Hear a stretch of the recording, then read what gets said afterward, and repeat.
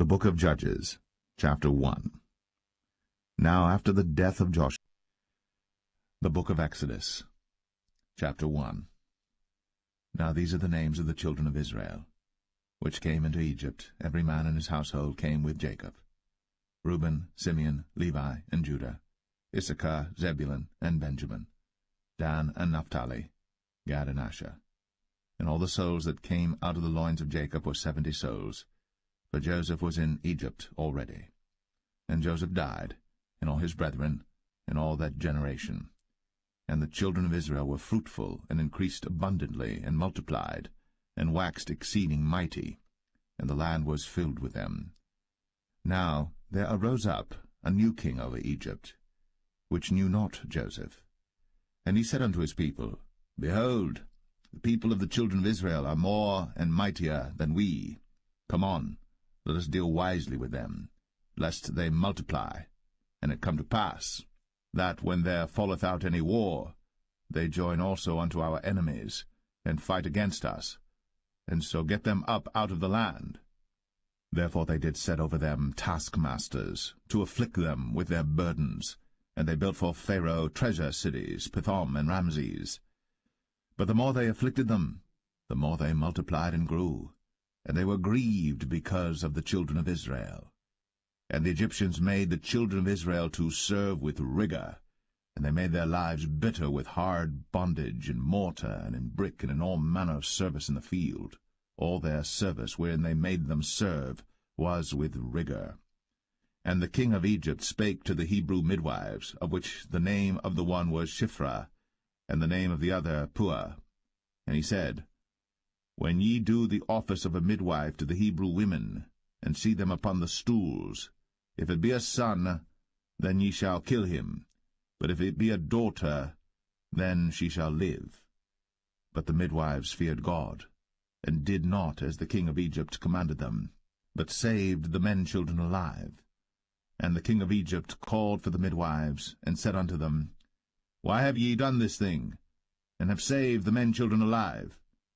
And the midwives said unto Pharaoh, Because the Hebrew women are not as the Egyptian women, for they are lively, and are delivered ere the midwives come in unto them. Therefore God dealt well with the midwives, and the people multiplied, and waxed very mighty. And it came to pass, because the midwives feared God, that he made them houses.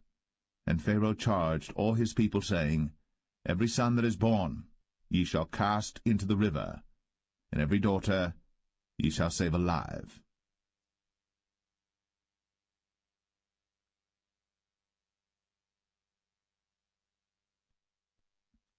Exodus 2. And there went a man of the house of Levi, and took to wife a daughter of Levi. And the woman conceived, and bare a son.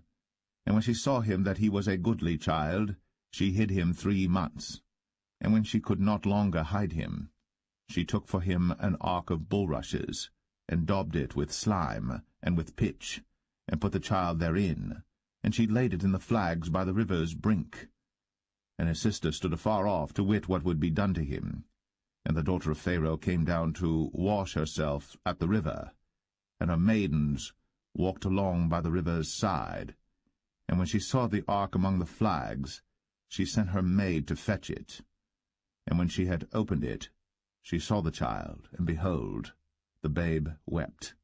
And she had compassion on him, and said, This is one of the Hebrews' children.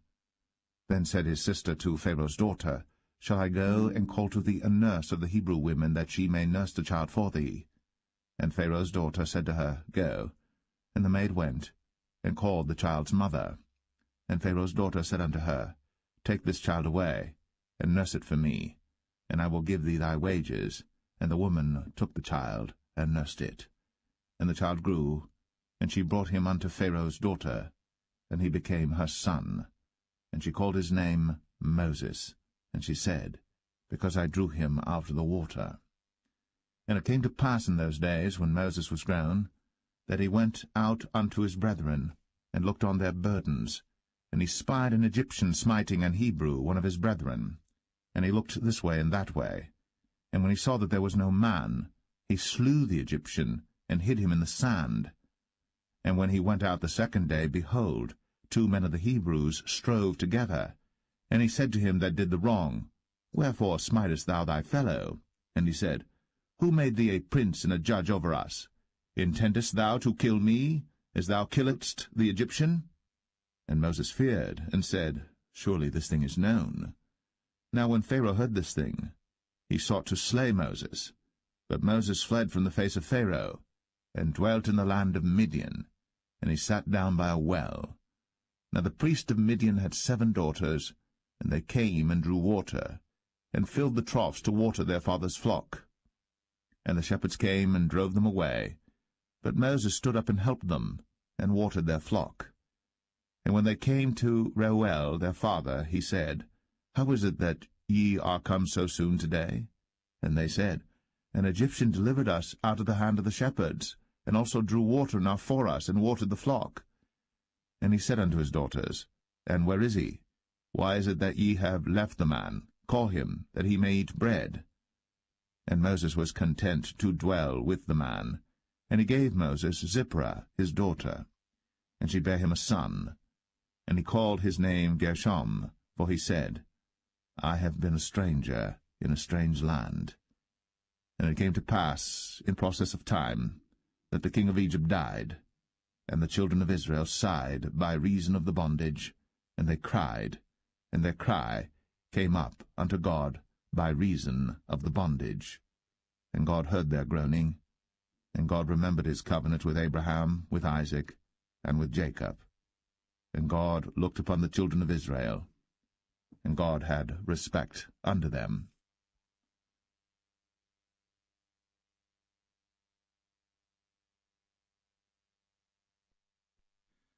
Exodus 3. Now Moses kept the flock of Jethro, his father-in-law, the priest of Midian. And he led the flock to the backside of the desert, and came to the mountain of God, even to Horeb.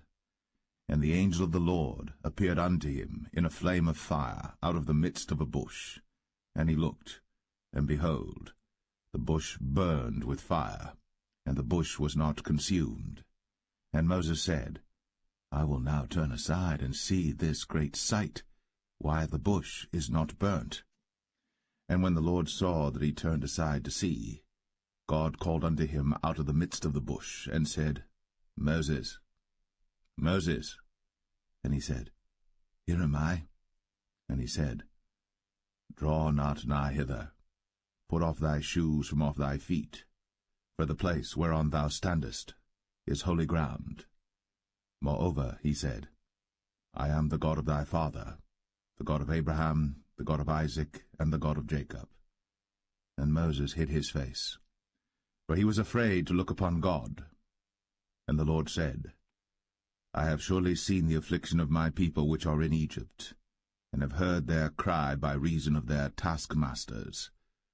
For I know their sorrows, and I am come down to deliver them out of the hand of the Egyptians, and to bring them up out of that land unto a good land, and a large, unto a land flowing with milk and honey, unto the place of the Canaanites, and the Hittites, and the Amorites, and the Perizzites, and the Hivites, and the Jebusites. Now therefore, behold, the cry of the children of Israel is come unto me, and I have also seen the oppression wherewith the Egyptians oppress them. Come now therefore, and I will send thee unto Pharaoh, that thou mayest bring forth my people, the children of Israel, out of Egypt. And Moses said unto God, Who am I, that I should go unto Pharaoh, and that I should bring forth the children of Israel out of Egypt? And he said, Certainly I will be with thee, and this shall be a token unto thee, that I have sent thee. When thou hast brought forth the people out of Egypt, ye shall serve God upon this mountain. And Moses said unto God, Behold, when I come unto the children of Israel, and shall say unto them, The God of your fathers has sent me unto you, and they shall say to me, What is his name? What shall I say unto them? And God said unto Moses, I am that I am. And he said, Thus shalt thou say unto the children of Israel, I am hath sent me unto you. And God said moreover unto Moses, Thus shalt thou say unto the children of Israel, The Lord God of your fathers, the God of Abraham, the God of Isaac, and the God of Jacob, hath sent me unto you. This is my name for ever, and this is my memorial unto all generations. Go and gather the elders of Israel together, and say unto them, The Lord God of your fathers, the God of Abraham, of Isaac, and of Jacob, appeared unto me, saying, I have surely visited you, and seen that which is done to you in Egypt. And I have said, I will bring you up out of the affliction of Egypt, unto the land of the Canaanites, and the Hittites, and the Amorites, and the Perizzites, and the Hivites, and the Jebusites, unto a land flowing with milk and honey. And they shall hearken to thy voice, and thou shalt come, thou and the elders of Israel, unto the king of Egypt, and ye shall say unto him, The Lord God of the Hebrews hath met with us. And now let us go, we beseech thee, 3 days' journey into the wilderness, that we may sacrifice to the Lord our God. And I am sure that the king of Egypt will not let you go, no, not by a mighty hand. And I will stretch out my hand, and smite Egypt with all my wonders which I will do in the midst thereof. And after that he will let you go. And I will give this people favor in the sight of the Egyptians. And it shall come to pass that, when ye go, ye shall not go empty. But every woman shall borrow of her neighbor, and of her that sojourneth in her house, jewels of silver, and jewels of gold, and raiment. And ye shall put them upon your sons, and upon your daughters, and ye shall spoil the Egyptians.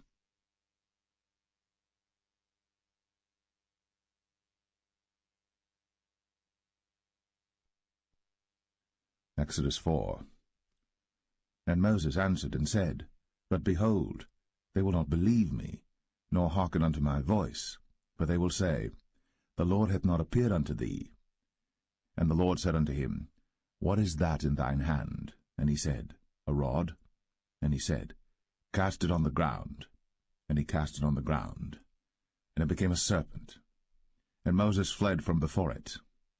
And the Lord said unto Moses, Put forth thine hand, and take it by the tail. And he put forth his hand, and caught it.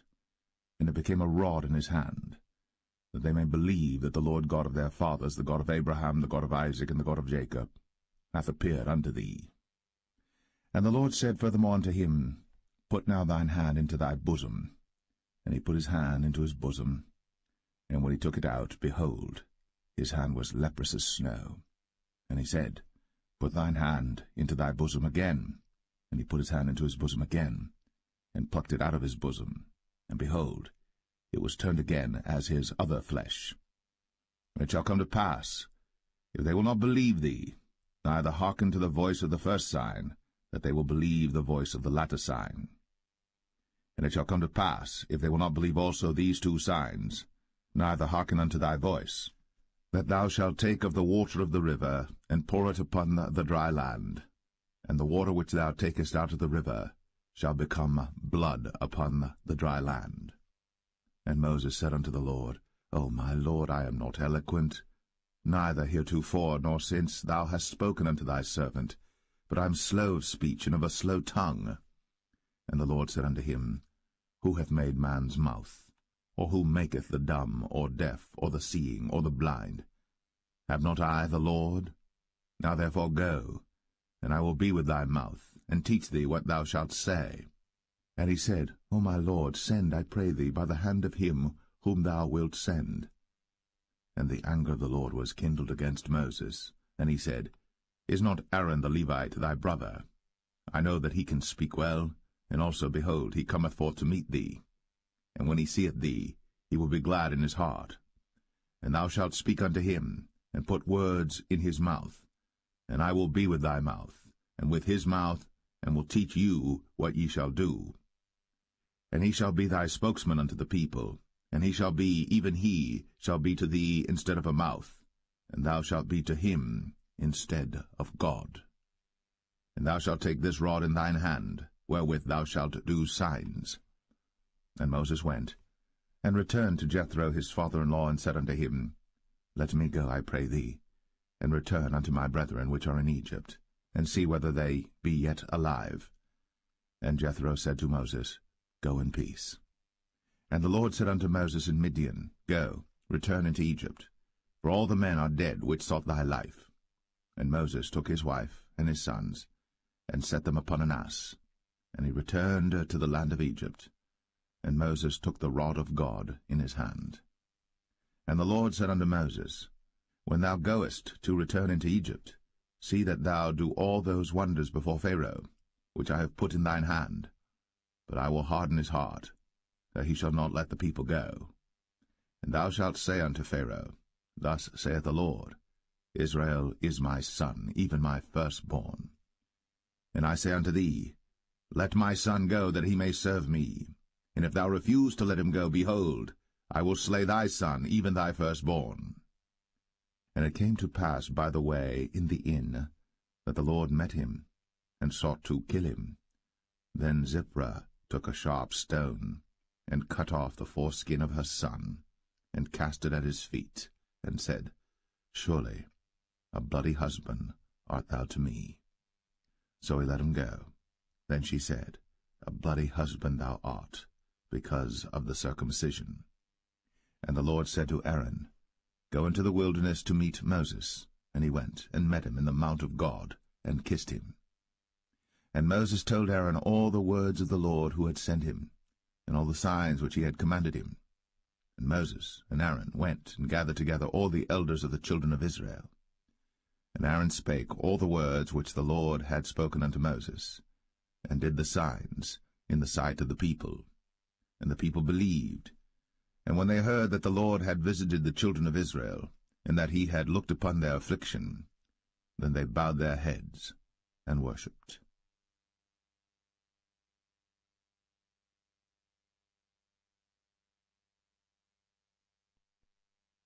Exodus 5.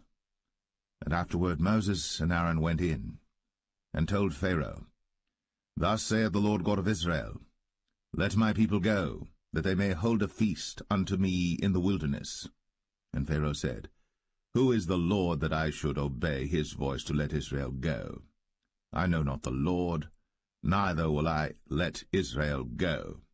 And they said, The God of the Hebrews hath met with us.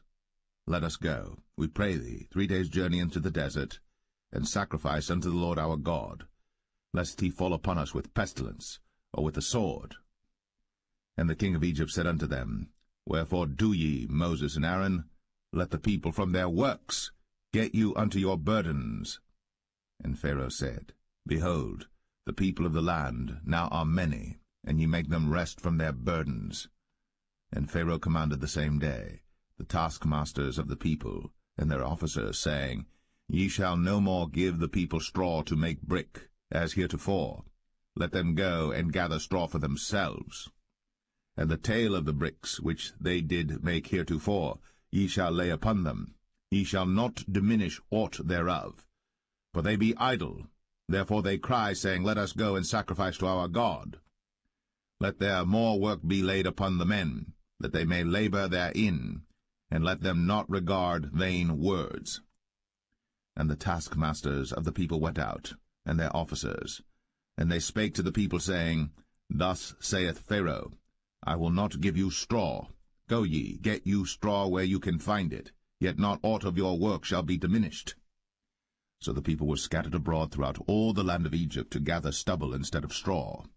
And the taskmasters hasted them, saying, Fulfill your works, your daily tasks, as when there was straw. And the officers of the children of Israel, which Pharaoh's taskmasters had set over them, were beaten, and demanded, Wherefore have ye not fulfilled your task in making brick both yesterday and today, as heretofore? Then the officers of the children of Israel came and cried unto Pharaoh, saying, Wherefore dealest thou thus with thy servants? There is no straw given unto thy servants. And they say to us, Make brick. And behold, thy servants are beaten, but the fault is in thine own people. But he said, Ye are idle, ye are idle. Therefore ye say, Let us go and do sacrifice to the Lord. Go therefore now and work, for there shall no straw be given you. Yet shall ye deliver the tale of bricks.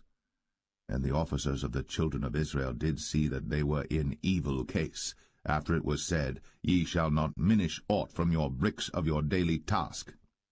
And they met Moses and Aaron, who stood in the way, as they came forth from Pharaoh. And they said unto them, The Lord look upon you and judge, because ye have made our savour to be abhorred in the eyes of Pharaoh, and in the eyes of his servants, to put a sword in their hand to slay us. And Moses returned unto the Lord, and said, Lord, wherefore hast thou so evil entreated this people? Why is it that thou hast sent me? For since I came to Pharaoh to speak in thy name, he hath done evil to this people, neither hast thou delivered thy people at all.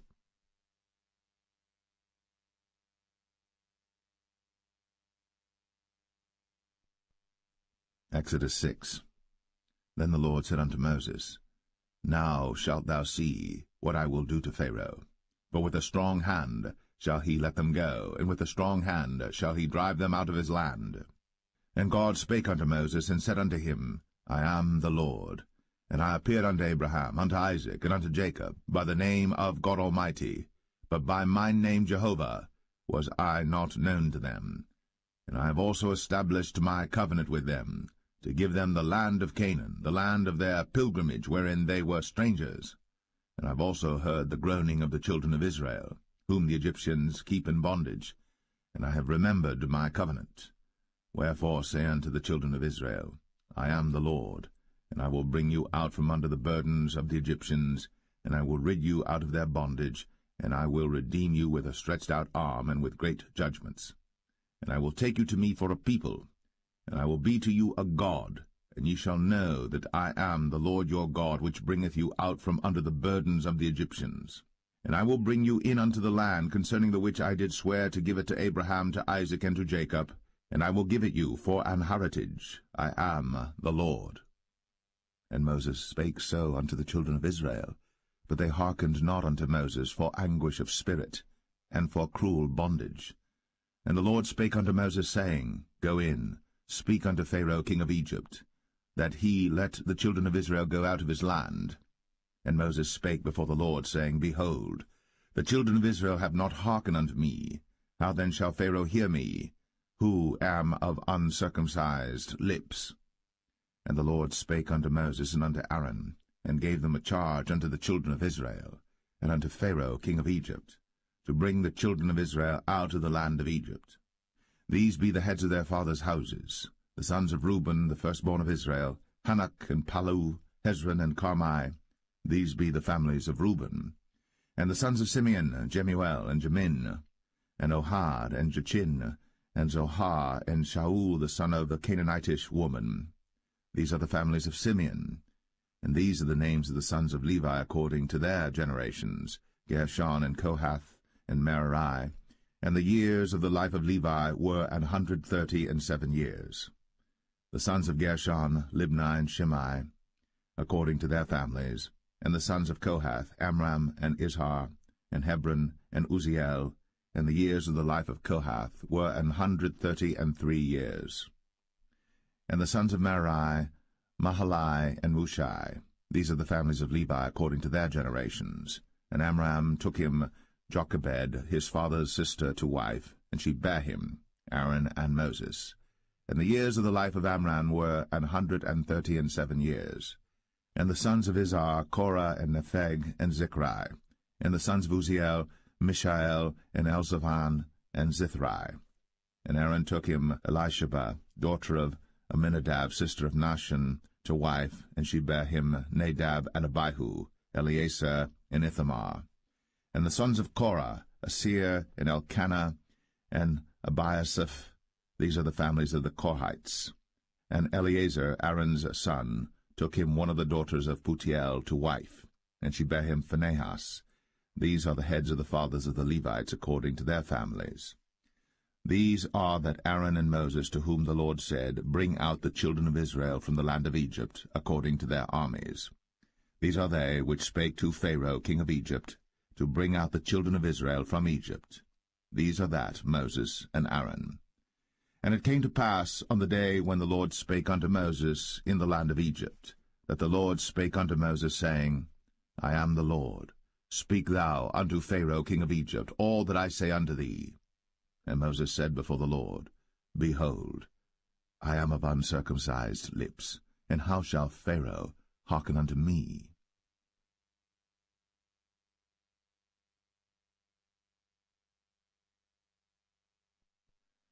Exodus 7. And the Lord said unto Moses, See, I have made thee a god to Pharaoh, and Aaron thy brother shall be thy prophet. Thou shalt speak all that I command thee, and Aaron thy brother shall speak unto Pharaoh, that he send the children of Israel out of his land. And I will harden Pharaoh's heart, and multiply my signs and my wonders in the land of Egypt. But Pharaoh shall not hearken unto you, that I may lay my hand upon Egypt, and bring forth mine armies and my people the children of Israel out of the land of Egypt by great judgments. And the Egyptians shall know that I am the Lord, when I stretch forth mine hand upon Egypt, and bring out the children of Israel from among them. And Moses and Aaron did as the Lord commanded them, so did they. And Moses was 80 years old, and Aaron 83 years old, when they spake unto Pharaoh. And the Lord spake unto Moses and unto Aaron, saying, When Pharaoh shall speak unto you, saying, Show a miracle for you, then thou shalt say unto Aaron, Take thy rod, and cast it before Pharaoh, and it shall become a serpent. And Moses and Aaron went in unto Pharaoh, and they did so as the Lord had commanded. And Aaron cast down his rod before Pharaoh, and before his servants, and it became a serpent. Then Pharaoh also called the wise men and the sorcerers. Now the magicians of Egypt they also did in like manner with their enchantments. For they cast down every man his rod, and they became serpents. But Aaron's rod swallowed up their rods. And he hardened Pharaoh's heart, that he hearkened not unto them, as the Lord had said. And the Lord said unto Moses, Pharaoh's heart is hardened, he refuseth to let the people go. Get thee unto Pharaoh in the morning. Lo, he goeth out unto the water, and thou shalt stand by the river's brink against he come. And the rod which was turned to a serpent shalt thou take in thine hand. And thou shalt say unto him, The Lord God of the Hebrews hath sent me unto thee, saying, Let my people go, that they may serve me in the wilderness. And behold, hitherto thou wouldest not hear. Thus saith the Lord, In this thou shalt know that I am the Lord.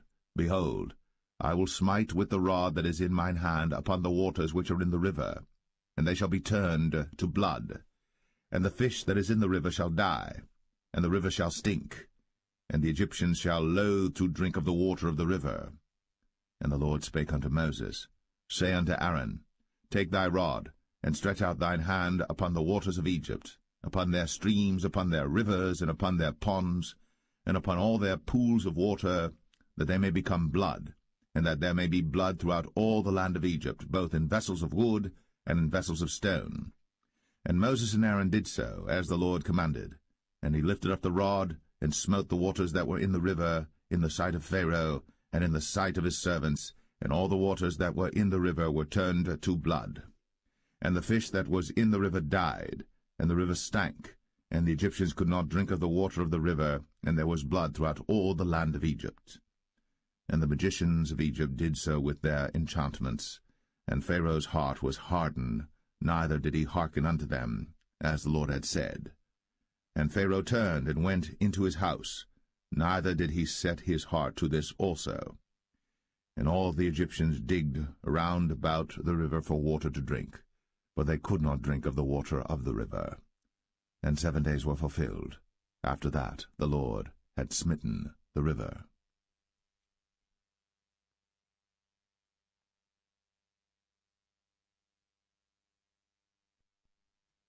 Exodus 8.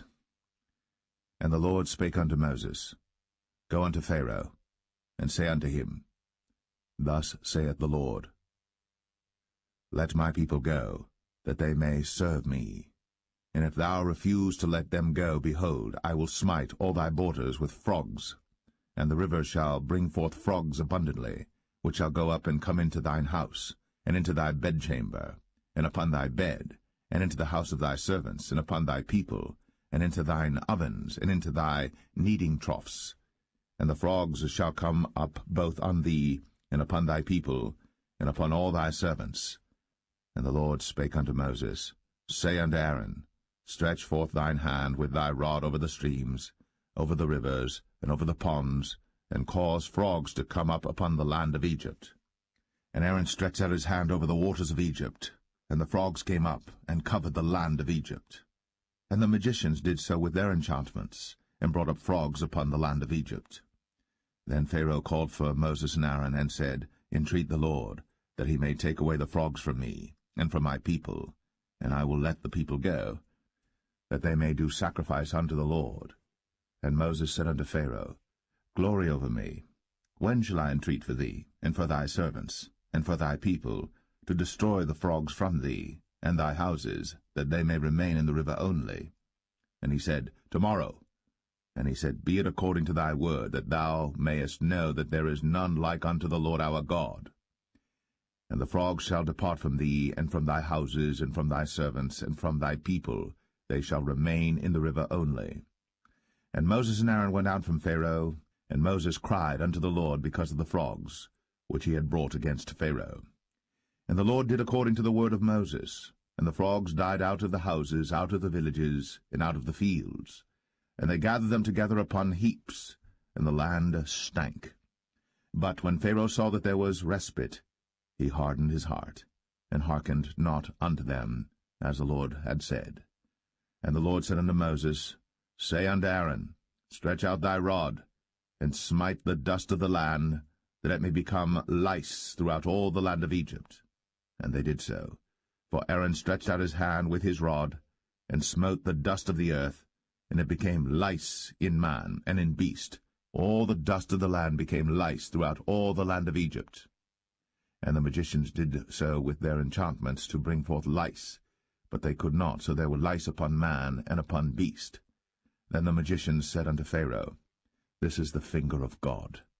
And Pharaoh's heart was hardened, and he hearkened not unto them, as the Lord had said. And the Lord said unto Moses, Rise up early in the morning, and stand before Pharaoh. Lo, he cometh forth to the water. And say unto him, Thus saith the Lord, Let my people go, that they may serve me.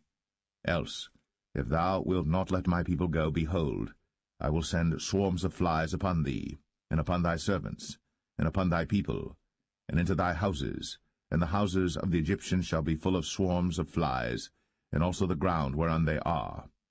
And I will sever in that day the land of Goshen, in which my people dwell, that no swarms of flies shall be there, to the end thou mayest know that I am the Lord in the midst of the earth. And I will put a division between my people and thy people. Tomorrow shall this sign be. And the Lord did so. And there came a grievous swarm of flies into the house of Pharaoh, and into his servants' houses, and into all the land of Egypt. The land was corrupted by reason of the swarm of flies. And Pharaoh called for Moses and for Aaron, and said, Go ye, sacrifice to your God in the land. And Moses said, It is not meet so to do, for we shall sacrifice the abomination of the Egyptians to the Lord our God. Lo, shall we sacrifice the abomination of the Egyptians before their eyes? And will they not stone us? We will go 3 days' journey into the wilderness, and sacrifice to the Lord our God, as he shall command us. And Pharaoh said, I will let you go, that ye may sacrifice to the Lord your God in the wilderness. Only ye shall not go very far away. Entreat for me. And Moses said, Behold, I go out from thee, and I will entreat the Lord that the swarms of flies may depart from Pharaoh, from his servants, and from his people tomorrow. But let not Pharaoh deal deceitfully any more, not letting the people go to sacrifice to the Lord. And Moses went out from Pharaoh, and entreated the Lord. And the Lord did according to the word of Moses, and he removed the swarms of flies from Pharaoh, from his servants, and from his people. There remained not one. And Pharaoh hardened his heart at this time also, neither would he let the people go.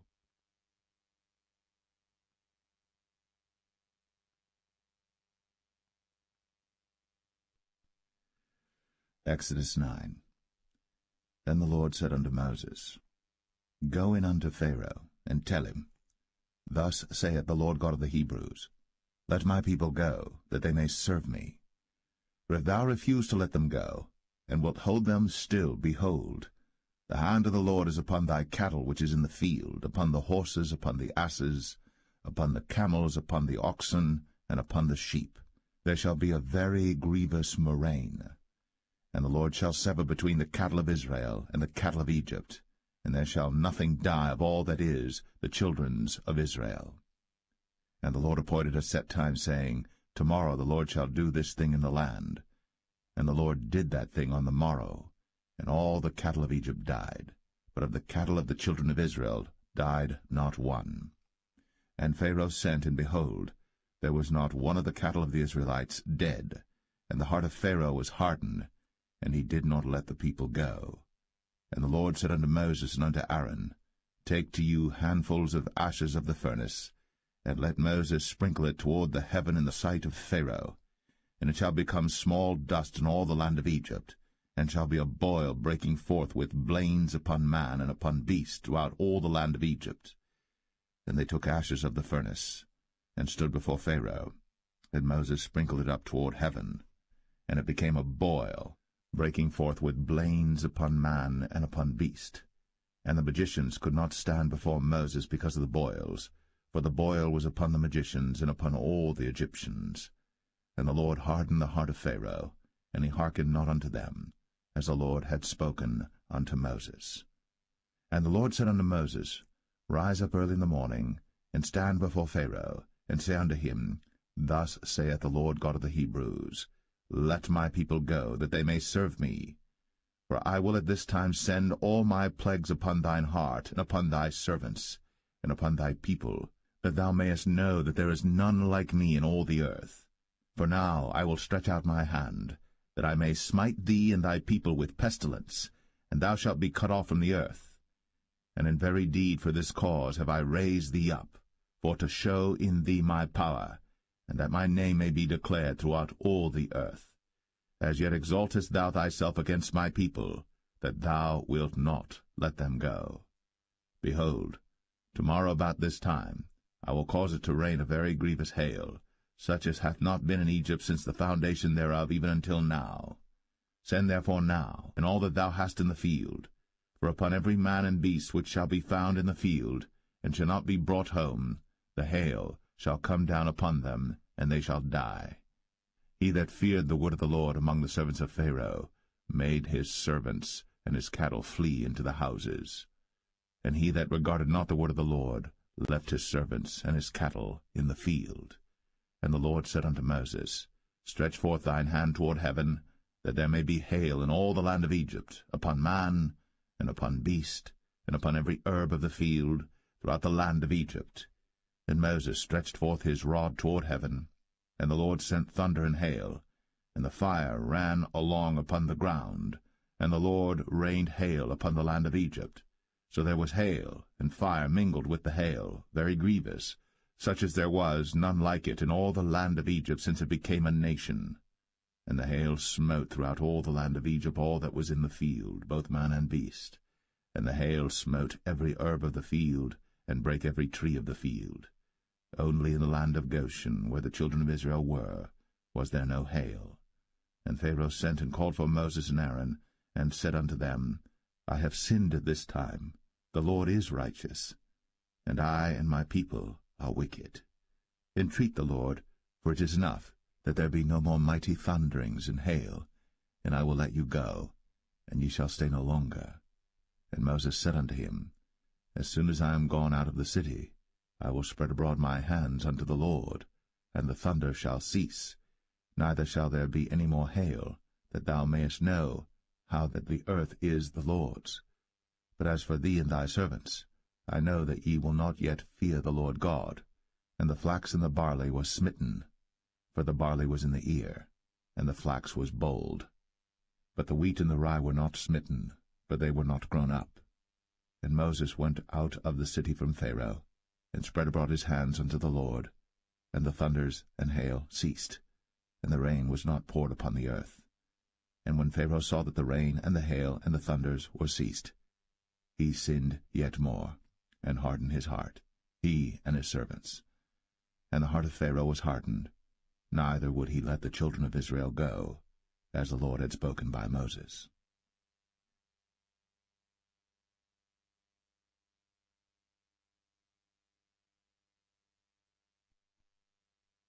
Exodus 10.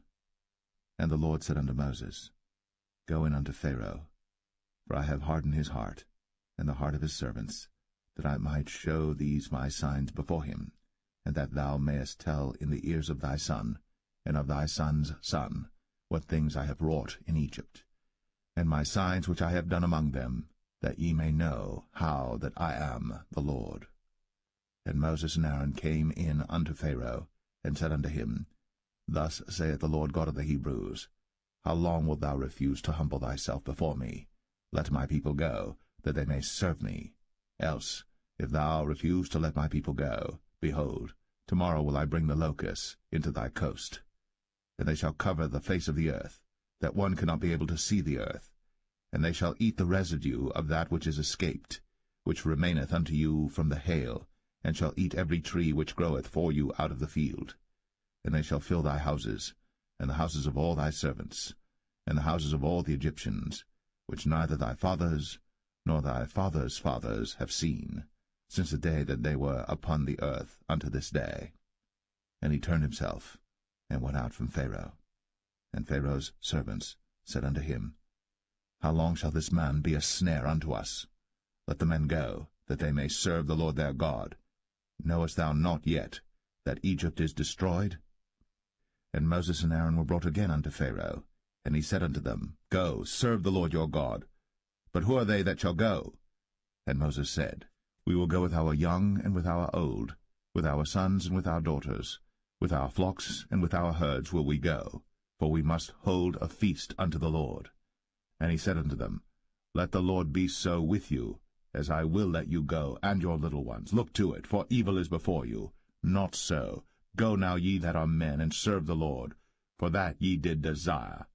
And they were driven out from Pharaoh's presence. And the Lord said unto Moses, Stretch out thine hand over the land of Egypt for the locusts, that they may come up upon the land of Egypt, and eat every herb of the land, even all that the hail hath left. And Moses stretched forth his rod over the land of Egypt. And the Lord brought an east wind upon the land all that day, and all that night. And when it was morning, the east wind brought the locusts. And the locusts went up over all the land of Egypt, and rested in all the coasts of Egypt. Very grievous were they. Before them there were no such locusts as they, neither after them shall be such. For they covered the face of the whole earth, so that the land was darkened. And they did eat every herb of the land, and all the fruit of the trees which the hail had left. And there remained not any green thing in the trees, or in the herbs of the field, through all the land of Egypt. Then Pharaoh called for Moses and Aaron in haste, and he said, I have sinned against the Lord your God and against you. Now therefore forgive, I pray thee, my sin only this once, and entreat the Lord your God, that he may take away from me this death only. And he went out from Pharaoh, and entreated the Lord. And the Lord turned a mighty strong west wind, which took away the locusts, and cast them into the Red Sea. There remained not one locust in all the coasts of Egypt. But the Lord hardened Pharaoh's heart, so that he would not let the children of Israel go. And the Lord said unto Moses, Stretch out thine hand toward heaven, that there may be darkness over the land of Egypt, even darkness which may be felt. And Moses stretched forth his hand toward heaven, and there was a thick darkness in all the land of Egypt 3 days. They saw not one another, neither rose any from his place for 3 days. But all the children of Israel had light in their dwellings. And Pharaoh called unto Moses, and said, Go ye, serve the Lord. Only let your flocks and your herds be stayed. Let your little ones also go with you. And Moses said, Thou must give us also sacrifices and burnt offerings, that we may sacrifice unto the Lord our God. Our cattle also shall go with us. There shall not an hoof be left behind, for thereof must we take to serve the Lord our God, and we know not with what we must serve the Lord until we come thither.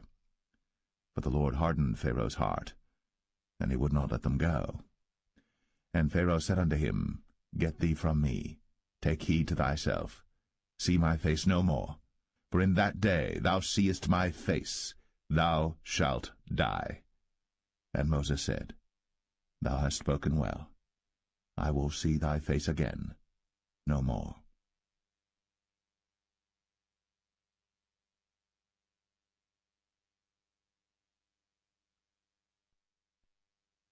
Exodus 11. And the Lord said unto Moses, Yet will I bring one plague more upon Pharaoh and upon Egypt. Afterwards he will let you go hence. When he shall let you go, he shall surely thrust you out hence altogether. Speak now in the ears of the people, and let every man borrow of his neighbor, and every woman of her neighbor, jewels of silver and jewels of gold. And the Lord gave the people favor in the sight of the Egyptians. Moreover, the man Moses was very great in the land of Egypt, in the sight of Pharaoh's servants, and in the sight of the people. And Moses said, Thus saith the Lord, About midnight will I go out into the midst of Egypt, and all the firstborn in the land of Egypt shall die, from the firstborn of Pharaoh that sitteth upon his throne, even unto the firstborn of the maidservant that is behind the mill, and all the firstborn of beasts. And there shall be a great cry throughout all the land of Egypt, such as there was none like it, nor shall be like it any more. But against any of the children of Israel shall not a dog move his tongue, against man or beast, that ye may know how that the Lord doth put a difference between the Egyptians and Israel. And all these thy servants shall come down unto me, and bow down themselves unto me, saying, Get thee out, and all the people that follow thee, and after that I will go out. And he went out from Pharaoh in a great anger.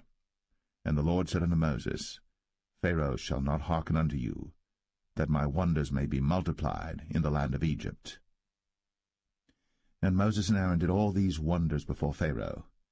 And the Lord hardened Pharaoh's heart, so that he would not let the children of Israel go out of his land.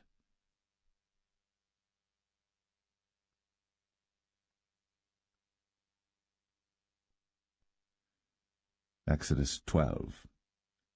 And the Lord spake unto Moses and Aaron in the land of Egypt, saying, This month shall be unto you the beginning of months. It shall be the first month of the year to you.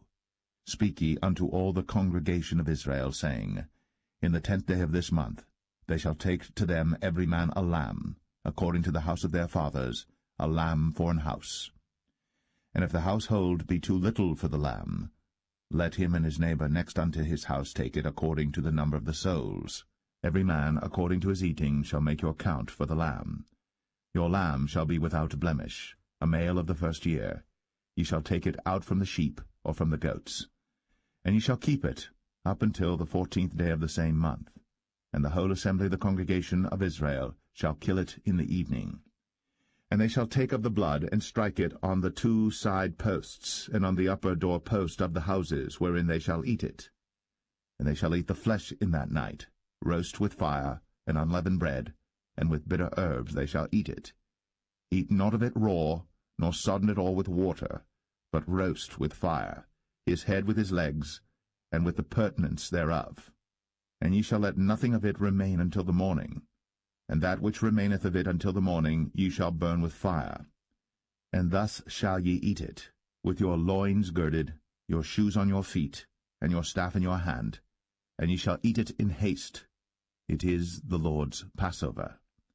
For I will pass through the land of Egypt this night, and will smite all the firstborn in the land of Egypt, both man and beast, and against all the gods of Egypt I will execute judgment. I am the Lord. And the blood shall be to you for a token upon the houses where ye are. And when I see the blood, I will pass over you, and the plague shall not be upon you to destroy you, when I smite the land of Egypt. And this day shall be unto you for a memorial, and ye shall keep it a feast to the Lord throughout your generations. Ye shall keep it a feast by an ordinance for ever. 7 days shall ye eat unleavened bread. Even the first day ye shall put away leaven out of your houses. For whosoever eateth leavened bread from the first day until the 7th day, that soul shall be cut off from Israel. And in the first day there shall be an holy convocation, and in the 7th day there shall be an holy convocation to you. No manner of work shall be done in them, save that which every man must eat, that only may be done of you. And ye shall observe the feast of unleavened bread. For in this selfsame day have I brought your armies out of the land of Egypt. Therefore shall ye observe this day in your generations by an ordinance for ever. In the 1st month, on the 14th day of the month at even, Ye shall eat unleavened bread, until the 21st day of the month at even. 7 days shall there be no leaven found in your houses. For whosoever eateth that which is leavened, even that soul shall be cut off from the congregation of Israel, whether he be a stranger or born in the land. Ye shall eat nothing leavened. In all your habitations shall ye eat unleavened bread. Then Moses called for all the elders of Israel, and said unto them, Draw out, and take you a lamb according to your families, and kill the Passover. And ye shall take a bunch of hyssop, and dip it in the blood that is in the basin, and strike the lintel and the 2 side posts with the blood that is in the basin, and none of you shall go out at the door of his house until the morning. For the Lord will pass through to smite the Egyptians. And when he seeth the blood upon the lintel, and on the 2 side posts, the Lord will pass over the door, and will not suffer the destroyer to come in unto your houses to smite you. And ye shall observe this thing for an ordinance to thee, and to thy sons, for ever. And it shall come to pass, when ye be come to the land which the Lord will give you, according as he hath promised, that ye shall keep this service. And it shall come to pass, when your children shall say unto you, What mean ye by this service? That ye shall say, It is the sacrifice of the Lord's Passover, who passed over the houses of the children of Israel in Egypt, when he smote the Egyptians, and delivered our houses. And the people bowed the head, and worshipped. And the children of Israel went away, and did, as the Lord had commanded Moses and Aaron, so did they. And it came to pass that at midnight the Lord smote all the firstborn in the land of Egypt, from the firstborn of Pharaoh that sat on his throne unto the firstborn of the captive that was in the dungeon, and all the firstborn of cattle. And Pharaoh rose up in the night, he and all his servants and all the Egyptians. And there was a great cry in Egypt, but there was not a house where there was not one dead. And he called for Moses and Aaron by night, and said, Rise up, and get you forth from among my people, both ye and the children of Israel, and go, serve the Lord, as ye have said. Also take your flocks and your herds, as ye have said, and be gone, and bless me also. And the Egyptians were urgent upon the people, that they might send them out of the land in haste. For they said, We be all dead men. And the people took their dough before it was leavened, their kneading troughs being bound up in their clothes upon their shoulders. And the children of Israel did according to the word of Moses. And they borrowed of the Egyptians jewels of silver, and jewels of gold and raiment. And the Lord gave the people favor in the sight of the Egyptians, so that they lent unto them such things as they required, and they spoiled the Egyptians. And the children of Israel journeyed from Ramses to Succoth, about 600,000 on foot, that were men, beside children. And a mixed multitude went up also with them, and flocks and herds, even very much cattle. And they baked unleavened cakes of the dough which they brought forth out of Egypt, for it was not leavened, because they were thrust out of Egypt, and could not tarry, neither had they prepared for themselves any victual. Now the sojourning of the children of Israel, who dwelt in Egypt, was 430 years. And it came to pass, at the end of the 430 years, even the selfsame day it came to pass, that all the hosts of the Lord went out from the land of Egypt. It is a night to be much observed unto the Lord for bringing them out from the land of Egypt. This is that night of the Lord to be observed of all the children of Israel in their generations. And the Lord said unto Moses and Aaron, This is the ordinance of the Passover. There shall no stranger eat thereof. But every man's servant that is bought for money, when thou hast circumcised him, then shall he eat thereof. A foreigner and an hired servant shall not eat thereof. In one house shall it be eaten. Thou shalt not carry forth aught of the flesh abroad out of the house, neither shall ye break a bone thereof. All the congregation of Israel shall keep it. And when a stranger shall sojourn with thee, and will keep the Passover to the Lord, let all his males be circumcised, and then let him come near and keep it. And he shall be as one that is born in the land. For no uncircumcised person shall eat thereof. One law shall be to him that is homeborn, and unto the stranger that sojourneth among you. Thus did all the children of Israel. As the Lord commanded Moses and Aaron, so did they.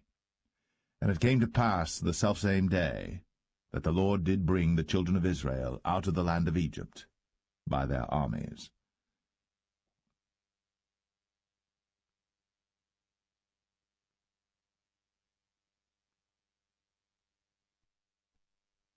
Exodus 13. And the Lord spake unto Moses, saying, Sanctify unto me all the firstborn, whatsoever openeth the womb among the children of Israel, both of man and of beast, it is mine. And Moses said unto the people, Remember this day in which ye came out from Egypt, out of the house of bondage. For by strength of hand the Lord brought you out from this place. There shall no leavened bread be eaten. This day came ye out in the month Abib. And it shall be, when the Lord shall bring thee into the land of the Canaanites, and the Hittites, and the Amorites, and the Hivites, and the Jebusites, which he sware unto thy fathers to give thee, a land flowing with milk and honey, that thou shalt keep this service in this month. 7 days thou shalt eat unleavened bread, and in the 7th day shall be a feast to the Lord. Unleavened bread shall be eaten 7 days, and there shall no leavened bread be seen with thee, neither shall there be leaven seen with thee in all thy quarters. And thou shalt show thy son in that day, saying, This is done, because of that which the Lord did unto me, when I came forth out of Egypt. And it shall be for a sign unto thee upon thine hand, and for a memorial between thine eyes, that the Lord's law may be in thy mouth. For with a strong hand hath the Lord brought thee out of Egypt. Thou shalt therefore keep this ordinance in his season from year to year. And it shall be, when the Lord shall bring thee into the land of the Canaanites, as he sware unto thee and to thy fathers, and shall give it thee, that thou shalt set apart unto the Lord all that openeth the matrix, and every firstling that cometh of a beast which thou hast, the males shall be the Lord's. And every firstling of an ass thou shalt redeem with a lamb, and if thou wilt not redeem it, then thou shalt break his neck.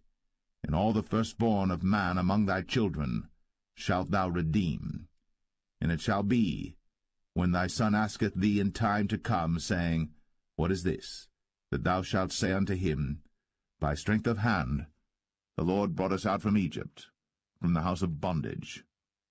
And it came to pass, when Pharaoh would hardly let us go, that the Lord slew all the firstborn in the land of Egypt, both the firstborn of man and the firstborn of beast. Therefore I sacrifice to the Lord all that openeth the matrix, being males, but all the firstborn of my children I redeem.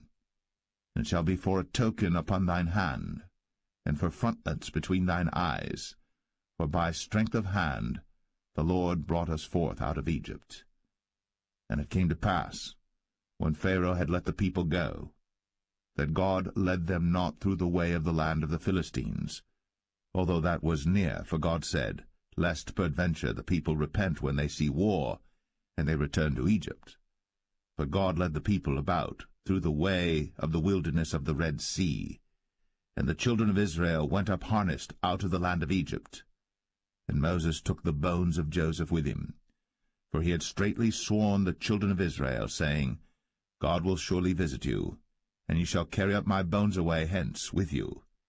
And they took their journey from Succoth, and encamped in Etham, in the edge of the wilderness. And the Lord went before them by day in a pillar of a cloud, to lead them the way, and by night in a pillar of fire, to give them light, to go by day and night. He took not away the pillar of the cloud by day, nor the pillar of fire by night, from before the people.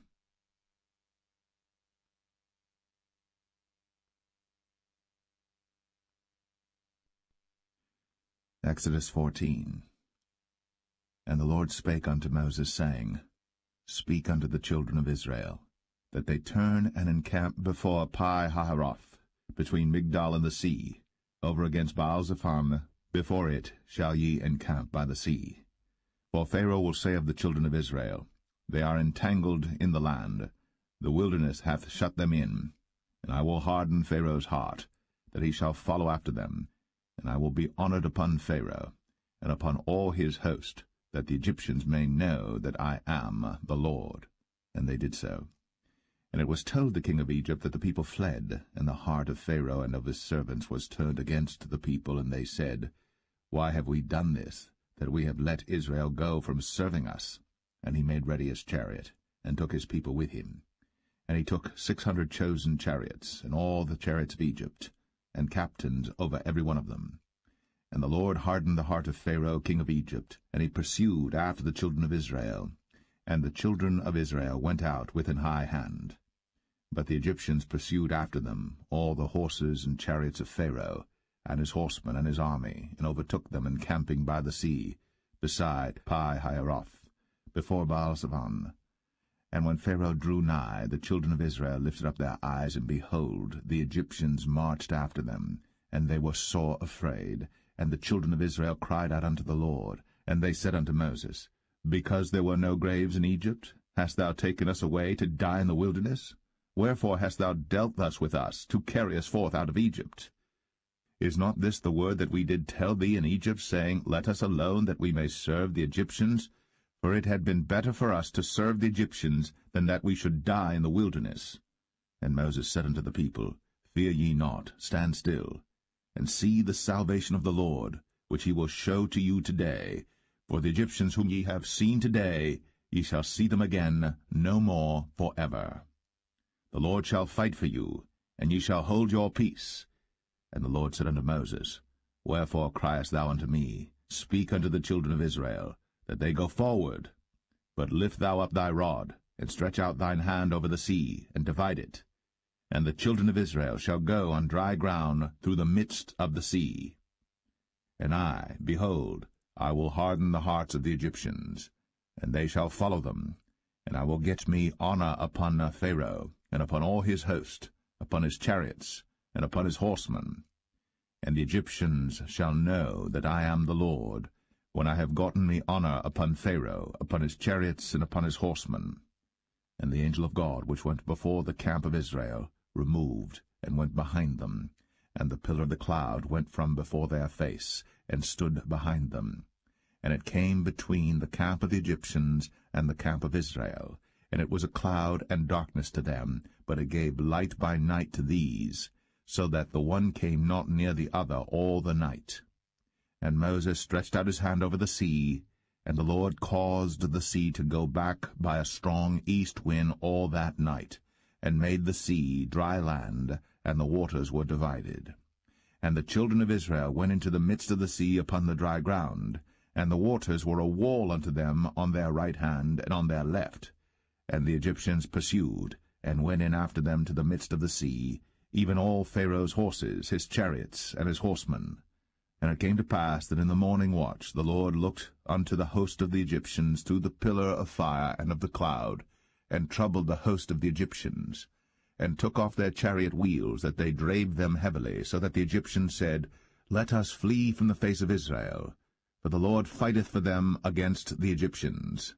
And the Lord said unto Moses, Stretch out thine hand over the sea, that the waters may come again upon the Egyptians, upon their chariots, and upon their horsemen. And Moses stretched forth his hand over the sea, and the sea returned to his strength when the morning appeared, and the Egyptians fled against it. And the Lord overthrew the Egyptians in the midst of the sea. And the waters returned and covered the chariots, and the horsemen, and all the host of Pharaoh that came into the sea after them. There remained not so much as one of them. But the children of Israel walked upon dry land in the midst of the sea, and the waters were a wall unto them on their right hand and on their left. Thus the Lord saved Israel that day out of the hand of the Egyptians, and Israel saw the Egyptians dead upon the seashore. And Israel saw that great work which the Lord did upon the Egyptians, and the people feared the Lord, and believed the Lord and his servant Moses.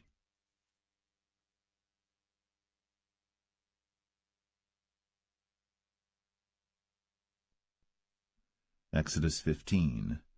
Then sang Moses and the children of Israel this song unto the Lord, and spake, saying, I will sing unto the Lord, for he hath triumphed gloriously.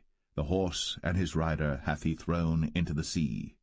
The Lord is my strength and song, and he is become my salvation. He is my God, and I will prepare him an habitation, my father's God, and I will exalt him. The Lord is a man of war, the Lord is his name. Pharaoh's chariots and his host hath he cast into the sea. His chosen captains also are drowned in the Red Sea. The depths have covered them, they sank into the bottom as a stone.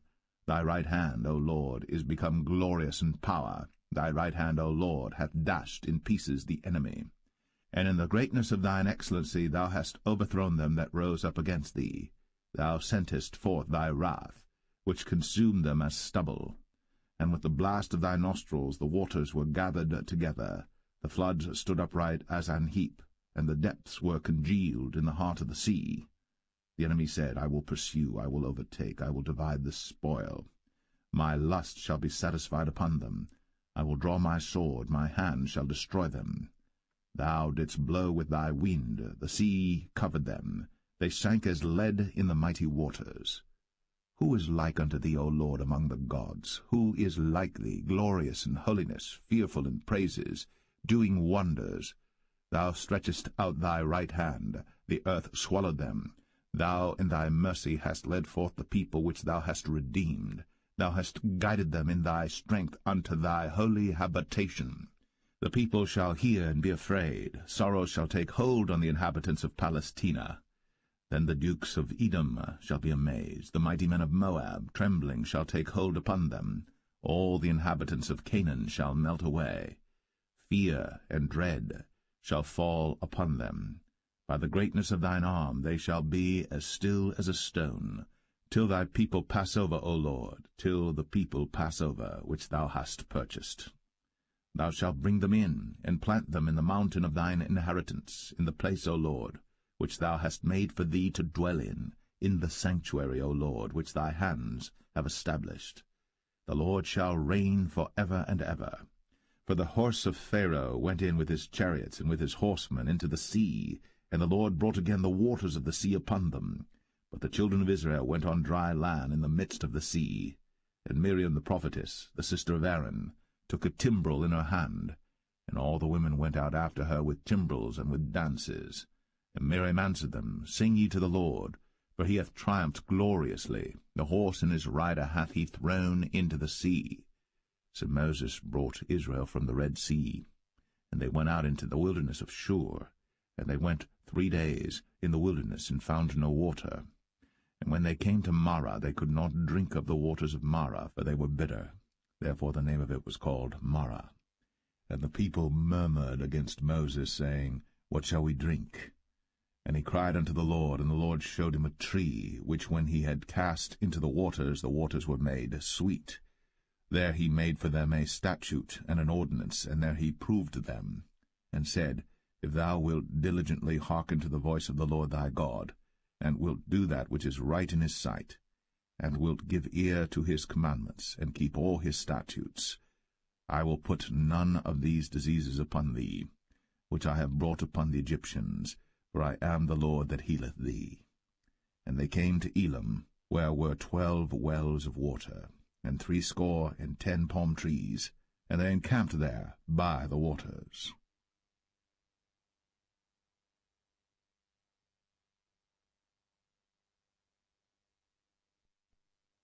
Exodus 16. And they took their journey from Elim, and all the congregation of the children of Israel came unto the wilderness of Sin, which is between Elim and Sinai, on the 15th day of the 2nd month, after their departing out of the land of Egypt. And the whole congregation of the children of Israel murmured against Moses and Aaron in the wilderness. And the children of Israel said unto them, Would to God we had died by the hand of the Lord in the land of Egypt, when we sat by the flesh pots, and when we did eat bread to the full. For ye have brought us forth into this wilderness to kill this whole assembly with hunger. Then said the Lord unto Moses, Behold, I will rain bread from heaven for you, and the people shall go out and gather a certain rate every day, that I may prove them, whether they will walk in my law or no. And it shall come to pass that on the 6th day they shall prepare that which they bring in, and it shall be twice as much as they gather daily. And Moses and Aaron said unto all the children of Israel, At even then ye shall know that the Lord hath brought you out from the land of Egypt. And in the morning then ye shall see the glory of the Lord, for that he heareth your murmurings against the Lord. And what are we, that ye murmur against us? And Moses said, This shall be when the Lord shall give you in the evening flesh to eat, and in the morning bread to the full, for that the Lord heareth your murmurings, which ye murmur against him. And what are we? Your murmurings are not against us, but against the Lord. And Moses spake unto Aaron, Say unto all the congregation of the children of Israel, Come near before the Lord, for he hath heard your murmurings. And it came to pass, as Aaron spake unto the whole congregation of the children of Israel, that they looked toward the wilderness, and behold, the glory of the Lord appeared in the cloud. And the Lord spake unto Moses, saying, I have heard the murmurings of the children of Israel. Speak unto them, saying, At even ye shall eat flesh, and in the morning ye shall be filled with bread, and ye shall know that I am the Lord your God. And it came to pass that at even the quails came up and covered the camp, and in the morning the dew lay round about the host. And when the dew that lay was gone up, behold, upon the face of the wilderness there lay a small round thing, as small as the hoarfrost on the ground. And when the children of Israel saw it, they said one to another, It is manna, for they wist not what it was. And Moses said unto them, This is the bread which the Lord hath given you to eat. This is the thing which the Lord hath commanded. Gather of it every man according to his eating, an omer for every man according to the number of your persons. Take ye every man for them which are in his tents. And the children of Israel did so, and gathered some more, some less. And when they did meet it with an omer, he that gathered much had nothing over, and he that gathered little had no lack. They gathered every man according to his eating. And Moses said, Let no man leave of it till the morning. Notwithstanding they hearkened not unto Moses, but some of them left of it until the morning. And it bred worms, and stank. And Moses was wroth with them. And they gathered it every morning, every man according to his eating. And when the sun waxed hot, it melted. And it came to pass that on the 6th day they gathered twice as much bread, 2 omers for one man. And all the rulers of the congregation came and told Moses.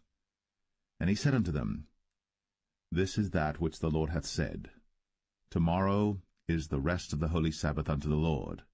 Bake that which ye shall bake today, and seethe that ye will seethe, and that which remaineth over lay up for you to be kept until the morning. And they laid it up till the morning, as Moses bade, and it did not stink, neither was there any worm therein. And Moses said, Eat that today, for today is a Sabbath unto the Lord. Today ye shall not find it in the field.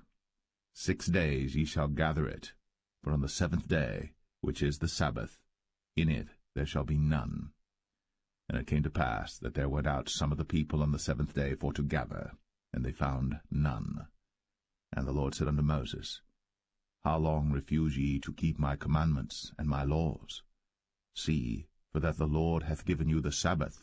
Therefore he giveth you on the 6th day the bread of 2 days. Abide ye every man in his place. Let no man go out of his place on the 7th day. So the people rested on the 7th day. And the house of Israel called the name thereof manna. And it was like coriander seed, white, and the taste of it was like wafers made with honey. And Moses said, This is the thing which the Lord commandeth. Fill an omer of it to be kept for your generations, that they may see the bread wherewith I have fed you in the wilderness, when I brought you forth from the land of Egypt. And Moses said unto Aaron, Take a pot, and put an omer full of manna therein, and lay it up before the Lord, to be kept for your generations. As the Lord commanded Moses, so Aaron laid it up before the testimony to be kept. And the children of Israel did eat manna 40 years, until they came to a land inhabited. They did eat manna until they came unto the borders of the land of Canaan. Now an omer is the 10th part of an ephah.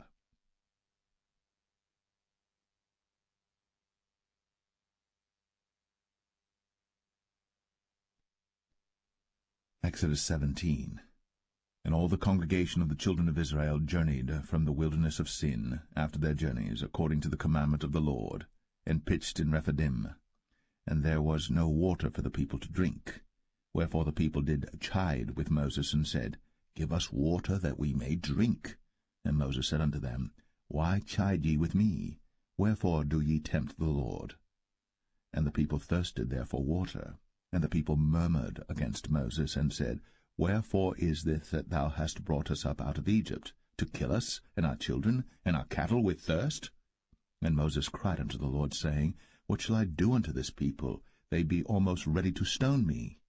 And the Lord said unto Moses, Go on before the people, and take with thee of the elders of Israel, and thy rod wherewith thou smotest the river, take in thine hand, and go.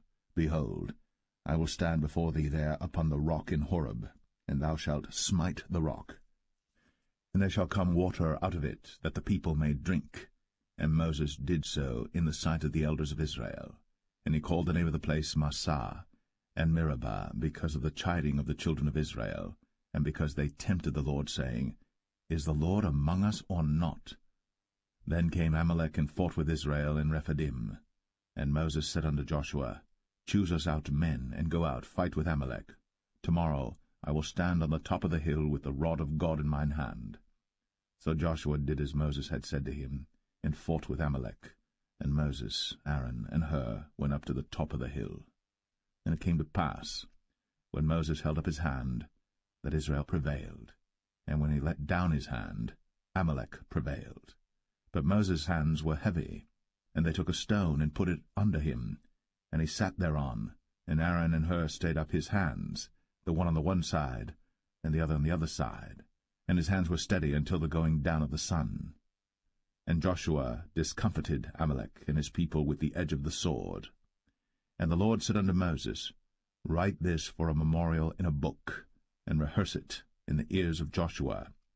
For I will utterly put out the remembrance of Amalek from under heaven. And Moses built an altar, and called the name of it Jehovah Nissi. For he said, Because the Lord has sworn that the Lord will have war with Amalek from generation to generation.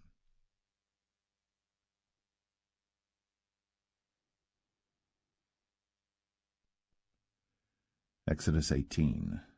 When Jethro, the priest of Midian, Moses' father-in-law, heard of all that God had done for Moses, and for Israel his people, and that the Lord had brought Israel out of Egypt, then Jethro, Moses' father-in-law, took Zipporah, Moses' wife, after he had sent her back, and her 2 sons, of which the name of the one was Gershom, for he said, I have been an alien in a strange land. And the name of the other was Eleazar, for the God of my father, said he, was mine help, and delivered me from the sword of Pharaoh. And Jethro, Moses' father-in-law, came with his sons and his wife unto Moses into the wilderness, where he encamped at the mount of God. And he said unto Moses, I thy father-in-law Jethro am come unto thee, and thy wife and her 2 sons with her. And Moses went out to meet his father-in-law, and did obeisance, and kissed him. And they asked each other of their welfare, and they came into the tent. And Moses told his father-in-law all that the Lord had done unto Pharaoh and to the Egyptians for Israel's sake, and all the travail that had come upon them by the way, and how the Lord delivered them. And Jethro rejoiced for all the goodness which the Lord had done to Israel, whom he had delivered out of the hand of the Egyptians. And Jethro said, Blessed be the Lord, who hath delivered you out of the hand of the Egyptians, and out of the hand of Pharaoh, who hath delivered the people from under the hand of the Egyptians. Now I know that the Lord is greater than all gods, for in the thing wherein they dealt proudly he was above them. And Jethro, Moses' father-in-law, took a burnt offering and sacrifices for God. And Aaron came, and all the elders of Israel, to eat bread with Moses' father-in-law before God. And it came to pass on the morrow that Moses sat to judge the people, and the people stood by Moses from the morning unto the evening. And when Moses' father-in-law saw all that he did to the people, he said, What is this thing that thou doest to the people? Why sittest thou thyself alone, and all the people stand by thee from morning unto even? And Moses said unto his father-in-law, Because the people come unto me to inquire of God. When they have a matter they come unto me, and I judge between one and another, and I do make them know the statutes of God and his laws. And Moses' father-in-law said unto him, The thing that thou doest is not good. Thou wilt surely wear away, both thou and this people that is with thee. For this thing is too heavy for thee. Thou art not able to perform it thyself alone. Hearken now unto my voice. I will give thee counsel, and God shall be with thee. Be thou for the people too Godward, that thou mayest bring the causes unto God. And thou shalt teach them ordinances and laws, and shalt show them the way wherein they must walk, and the work that they must do. Moreover, thou shalt provide out of all the people able men, such as fear God, men of truth, hating covetousness, and place such over them to be rulers of thousands, and rulers of hundreds, rulers of 50s, and rulers of 10s. And let them judge the people at all seasons. And it shall be, that every great matter they shall bring unto thee, but every small matter they shall judge. So shall it be easier for thyself, and they shall bear the burden with thee. If thou shalt do this thing, and God command thee so, then thou shalt be able to endure, and all this people shall also go to their place in peace. So Moses hearkened to the voice of his father-in-law, and did all that he had said. And Moses chose able men out of all Israel, and made them heads over the people, rulers of thousands, rulers of hundreds, rulers of 50s, and rulers of 10s. And they judged the people at all seasons. The hard causes they brought unto Moses, but every small matter they judged themselves. And Moses let his father-in-law depart, and he went his way into his own land.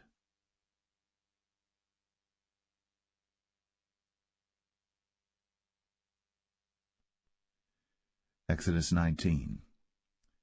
In the 3rd month, when the children of Israel were gone forth out of the land of Egypt, the same day came they into the wilderness of Sinai. But they were departed from Rephidim, and were come to the desert of Sinai, and had pitched in the wilderness, and there Israel camped before the mount. And Moses went up unto God, and the Lord called unto him out of the mountain, saying, Thus shalt thou say to the house of Jacob, and tell the children of Israel, Ye have seen what I did unto the Egyptians, and how I bare you on eagle's wings, and brought you unto myself. Now therefore, if ye will obey my voice indeed, and keep my covenant, then ye shall be a peculiar treasure unto me above all people. For all the earth is mine, and ye shall be unto me a kingdom of priests, and an holy nation. These are the words which thou shalt speak unto the children of Israel. And Moses came and called for the elders of the people, and laid before their faces all these words which the Lord commanded him. And all the people answered together, and said, All that the Lord hath spoken we will do. And Moses returned the words of the people unto the Lord. And the Lord said unto Moses, Lo, I come unto thee in a thick cloud, that the people may hear when I speak with thee, and believe thee for ever. And Moses told the words of the people unto the Lord. And the Lord said unto Moses, Go unto the people, and sanctify them today and tomorrow, and let them wash their clothes, and be ready against the 3rd day. For the 3rd day the Lord will come down in the sight of all the people upon Mount Sinai. And thou shalt set bounds unto the people round about, saying, Take heed to yourselves, that ye go not up into the mount, or touch the border of it. Whosoever toucheth the mount shall be surely put to death. There shall not an hand touch it, but he shall surely be stoned, or shot through, whether it be beast or man, it shall not live. When the trumpet soundeth long, they shall come up to the mount. And Moses went down from the mount unto the people, and sanctified the people, and they washed their clothes.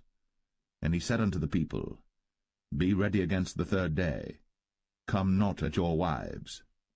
And it came to pass on the 3rd day in the morning, that there were thunders and lightnings, and a thick cloud upon the mount, and the voice of the trumpet exceeding loud, so that all the people that was in the camp trembled. And Moses brought forth the people out of the camp to meet with God.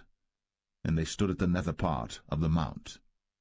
and Mount Sinai was altogether on a smoke, because the Lord descended upon it in fire, and the smoke thereof ascended as the smoke of a furnace, and the whole mount quaked greatly. And when the voice of the trumpet sounded long, and waxed louder and louder, Moses spake, and God answered him by a voice.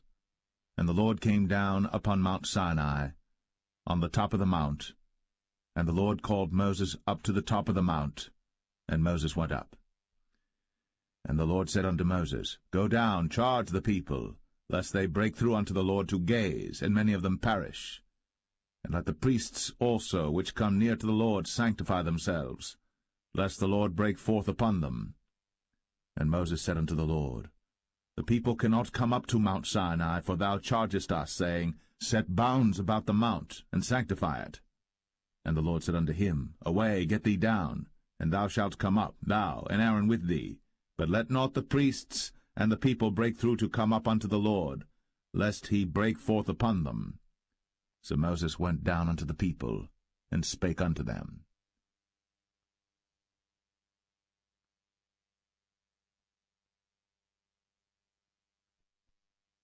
Exodus 20.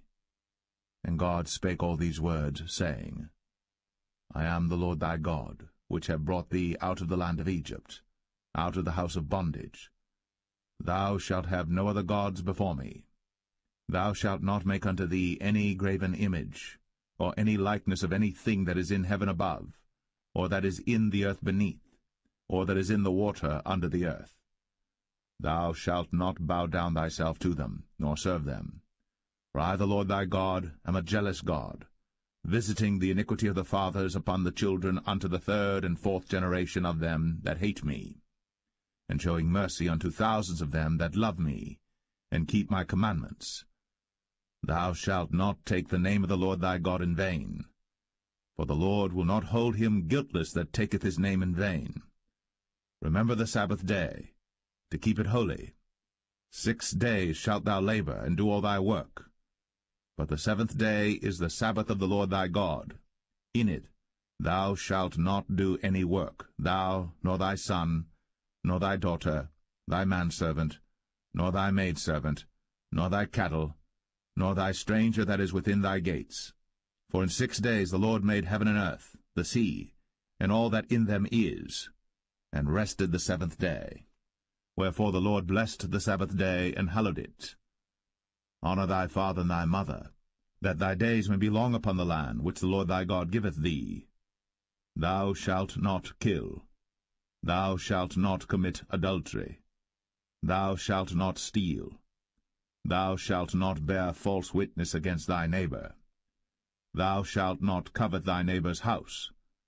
Thou shalt not covet thy neighbor's wife, nor his manservant, nor his maidservant, nor his ox, nor his ass, nor anything that is thy neighbor's. And all the people saw the thunderings, and the lightnings, and the noise of the trumpet, and the mountain smoking. And when the people saw it, they removed, and stood afar off. And they said unto Moses, Speak thou with us, and we will hear, but let not God speak with us, lest we die. And Moses said unto the people, Fear not, for God is come to prove you, and that his fear may be before your faces, that ye sin not. And the people stood afar off. And Moses drew near unto the thick darkness where God was. And the Lord said unto Moses, Thus thou shalt say unto the children of Israel, Ye have seen that I have talked with you from heaven. Ye shall not make with me gods of silver, neither shall ye make unto you gods of gold. An altar of earth thou shalt make unto me, and shalt sacrifice thereon thy burnt offerings, and thy peace offerings, thy sheep and thine oxen. In all places where I record my name I will come unto thee, and I will bless thee. And if thou wilt make me an altar of stone, thou shalt not build it of hewn stone, for if thou lift up thy tool upon it, thou hast polluted it. Neither shalt thou go up by steps unto mine altar, that thy nakedness be not discovered thereon.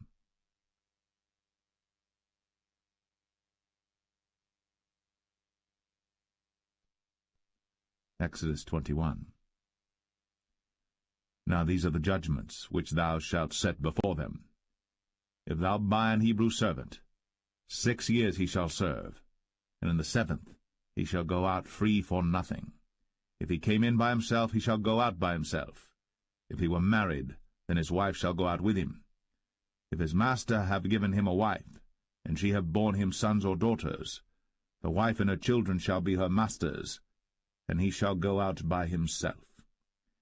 And if the servant shall plainly say, I love my master, my wife, and my children, I will not go out free, then his master shall bring him unto the judges. He shall also bring him to the door, or unto the doorpost, and his master shall bore his ear through with an awl, and he shall serve him forever.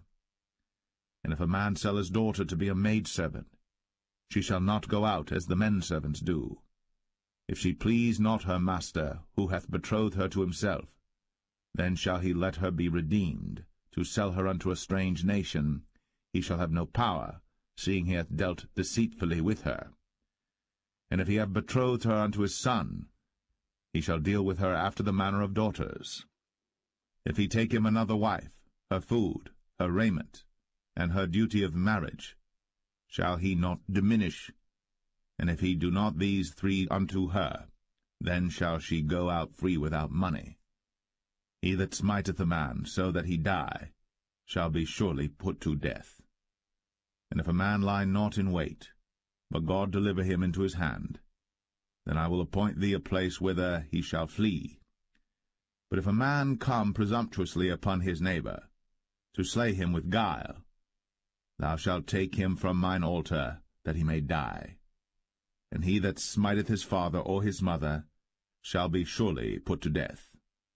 And he that stealeth a man, and selleth him, or if he be found in his hand, he shall surely be put to death.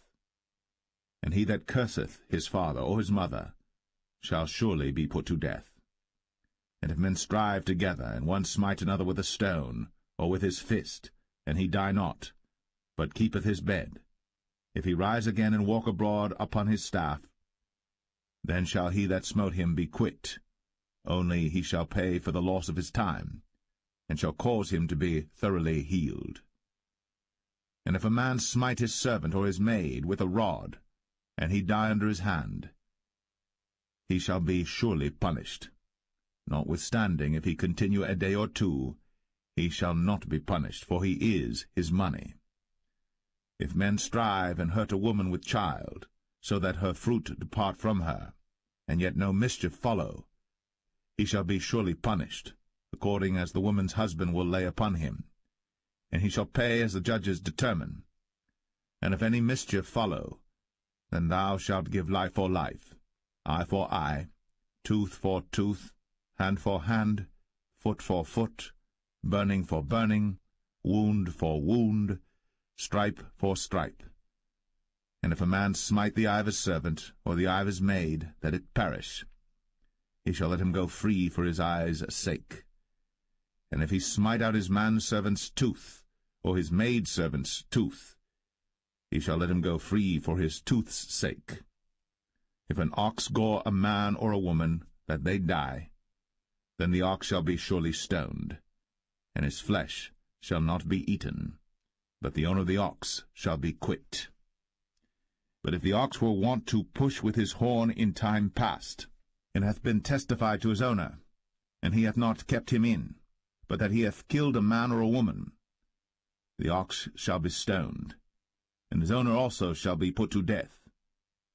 If there be laid on him a sum of money, then he shall give for the ransom of his life whatsoever is laid upon him, whether he have gored a son, or have gored a daughter, according to this judgment shall it be done unto him. If the ox shall push a manservant or a maidservant, he shall give unto their master 30 shekels of silver, and the ox shall be stoned. And if a man shall open a pit, or if a man shall dig a pit, and not cover it, and an ox or an ass fall therein, the owner of the pit shall make it good, and give money unto the owner of them, and the dead beast shall be his. And if one man's ox hurt another's, that he die, then they shall sell the live ox, and divide the money of it. and the dead ox also they shall divide.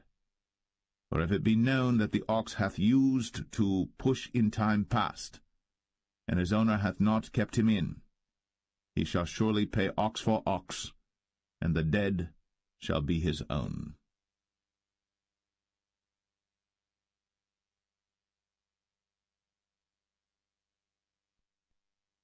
Exodus 22.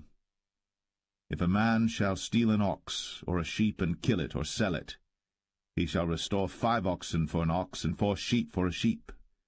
If a thief be found breaking up, and be smitten that he die, there shall no blood be shed for him. If the sun be risen upon him, there shall be blood shed for him, for he should make full restitution. If he have nothing, then he shall be sold for his theft.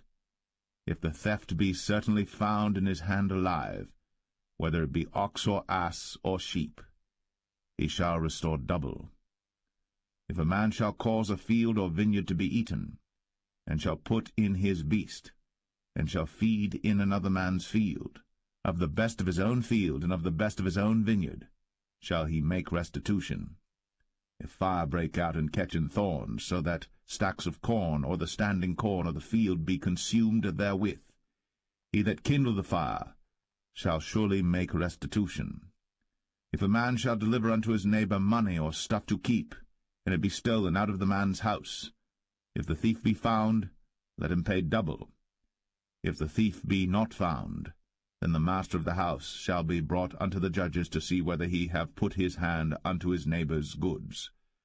For all manner of trespass, whether it be for ox, for ass, for sheep, for raiment, or for any manner of lost thing, which another challengeth to be his, the cause of both parties shall come before the judges, and whom the judges shall condemn, he shall pay double unto his neighbor.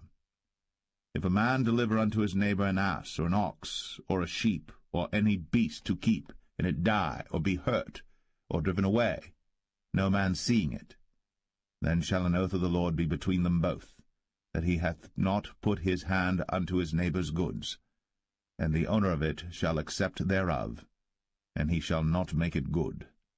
And if it be stolen from him, he shall make restitution unto the owner thereof. If it be torn in pieces, then let him bring it for witness, and he shall not make good that which was torn. And if a man borrow aught of his neighbor, and it be hurt or die, the owner thereof being not with it, he shall surely make it good.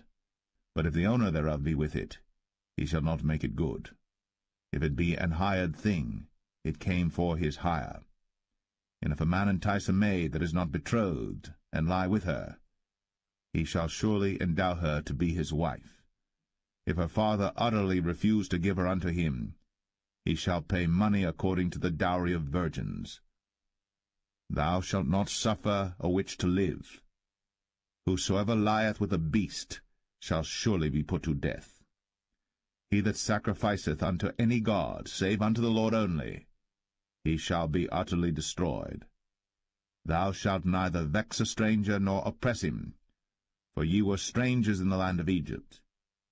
Ye shall not afflict any widow or fatherless child. If thou afflict them in any wise, and they cry at all unto me, I will surely hear their cry, and my wrath shall wax hot, and I will kill you with the sword, and your wives shall be widows, and your children fatherless. If thou lend money to any of my people that is poor by thee, thou shalt not be to him as an usurer, neither shalt thou lay upon him usury. If thou at all take thy neighbor's raiment to pledge, thou shalt deliver it unto him by that the sun goeth down. For that is his covering only, it is his raiment for his skin, wherein shall he sleep. And it shall come to pass, when he crieth unto me, that I will hear, for I am gracious. Thou shalt not revile the gods, nor curse the ruler of thy people. Thou shalt not delay to offer the first of thy ripe fruits, and of thy liquors, the firstborn of thy sons shalt thou give unto me. Likewise shalt thou do with thine oxen, and with thy sheep. 7 days it shall be with his dam. On the 8th day thou shalt give it me. And ye shall be holy men unto me. Neither shall ye eat any flesh that is torn of beasts in the field. Ye shall cast it to the dogs.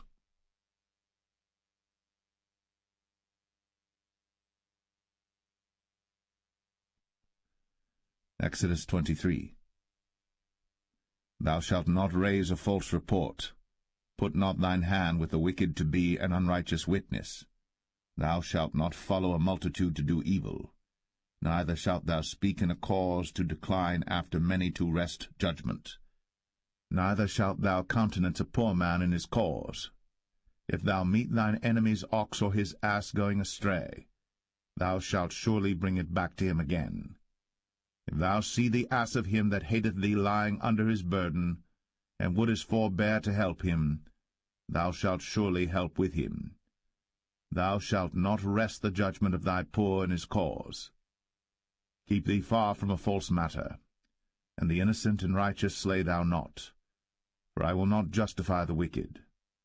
And thou shalt take no gift, for the gift blindeth the wise, and perverteth the words of the righteous. Also, thou shalt not oppress a stranger. For ye know the heart of a stranger, seeing ye were strangers in the land of Egypt. And 6 years thou shalt sow thy land, and shalt gather in the fruits thereof. But the 7th year thou shalt let it rest and lie still, that the poor of thy people may eat, and what they leave the beasts of the field shall eat. In like manner thou shalt deal with thy vineyard, and with thy oliveyard. 6 days thou shalt do thy work, and on the 7th day thou shalt rest, that thine ox and thine ass may rest, and the son of thy handmaid, and the stranger may be refreshed.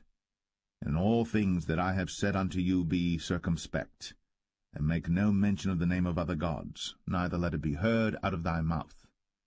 3 times thou shalt keep a feast unto me in the year. Thou shalt keep the feast of unleavened bread. Thou shalt eat unleavened bread 7 days, as I commanded thee, in the time appointed of the month Abib.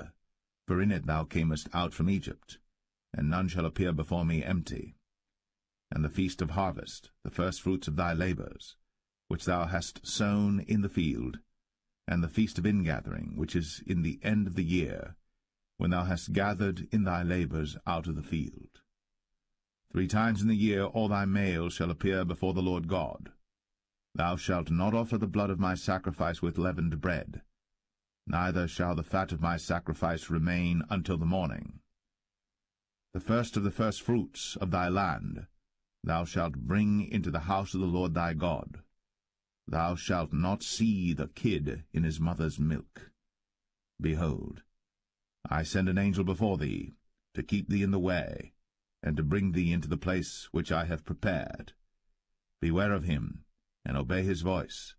Provoke him not, for he will not pardon your transgressions, for my name is in him. But if thou shalt indeed obey his voice, and do all that I speak, then I will be an enemy unto thine enemies, and an adversary unto thine adversaries. For mine angel shall go before thee, and bring thee in unto the Amorites, and the Hittites, and the Perizzites, and the Canaanites, the Hivites, and the Jebusites, and I will cut them off. Thou shalt not bow down to their gods, nor serve them, nor do after their works, but thou shalt utterly overthrow them, and quite break down their images. And ye shall serve the Lord your God, and he shall bless thy bread and thy water, and I will take sickness away from the midst of thee. There shall nothing cast their young, nor be barren in thy land. The number of thy days I will fulfill. I will send my fear before thee, and will destroy all the people to whom thou shalt come, and I will make all thine enemies turn their backs unto thee. And I will send hornets before thee, which shall drive out the Hivite, the Canaanite, and the Hittite from before thee. I will not drive them out from before thee in 1 year, lest the land become desolate, and the beasts of the field multiply against thee. By little and little I will drive them out from before thee, until thou be increased and inherit the land. And I will set thy bounds from the Red Sea even unto the sea of the Philistines, and from the desert unto the river. For I will deliver the inhabitants of the land into your hand, and thou shalt drive them out before thee. Thou shalt make no covenant with them, nor with their gods. They shall not dwell in thy land, lest they make thee sin against me. For if thou serve their gods, it will surely be a snare unto thee.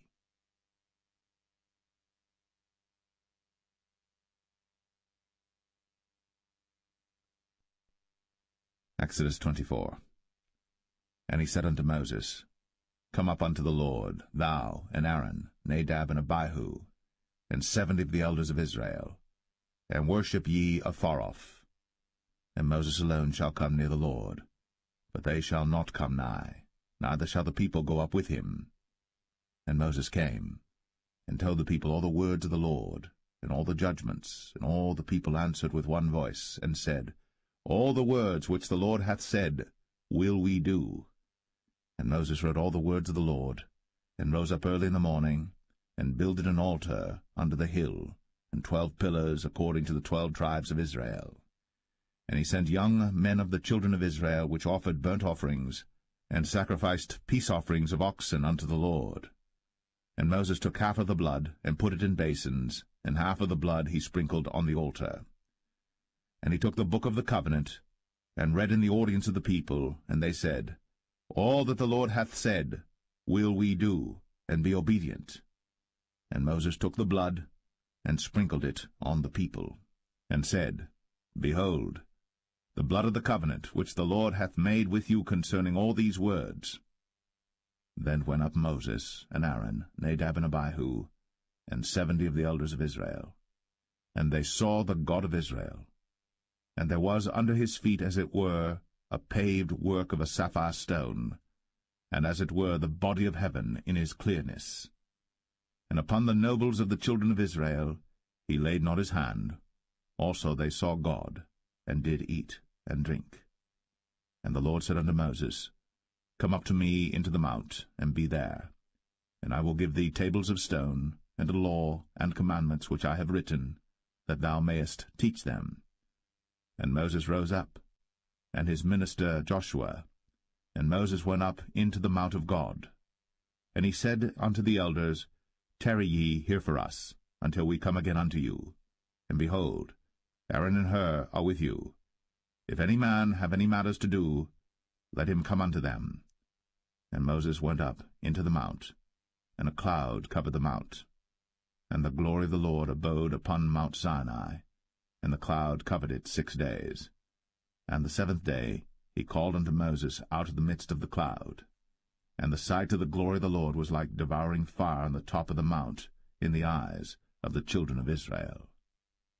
And Moses went into the midst of the cloud, and gat him up into the mount. And Moses was in the mount 40 days and 40 nights.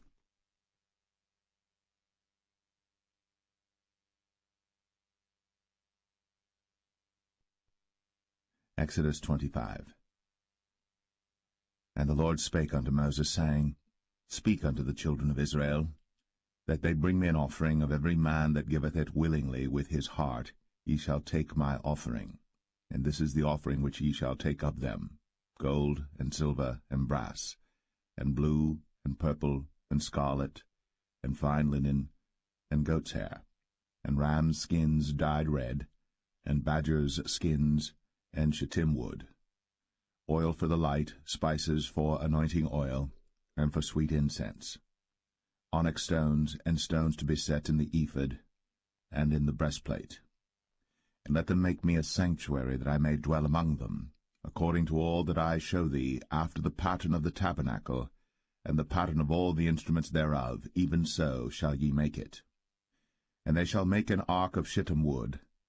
2 cubits and a half shall be the length thereof, and 1 cubit and a half the breadth thereof, and 1 cubit and a half the height thereof. And thou shalt overlay it with pure gold, within and without shalt thou overlay it, and shalt make upon it a crown of gold round about. And thou shalt cast 4 rings of gold for it, and put them in the 4 corners thereof, and 2 rings shall be in the one side of it, and 2 rings in the other side of it. And thou shalt make staves of shittim wood, and overlay them with gold. And thou shalt put the staves into the rings by the sides of the ark, that the ark may be borne with them. The staves shall be in the rings of the ark, they shall not be taken from it. And thou shalt put into the ark the testimony which I shall give thee. And thou shalt make a mercy seat of pure gold. 2 cubits and a half shall be the length thereof, and 1 cubit and a half the breadth thereof. And thou shalt make 2 cherubims of gold. Of beaten work shalt thou make them, in the 2 ends of the mercy seat. And make 1 cherub on the one end, and the other cherub on the other end. Even of the mercy seat shall ye make the cherubims on the 2 ends thereof. And the cherubims shall stretch forth their wings on high, covering the mercy seat with their wings, and their faces shall look one to another. Toward the mercy seat shall the faces of the cherubims be. And thou shalt put the mercy seat above upon the ark, and in the ark thou shalt put the testimony that I shall give thee. And there I will meet with thee, and I will commune with thee from above the mercy seat, from between the 2 cherubims which are upon the ark of the testimony, of all things which I will give thee in commandment unto the children of Israel. Thou shalt also make a table of shittim wood. 2 cubits shall be the length thereof, and 1 cubit the breadth thereof, and 1 cubit and a half the height thereof. And thou shalt overlay it with pure gold, and make thereto a crown of gold round about. And thou shalt make unto it a border of an handbreadth round about, and thou shalt make a golden crown to the border thereof round about. And thou shalt make for it 4 rings of gold, and put the rings in the 4 corners that are on the 4 feet thereof. Over against the border shall the rings be for places of the staves to bear the table. And thou shalt make the staves of shittim wood, and overlay them with gold, that the table may be borne with them. And thou shalt make the dishes thereof, and spoons thereof, and covers thereof, and bowls thereof, to cover withal. Of pure gold shalt thou make them. And thou shalt set upon the table shewbread before me always. And thou shalt make a candlestick of pure gold. Of beaten work shall the candlestick be made. His shaft, and his branches, his bowls, his knobs and his flowers shall be of the same. And 6 branches shall come out of the sides of it, 3 branches of the candlestick out of the one side, and 3 branches of the candlestick out of the other side. 3 bowls made like unto almonds, with a knob and a flower in one branch, and 3 bowls made like almonds in the other branch, with a knob and a flower. So in the 6 branches that come out of the candlestick. And in the candlestick shall be 4 bowls made like unto almonds, with their knobs and their flowers. And there shall be a knob under 2 branches of the same, and a knob under 2 branches of the same, and a knob under 2 branches of the same, according to the 6 branches that proceed out of the candlestick. Their knobs and their branches shall be of the same. All it shall be one beaten work of pure gold. And thou shalt make the 7 lamps thereof, and they shall light the lamps thereof, that they may give light over against it. And the tongs thereof, and the snuff dishes thereof, shall be of pure gold. Of a talent of pure gold shall he make it with all these vessels. And look that thou make them after their pattern, which was shown thee in the mount.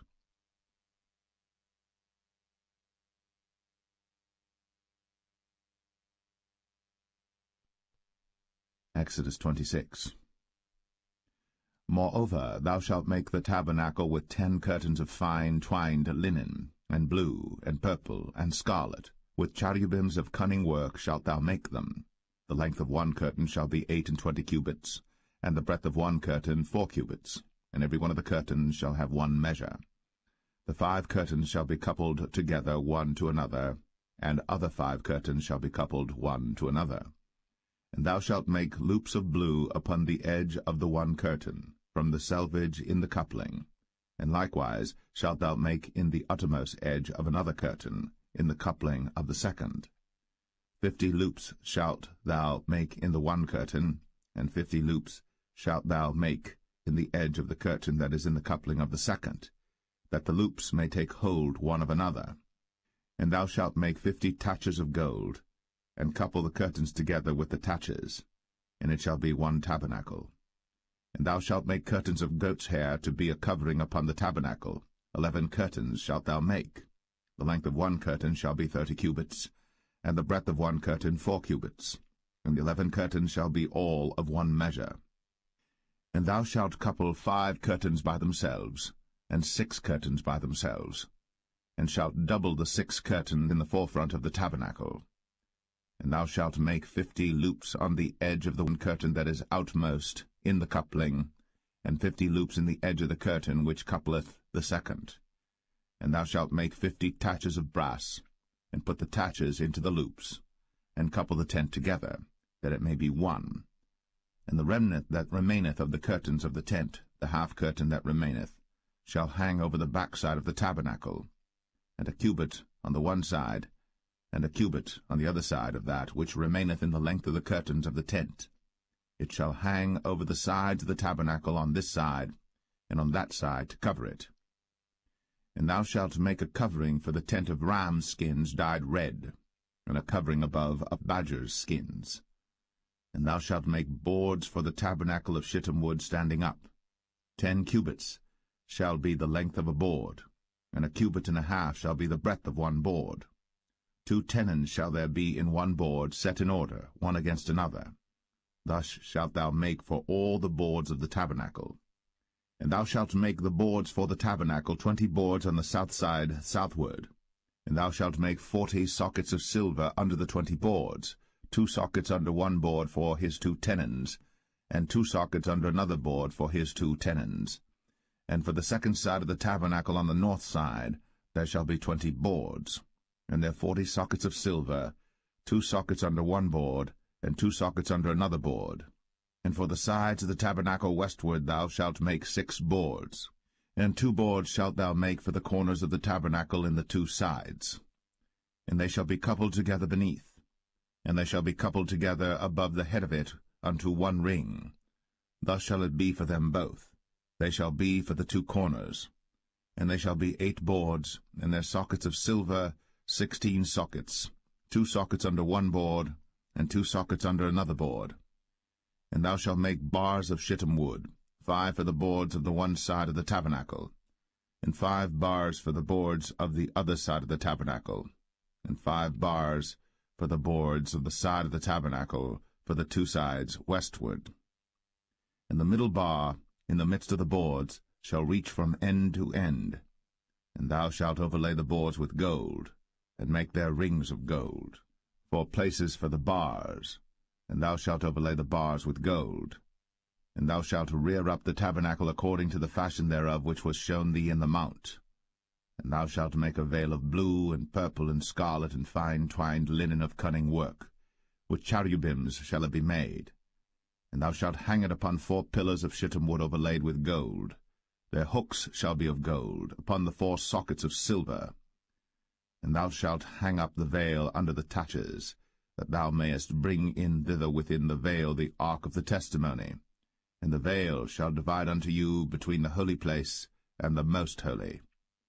And thou shalt put the mercy seat upon the ark of the testimony in the most holy place. And thou shalt set the table without the veil, and the candlestick over against the table on the side of the tabernacle toward the south. And thou shalt put the table on the north side. And thou shalt make an hanging for the door of the tent, of blue and purple and scarlet, and fine twined linen, wrought with needlework. And thou shalt make for the hanging 5 pillars of shittim wood, and overlay them with gold, and their hooks shall be of gold, and thou shalt cast 5 sockets of brass for them.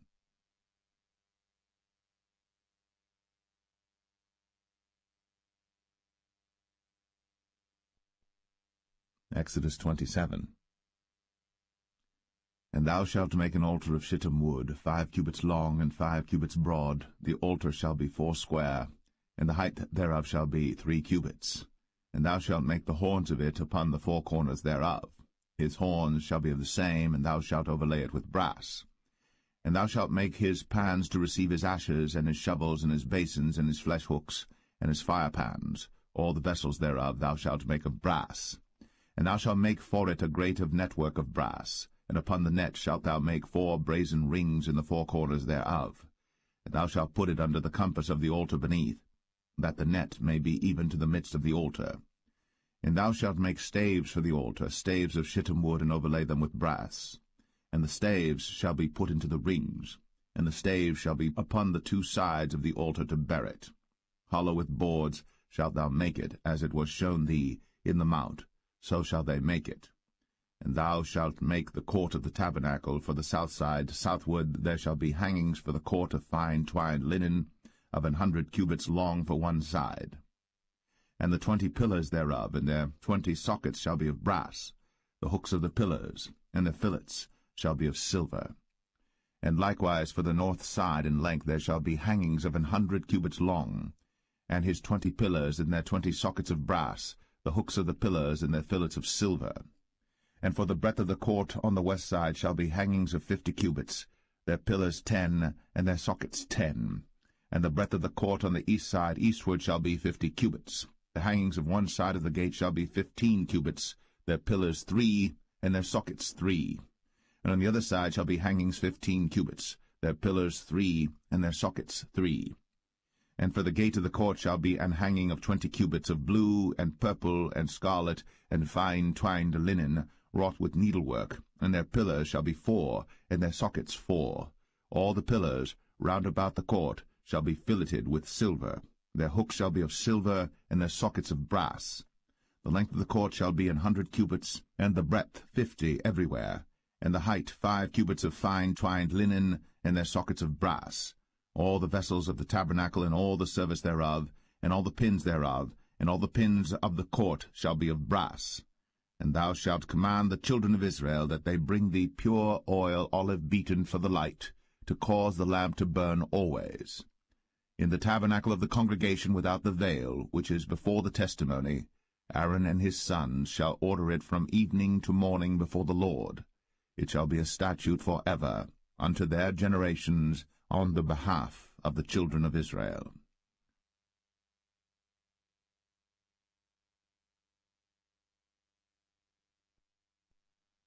Exodus 28. And take thou unto thee Aaron thy brother, and his sons with him, from among the children of Israel, that he may minister unto me in the priest's office, even Aaron, Nadab, and Abihu, Eleazar, and Ithamar, Aaron's sons. And thou shalt make holy garments for Aaron thy brother, for glory and for beauty. And thou shalt speak unto all that are wise-hearted, whom I have filled with the spirit of wisdom, that they may make Aaron's garments to consecrate him, that he may minister unto me in the priest's office. And these are the garments which they shall make: a breastplate, and an ephod, and a robe, and a broidered coat, a mitre, and a girdle. And they shall make holy garments for Aaron thy brother, and his sons, that he may minister unto me in the priest's office. And they shall take gold, and blue, and purple, and scarlet, and fine linen. And they shall make the ephod of gold, of blue, and of purple, of scarlet, and fine twined linen with cunning work. It shall have the 2 shoulder pieces thereof joined at the 2 edges thereof, and so it shall be joined together. And the curious girdle of the ephod which is upon it shall be of the same, according to the work thereof, even of gold, of blue, and purple, and scarlet, and fine twined linen. And thou shalt take 2 onyx stones, and grave on them the names of the children of Israel, 6 of their names on one stone, and the other 6 names of the rest on the other stone, according to their birth. With the work of an engraver in stone, like the engravings of a signet, shalt thou engrave the 2 stones with the names of the children of Israel. Thou shalt make them to be set in ouches of gold. And thou shalt put the 2 stones upon the shoulders of the ephod for stones of memorial unto the children of Israel. And Aaron shall bear their names before the Lord upon his 2 shoulders for a memorial. And thou shalt make ouches of gold, and 2 chains of pure gold at the ends. Of wreathen work shalt thou make them, and fasten the wreathen chains to the ouches. And thou shalt make the breastplate of judgment with cunning work. After the work of the ephod thou shalt make it, of gold, of blue, and of purple, and of scarlet, and of fine twined linen shalt thou make it. 4 square it shall be, being doubled. A span shall be the length thereof, and a span shall be the breadth thereof. And thou shalt set in it settings of stones, even 4 rows of stones. The first row shall be a sardius, a topaz, and a carbuncle. This shall be the first row. And the second row shall be an emerald, a sapphire, and a diamond. And the third row a ligure, an agate, and an amethyst. And the 4th row a beryl, and an onyx, and a jasper. They shall be set in gold in their enclosings. And the stone shall be with the names of the children of Israel, 12 according to their names, like the engravings of a signet. Every one with his name shall they be according to the 12 tribes. And thou shalt make upon the breastplate chains at the ends of wreathen work of pure gold. And thou shalt make upon the breastplate 2 rings of gold, and shalt put the 2 rings on the 2 ends of the breastplate. And thou shalt put the 2 wreathen chains of gold in the 2 rings which are on the ends of the breastplate. And the other 2 ends of the 2 wreathen chains thou shalt fasten in the 2 ouches, and put them on the shoulder pieces of the ephod before it. And thou shalt make 2 rings of gold, and thou shalt put them upon the 2 ends of the breastplate, in the border thereof, which is in the side of the ephod inward. And 2 other rings of gold thou shalt make, and shalt put them on the 2 sides of the ephod underneath, toward the forepart thereof, over against the other coupling thereof, above the curious girdle of the ephod. And they shall bind the breastplate by the rings thereof unto the rings of the ephod with a lace of blue, that it may be above the curious girdle of the ephod, and that the breastplate be not loosed from the ephod. And Aaron shall bear the names of the children of Israel in the breastplate of judgment upon his heart, when he goeth in unto the holy place for a memorial before the Lord continually. And thou shalt put in the breastplate of judgment the Urim and the Thummim, and they shall be upon Aaron's heart, when he goeth in before the Lord. And Aaron shall bear the judgment of the children of Israel upon his heart before the Lord continually. And thou shalt make the robe of the ephod all of blue. And there shall be an hole in the top of it, in the midst thereof. It shall have a binding of woven work round about the whole of it, as it were the whole of an habergeon, that it be not rent. And beneath upon the hem of it thou shalt make pomegranates of blue, and of purple, and of scarlet round about the hem thereof, and bells of gold between them round about, a golden bell and a pomegranate, a golden bell and a pomegranate, upon the hem of the robe round about. And it shall be upon Aaron to minister, and his sound shall be heard when he goeth in unto the holy place before the Lord, and when he cometh out, that he die not. And thou shalt make a plate of pure gold, and grave upon it, like the engravings of a signet, holiness to the Lord. And thou shalt put it on a blue lace, that it may be upon the mitre, upon the forefront of the mitre it shall be. And it shall be upon Aaron's forehead, that Aaron may bear the iniquity of the holy things, which the children of Israel shall hallow in all their holy gifts. And it shall be always upon his forehead, that they may be accepted before the Lord. And thou shalt embroider the coat of fine linen, and thou shalt make the mitre of fine linen, and thou shalt make the girdle of needlework. And for Aaron's sons thou shalt make coats, and thou shalt make for them girdles, and bonnets shalt thou make for them for glory and for beauty. And thou shalt put them upon Aaron thy brother, and his sons with him, and shalt anoint them, and consecrate them, and sanctify them, that they may minister unto me in the priest's office. And thou shalt make them linen breeches to cover their nakedness, from the loins even unto the thighs they shall reach. And they shall be upon Aaron and upon his sons when they come in unto the tabernacle of the congregation, or when they come near unto the altar to minister in the holy place, that they bear not iniquity, and die. It shall be a statute for ever unto him and his seed after him.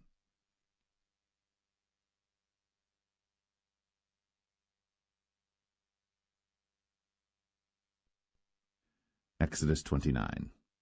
And this is the thing that thou shalt do unto them to hallow them, to minister unto me in the priest's office.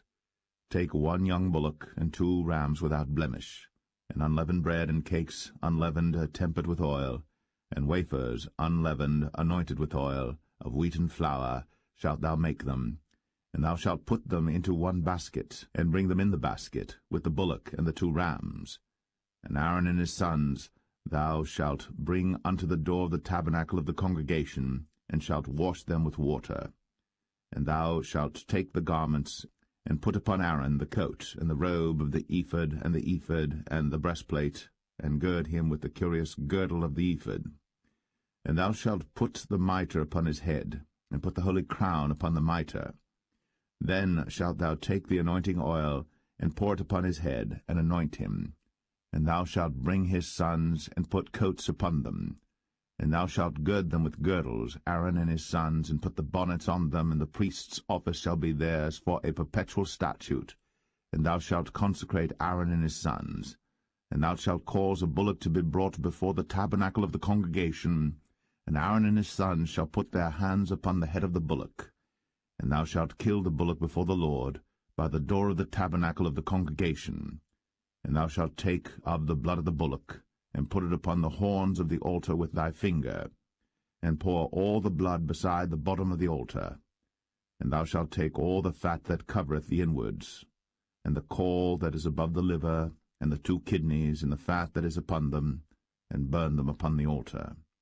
But the flesh of the bullock, and his skin, and his dung, shalt thou burn with fire without the camp. It is a sin offering. Thou shalt also take 1 ram, and Aaron and his sons shall put their hands upon the head of the ram. And thou shalt slay the ram, and thou shalt take his blood, and sprinkle it round about upon the altar. And thou shalt cut the ram in pieces, and wash the inwards of him and his legs, and put them unto his pieces and unto his head. And thou shalt burn the whole ram upon the altar.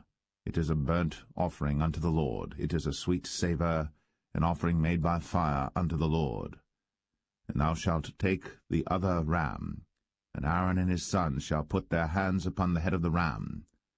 Then shalt thou kill the ram, and take of his blood, and put it upon the tip of the right ear of Aaron, and upon the tip of the right ear of his sons, and upon the thumb of their right hand, and upon the great toe of their right foot, and sprinkle the blood upon the altar round about. And thou shalt take of the blood that is upon the altar, and of the anointing oil, and sprinkle it upon Aaron, and upon his garments, and upon his sons, and upon the garments of his sons with him. And he shall be hallowed, and his garments, and his sons' garments with him. Also thou shalt take of the ram the fat and the rump, and the fat that covereth the inwards, and the caul above the liver, and the 2 kidneys, and the fat that is upon them, and the right shoulder, for it is a ram of consecration. And 1 loaf of bread, and 1 cake of oiled bread, and 1 wafer out of the basket of the unleavened bread that is before the Lord. And thou shalt put all in the hands of Aaron, and in the hands of his sons, and shalt wave them for a wave offering before the Lord. And thou shalt receive them of their hands, and burn them upon the altar for a burnt offering, for a sweet savour before the Lord. It is an offering made by fire unto the Lord. And thou shalt take the breast of the ram of Aaron's consecration, and wave it for a wave offering before the Lord, and it shall be thy part. And thou shalt sanctify the breast of the wave offering, and the shoulder of the heave offering, which is waved, and which is heaved up, of the ram of the consecration, even of that which is for Aaron, and of that which is for his sons. And it shall be Aaron's and his sons by a statute for ever from the children of Israel. For it is an heave offering, and it shall be an heave offering from the children of Israel of the sacrifice of their peace offerings, even their heave offering unto the Lord. And the holy garments of Aaron shall be his sons after him, to be anointed therein, and to be consecrated in them. And that son that is priest in his stead shall put them on 7 days, when he cometh into the tabernacle of the congregation to minister in the holy place.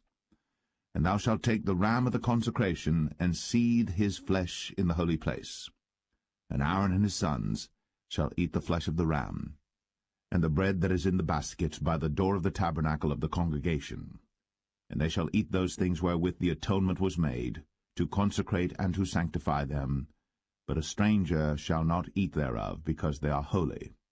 And if aught of the flesh of the consecrations, or of the bread, remain unto the morning, then thou shalt burn the remainder with fire. It shall not be eaten, because it is holy.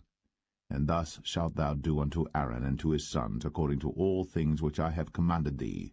7 days shalt thou consecrate them.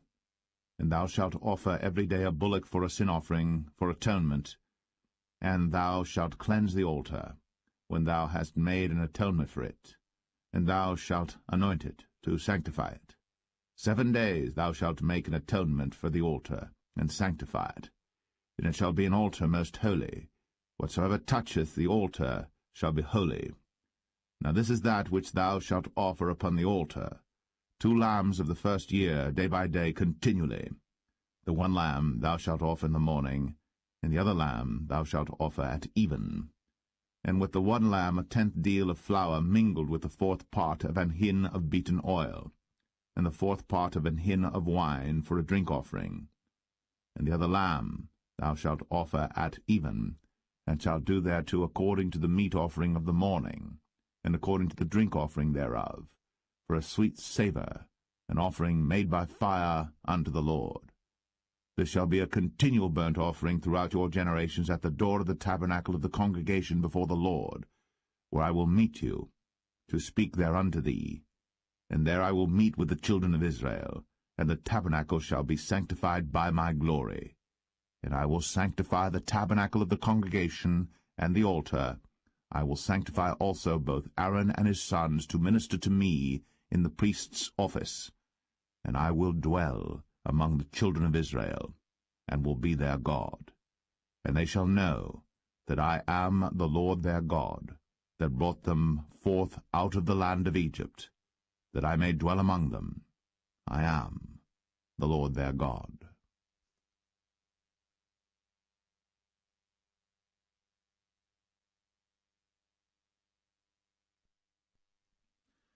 Exodus 30. And thou shalt make an altar to burn incense upon. Of shittim wood shalt thou make it. A cubit shall be the length thereof, and a cubit the breadth thereof. 4 square shall it be. And 2 cubits shall be the height thereof. The horns thereof shall be of the same. And thou shalt overlay it with pure gold, the top thereof and the sides thereof round about, and the horns thereof. And thou shalt make unto it a crown of gold round about. And 2 golden rings shalt thou make to it under the crown of it. By the 2 corners thereof upon the 2 sides of it shalt thou make it. And they shall be for places for the staves to bear it withal. And thou shalt make the staves of shittim wood, and overlay them with gold. And thou shalt put it before the veil that is by the ark of the testimony, before the mercy seat that is over the testimony, where I will meet with thee. And Aaron shall burn thereon sweet incense every morning. When he dresseth the lamps, he shall burn incense upon it. And when Aaron lighteth the lamps at even, he shall burn incense upon it, a perpetual incense before the Lord throughout your generations.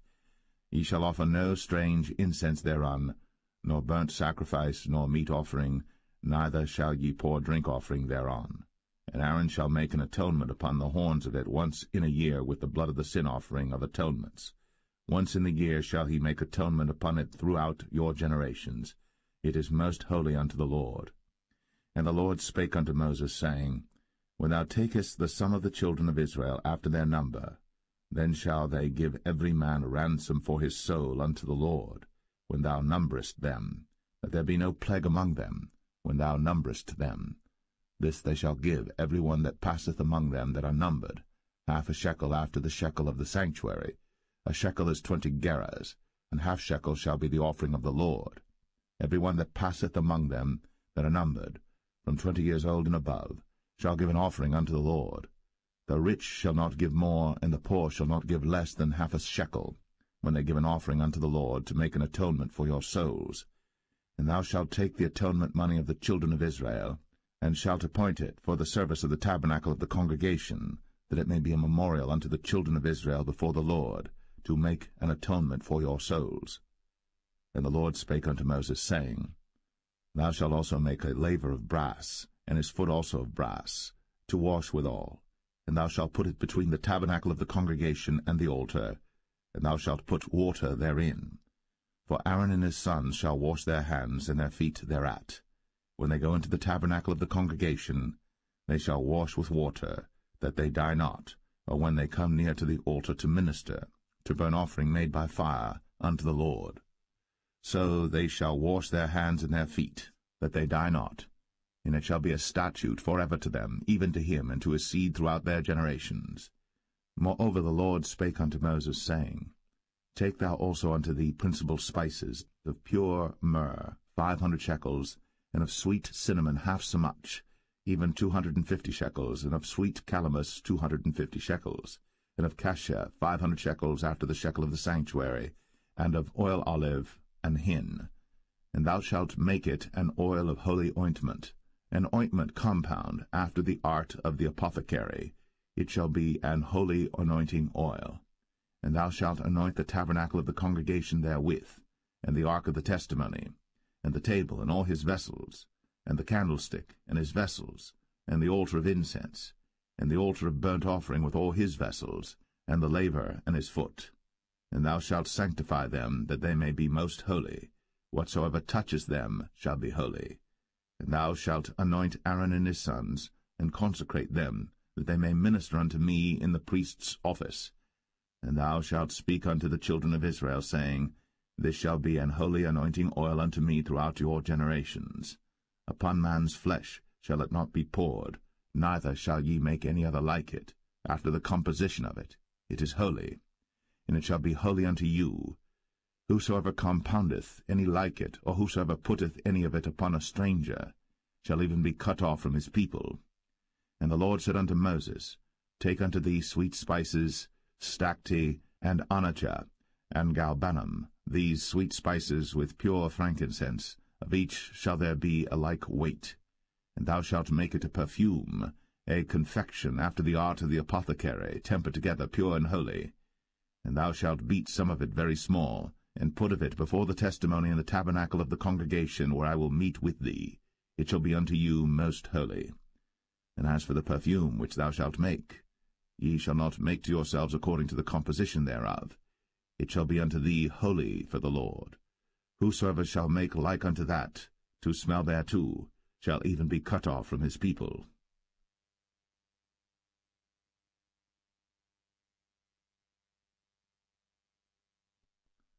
Exodus 31. And the Lord spake unto Moses, saying, See, I have called by name Bezalel the son of Uri, the son of Hur, of the tribe of Judah, and I have filled him with the Spirit of God, in wisdom, and in understanding, and in knowledge, and in all manner of workmanship, to devise cunning works, to work in gold, and in silver, and in brass, and in cutting of stones, to set them, and in carving of timber, to work in all manner of workmanship. And I, behold, I have given with him Aholiab, the son of Ahisamach, of the tribe of Dan.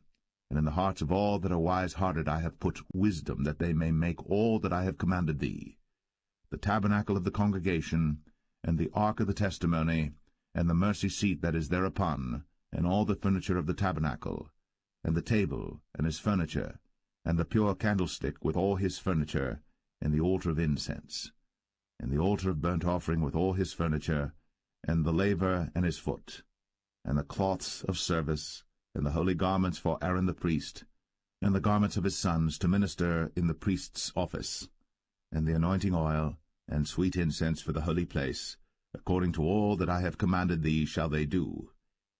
And the Lord spake unto Moses, saying, Speak thou also unto the children of Israel, saying, Verily, my Sabbaths ye shall keep, for it is a sign between me and you throughout your generations, that ye may know that I am the Lord that doth sanctify you. Ye shall keep the Sabbath therefore, for it is holy unto you. Every one that defileth it shall surely be put to death. For whosoever doeth any work therein, that soul shall be cut off from among his people. 6 days may work be done, but in the 7th is the Sabbath of rest, holy to the Lord. Whosoever doeth any work in the Sabbath day, he shall surely be put to death. Wherefore the children of Israel shall keep the Sabbath, to observe the Sabbath throughout their generations, for a perpetual covenant. It is a sign between me and the children of Israel forever. For in 6 days the Lord made heaven and earth, and on the 7th day he rested and was refreshed. And he gave unto Moses, when he had made an end of communing with him upon Mount Sinai, 2 tables of testimony, tables of stone, written with the finger of God.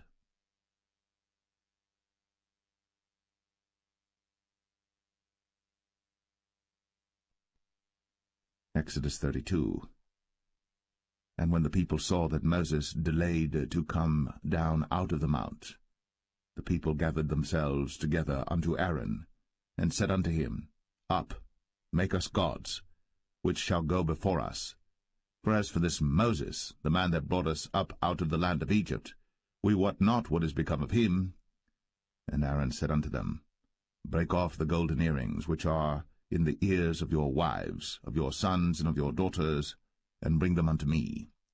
And all the people brake off the golden earrings which were in their ears, and brought them unto Aaron. And he received them at their hand, and fashioned it with a graving tool, after he had made it a molten calf. And they said, These be thy gods, O Israel, which brought thee up out of the land of Egypt. And when Aaron saw it, he built an altar before it. And Aaron made proclamation and said, Tomorrow is a feast to the Lord. And they rose up early on the morrow, and offered burnt offerings, and brought peace offerings. And the people sat down to eat and to drink, and rose up to play. And the Lord said unto Moses, Go, get thee down, for thy people, which thou broughtest out of the land of Egypt, have corrupted themselves. They have turned aside quickly out of the way which I commanded them. They have made them a molten calf, and have worshipped it, and have sacrificed thereunto, and said, These be thy gods, O Israel, which have brought thee up out of the land of Egypt. And the Lord said unto Moses, I have seen this people, and behold, it is a stiff-necked people. Now therefore let me alone, that my wrath may wax hot against them, and that I may consume them, and I will make of thee a great nation. And Moses besought the Lord his God, and said, Lord, why doth thy wrath wax hot against thy people, which thou hast brought forth out of the land of Egypt with great power, and with a mighty hand? Wherefore should the Egyptians speak and say, For mischief did he bring them out, to slay them in the mountains, and to consume them from the face of the earth?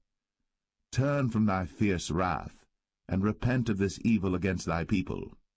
Remember Abraham, Isaac, and Israel, thy servants, to whom thou swarest by thine own self, and saidst unto them, I will multiply your seed as the stars of heaven, and all this land that I have spoken of will I give unto your seed, and they shall inherit it for ever. And the Lord repented of the evil which he thought to do unto his people. And Moses turned, and went down from the mount, and the 2 tables of the testimony were in his hand. The tables were written on both their sides. On the one side and on the other were they written. And the tables were the work of God, and the writing was the writing of God, graven upon the tables. And when Joshua heard the noise of the people as they shouted, he said unto Moses, There is a noise of war in the camp. And he said, It is not the voice of them that shout for mastery, neither is it the voice of them that cry for being overcome, but the noise of them that sing do I hear. And it came to pass, as soon as he came nigh unto the camp, that he saw the calf and the dancing. And Moses' anger waxed hot, and he cast the tables out of his hands, and brake them beneath the mount. And he took the calf which they had made, and burnt it in the fire, and ground it to powder, and strawed it upon the water, and made the children of Israel drink of it. And Moses said unto Aaron, What did this people unto thee, that thou hast brought so great a sin upon them? And Aaron said, Let not the anger of my Lord wax hot. Thou knowest the people, that they are set on mischief. For they said unto me, Make us gods, which shall go before us. For as for this Moses, the man that brought us up out of the land of Egypt, we wot not what is become of him. And I said unto them, Whosoever hath any gold, let them break it off. So they gave it to me. Then I cast it into the fire, and there came out this calf. And when Moses saw that the people were naked, for Aaron had made them naked unto their shame among their enemies, then Moses stood in the gate of the camp, and said, Who is on the Lord's side? Let him come unto me. And all the sons of Levi gathered themselves together unto him. And he said unto them, Thus saith the Lord God of Israel, Put every man his sword by his side, and go in and out from gate to gate throughout the camp, and slay every man his brother, and every man his companion, and every man his neighbor. And the children of Levi did according to the word of Moses. And there fell of the people that day about 3,000 men. For Moses had said, Consecrate yourselves today to the Lord, even every man upon his son, and upon his brother, that he may bestow upon you a blessing this day. And it came to pass on the morrow, that Moses said unto the people, Ye have sinned a great sin, and now I will go up unto the Lord. Peradventure I shall make an atonement for your sin. And Moses returned unto the Lord, and said, O this people have sinned a great sin, and have made them gods of gold. Yet now, if thou wilt forgive their sin, and if not, blot me, I pray thee, out of thy book, which thou hast written. And the Lord said unto Moses, Whosoever hath sinned against me, him will I blot out of my book. Therefore now go, lead the people unto the place of which I have spoken unto thee. Behold, mine angel shall go before thee. Nevertheless, in the day when I visit, I will visit their sin upon them. And the Lord plagued the people, because they made the calf which Aaron made.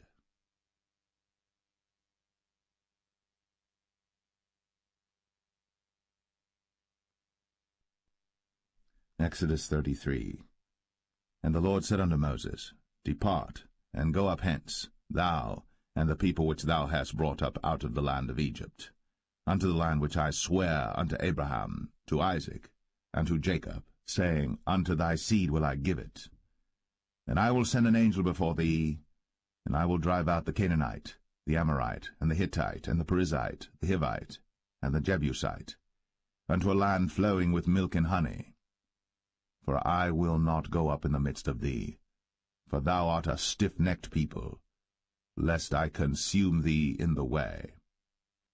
And when the people heard these evil tidings, they mourned, and no man did put on him his ornaments. For the Lord had said unto Moses, Say unto the children of Israel, Ye are a stiff-necked people. I will come up into the midst of thee in a moment, and consume thee. Therefore now put off thy ornaments from thee, that I may know what to do unto thee. And the children of Israel stripped themselves of their ornaments by the mount Horeb. And Moses took the tabernacle, and pitched it without the camp, afar off from the camp, and called it the tabernacle of the congregation. And it came to pass that every one which sought the Lord went out unto the tabernacle of the congregation, which was without the camp. And it came to pass, when Moses went out unto the tabernacle, that all the people rose up, and stood every man at his tent door, and looked after Moses, until he was gone into the tabernacle. And it came to pass, as Moses entered into the tabernacle, the cloudy pillar descended, and stood at the door of the tabernacle, and the Lord talked with Moses. And all the people saw the cloudy pillar stand at the tabernacle door. And all the people rose up and worshipped, every man in his tent door. And the Lord spake unto Moses face to face, as a man speaketh unto his friend. And he turned again into the camp. But his servant Joshua the son of Nun, a young man, departed not out of the tabernacle. And Moses said unto the Lord, See, thou sayest unto me, Bring up this people, and thou hast not let me know whom thou wilt send with me. Yet thou hast said, I know thee by name, and thou hast also found grace in my sight. Now therefore, I pray thee, if I have found grace in thy sight, show me now thy way, that I may know thee, that I may find grace in thy sight, and consider that this nation is thy people. And he said, My presence shall go with thee, and I will give thee rest. And he said unto him, If thy presence go not with me, carry us not up hence. For wherein shall it be known here that I and thy people have found grace in thy sight? Is it not in that thou goest with us?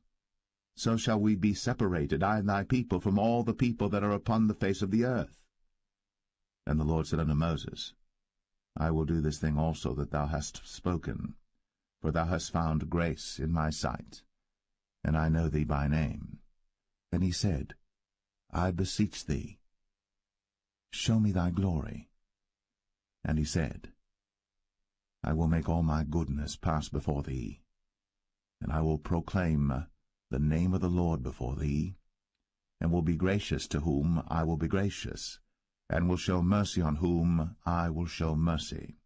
And he said, Thou canst not see my face, for there shall no man see me and live. And the Lord said, Behold, there is a place by me, and thou shalt stand upon a rock. And it shall come to pass, while my glory passeth by, that I will put thee in a cleft of the rock, and will cover thee with my hand while I pass by. And I will take away mine hand, and thou shalt see my back parts, but my face shall not be seen.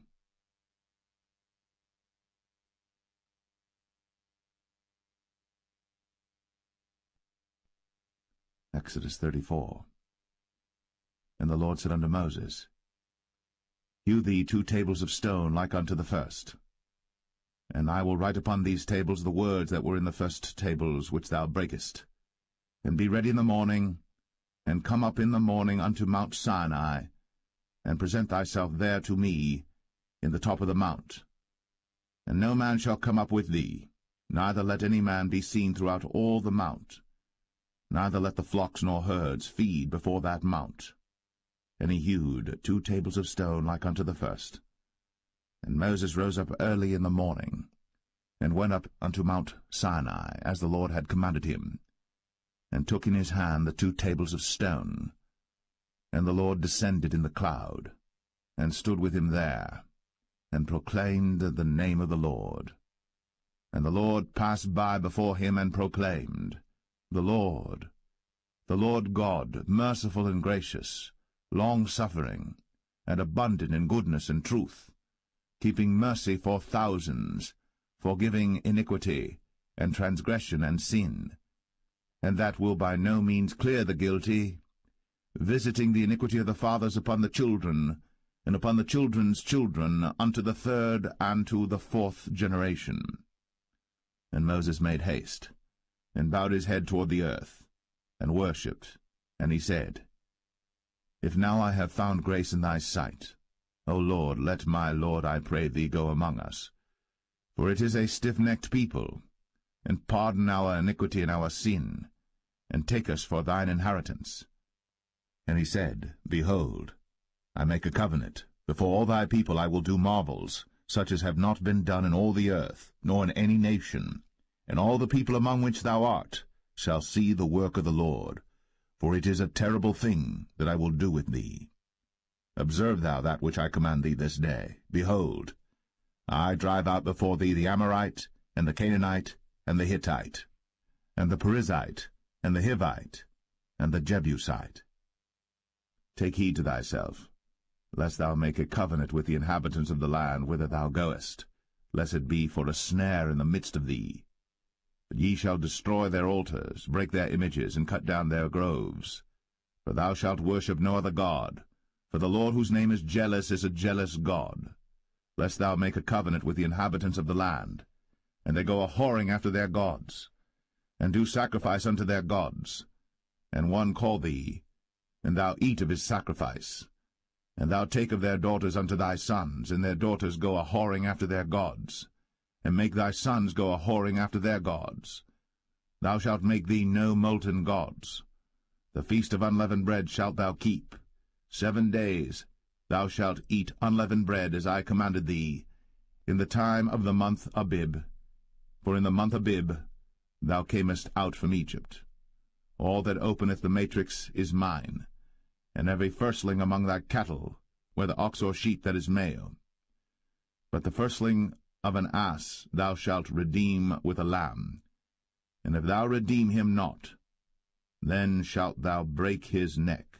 All the firstborn of thy sons thou shalt redeem, and none shall appear before me empty. 6 days thou shalt work, but on the 7th day thou shalt rest. In earing time and in harvest thou shalt rest. And thou shalt observe the feast of weeks, of the firstfruits of wheat harvest, and the feast of ingathering at the year's end. Thrice in the year shall all your men-children appear before the Lord God, the God of Israel. For I will cast out the nations before thee, and enlarge thy borders. Neither shall any man desire thy land, when thou shalt go up to appear before the Lord thy God thrice in the year. Thou shalt not offer the blood of my sacrifice with leaven, neither shall the sacrifice of the feast of the Passover be left unto the morning. The first of the firstfruits of thy land thou shalt bring unto the house of the Lord thy God. Thou shalt not see the kid in his mother's milk. And the Lord said unto Moses, Write thou these words, for after the tenor of these words I have made a covenant with thee and with Israel.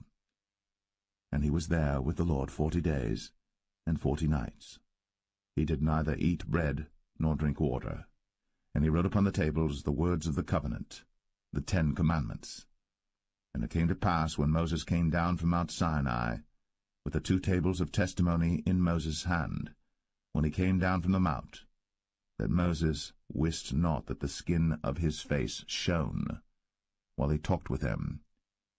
And when Aaron and all the children of Israel saw Moses, behold, the skin of his face shone, and they were afraid to come nigh him. And Moses called unto them, and Aaron and all the rulers of the congregation returned unto him. And Moses talked with them, and afterward all the children of Israel came nigh, and he gave them in commandment all that the Lord had spoken with him in Mount Sinai. And till Moses had done speaking with them, he put a veil on his face. But when Moses went in before the Lord to speak with him, he took the veil off until he came out. And he came out, and spake unto the children of Israel that which he was commanded. And the children of Israel saw the face of Moses, that the skin of Moses' face shone. And Moses put the veil upon his face again, until he went in to speak with him.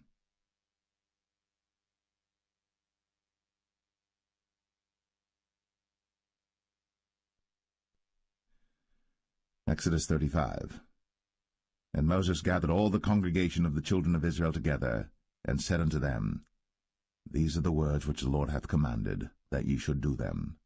6 days shall work be done, but on the 7th day there shall be to you an holy day, a Sabbath of rest to the Lord. Whosoever doeth work therein shall be put to death. Ye shall kindle no fire throughout your habitations upon the Sabbath day. And Moses spake unto all the congregation of the children of Israel, saying, This is the thing which the Lord commanded, saying, Take ye from among you an offering unto the Lord. Whosoever is of a willing heart, let him bring it, an offering of the Lord, gold and silver and brass, and blue and purple and scarlet and fine linen and goat's hair, and rams' skins dyed red, and badgers' skins, and shittim wood, and oil for the light, and spices for anointing oil, and for the sweet incense, and onyx stones, and stones to be set for the ephod and for the breastplate. And every wise-hearted among you shall come, and make all that the Lord hath commanded, the tabernacle, his tent, and his covering, his taches, and his boards, his bars, his pillars, and his sockets, the ark and the staves thereof, with the mercy seat and the veil of the covering, the table and his staves, and all his vessels, and the showbread, the candlestick also for the light, and his furniture, and his lamps, with the oil for the light, and the incense altar, and his staves, and the anointing oil, and the sweet incense, and the hanging for the door at the entering in of the tabernacle, the altar of burnt offering, with his brazen grate, his staves, and all his vessels, the laver and his foot, the hangings of the court, his pillars, and their sockets, and the hanging for the door of the court, the pins of the tabernacle, and the pins of the court, and their cords, the cloths of service, to do service in the holy place, the holy garments for Aaron the priest, and the garments of his sons to minister in the priest's office. And all the congregation of the children of Israel departed from the presence of Moses. And they came, every one whose heart stirred him up, and every one whom his spirit made willing. And they brought the Lord's offering to the work of the tabernacle of the congregation, and for all his service, and for the holy garments. And they came, both men and women, as many as were willing-hearted, and brought bracelets and earrings and rings and tablets, all jewels of gold. And every man that offered an offering of gold unto the Lord. And every man with whom was found blue and purple and scarlet and fine linen and goat's hair, and red skins of rams and badgers' skins brought them. Every one that did offer an offering of silver and brass brought the Lord's offering, and every man with whom was found shittim wood for any work of the service brought it. And all the women that were wise-hearted did spin with their hands, and brought that which they had spun, both of blue and of purple and of scarlet and of fine linen. And all the women whose heart stirred them up in wisdom spun goat's hair. And the rulers brought onyx stones, and stones to be set for the ephod and for the breastplate, and spice, and oil for the light, and for the anointing oil, and for the sweet incense. The children of Israel brought a willing offering unto the Lord, every man and woman whose heart made them willing to bring for all manner of work, which the Lord had commanded to be made by the hand of Moses. And Moses said unto the children of Israel, See, the Lord hath called by name Bezalel the son of Uri, the son of Hur, of the tribe of Judah. And he hath filled him with the Spirit of God in wisdom, in understanding and in knowledge, and in all manner of workmanship, and to devise curious works, to work in gold, and in silver, and in brass, and in the cutting of stones, to set them, and in carving of wood, to make any manner of cunning work. And he hath put in his heart that he may teach, both he and Aholiab, the son of Ahisamach, of the tribe of Dan. Them hath he filled with wisdom of heart, to work all manner of work, of the engraver, and of the cunning workman, and of the embroiderer, in blue, and in purple, and scarlet, and in fine linen, and of the weaver, even of them that do any work, and of those that devise cunning work.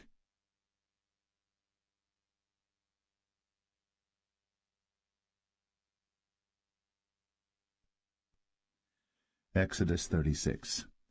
Then wrought Bezalel and Aholiab, and every wise-hearted man, in whom the Lord put wisdom and understanding to know how to work all manner of work for the service of the sanctuary, according to all that the Lord had commanded. And Moses called Bezalel and Aholiab, and every wise-hearted man, in whose heart the Lord had put wisdom, even every one whose heart stirred him up to come unto the work to do it. And they received of Moses all the offering, which the children of Israel had brought for the work of the service of the sanctuary, to make it withal. And they brought yet unto him free offerings every morning. And all the wise men that wrought all the work of the sanctuary came every man from his work which they made.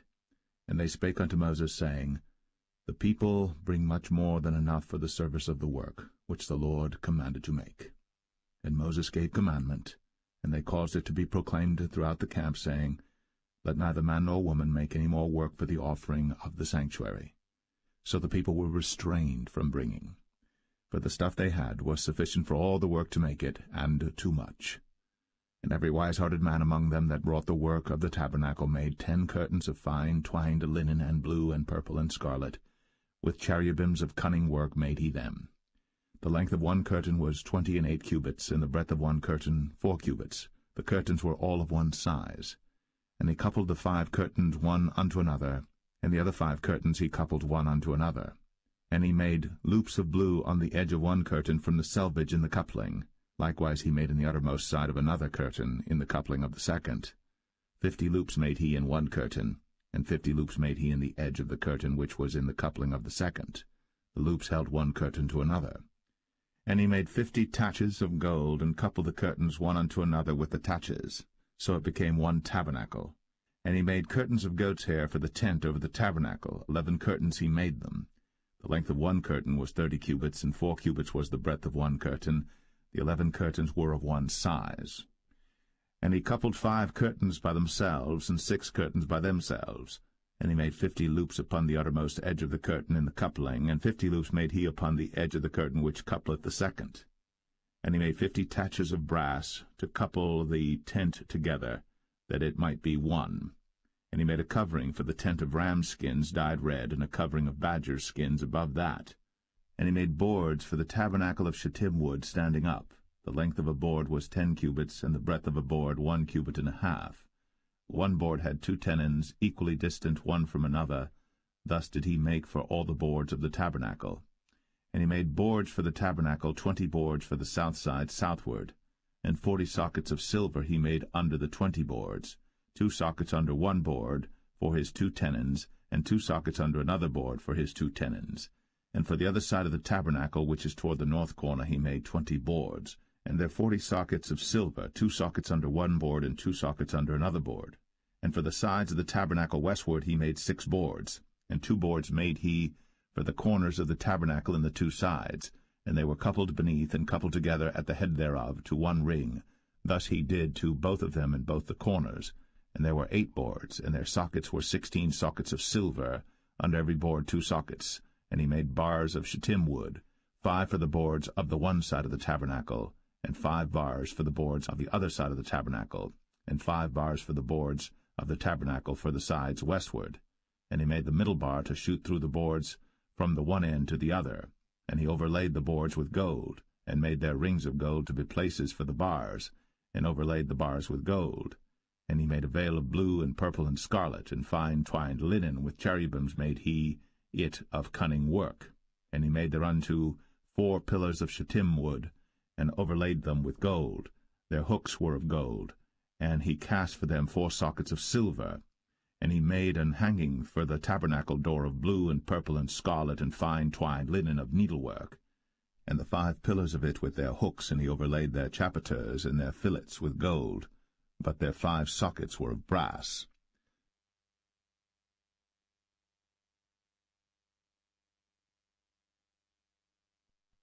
Exodus 37. And Bezalel made the ark of shittim wood.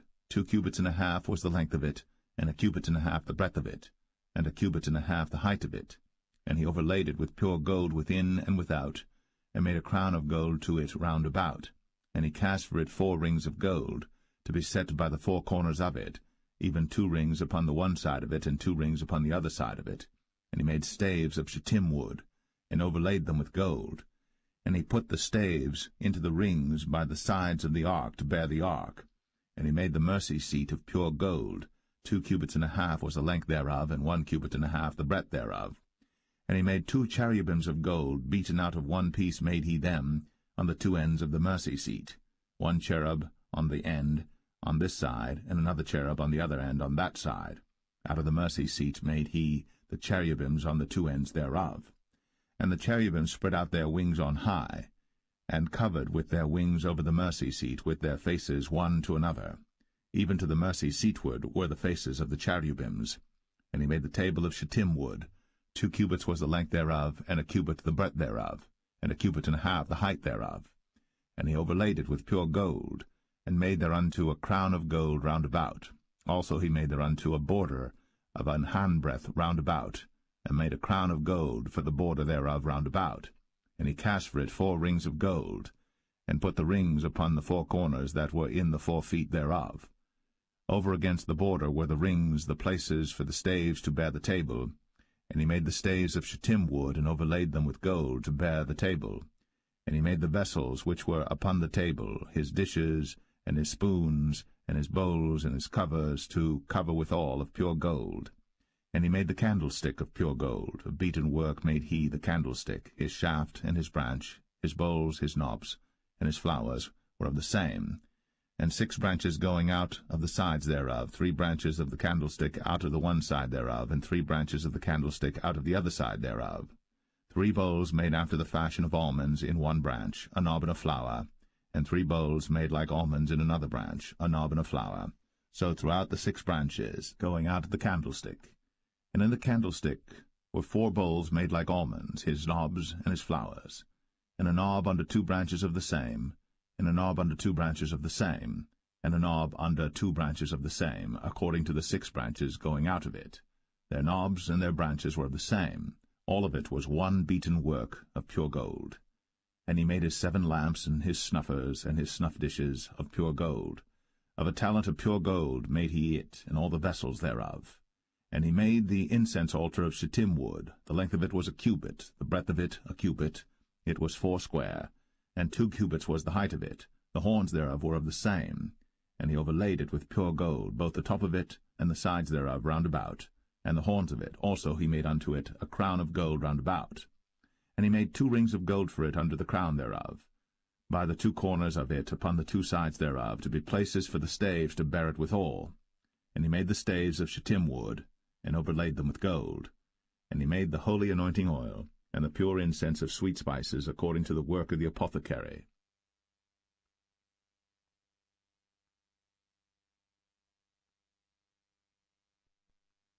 Exodus 38. And he made the altar of burnt offering of shittim wood. 5 cubits was the length thereof, and 5 cubits the breadth thereof. It was 4 square, and 3 cubits the height thereof. And he made the horns thereof on the 4 corners of it. The horns thereof were of the same, and he overlaid it with brass. And he made all the vessels of the altar, the pots and the shovels and the basins and the flesh hooks and the firepans, all the vessels thereof made he of brass. And he made for the altar a brazen grate of network under the compass thereof, beneath unto the midst of it.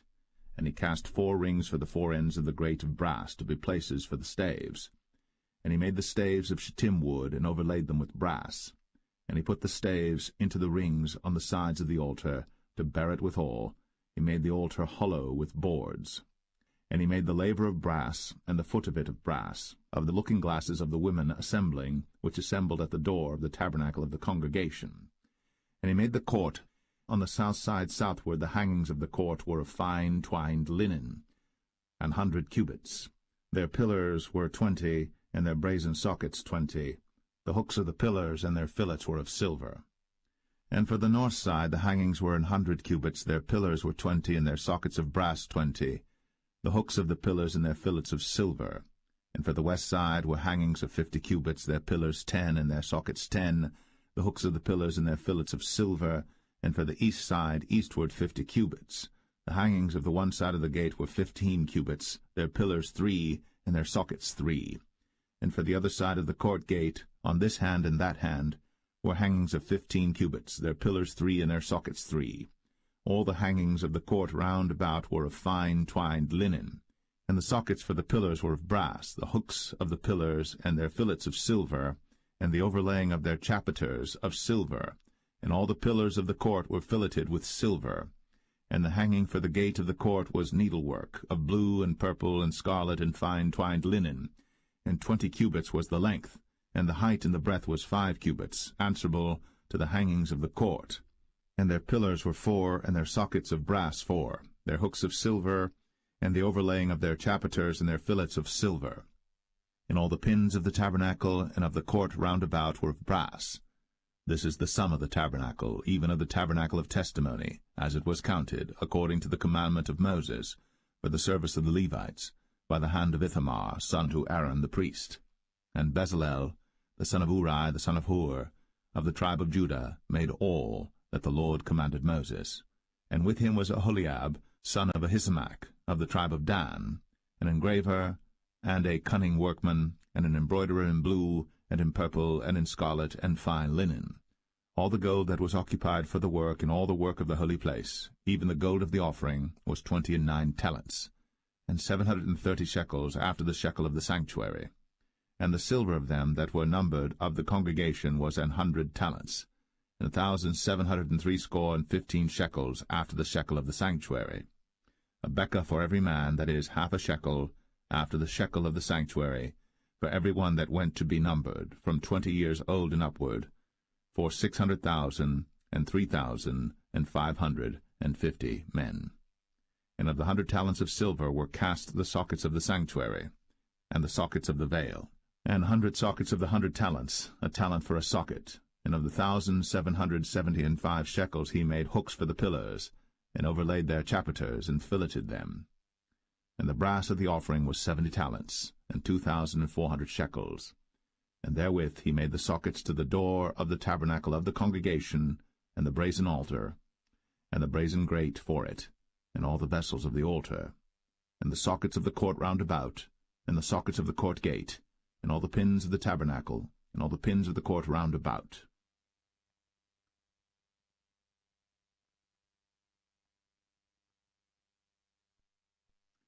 Exodus 39.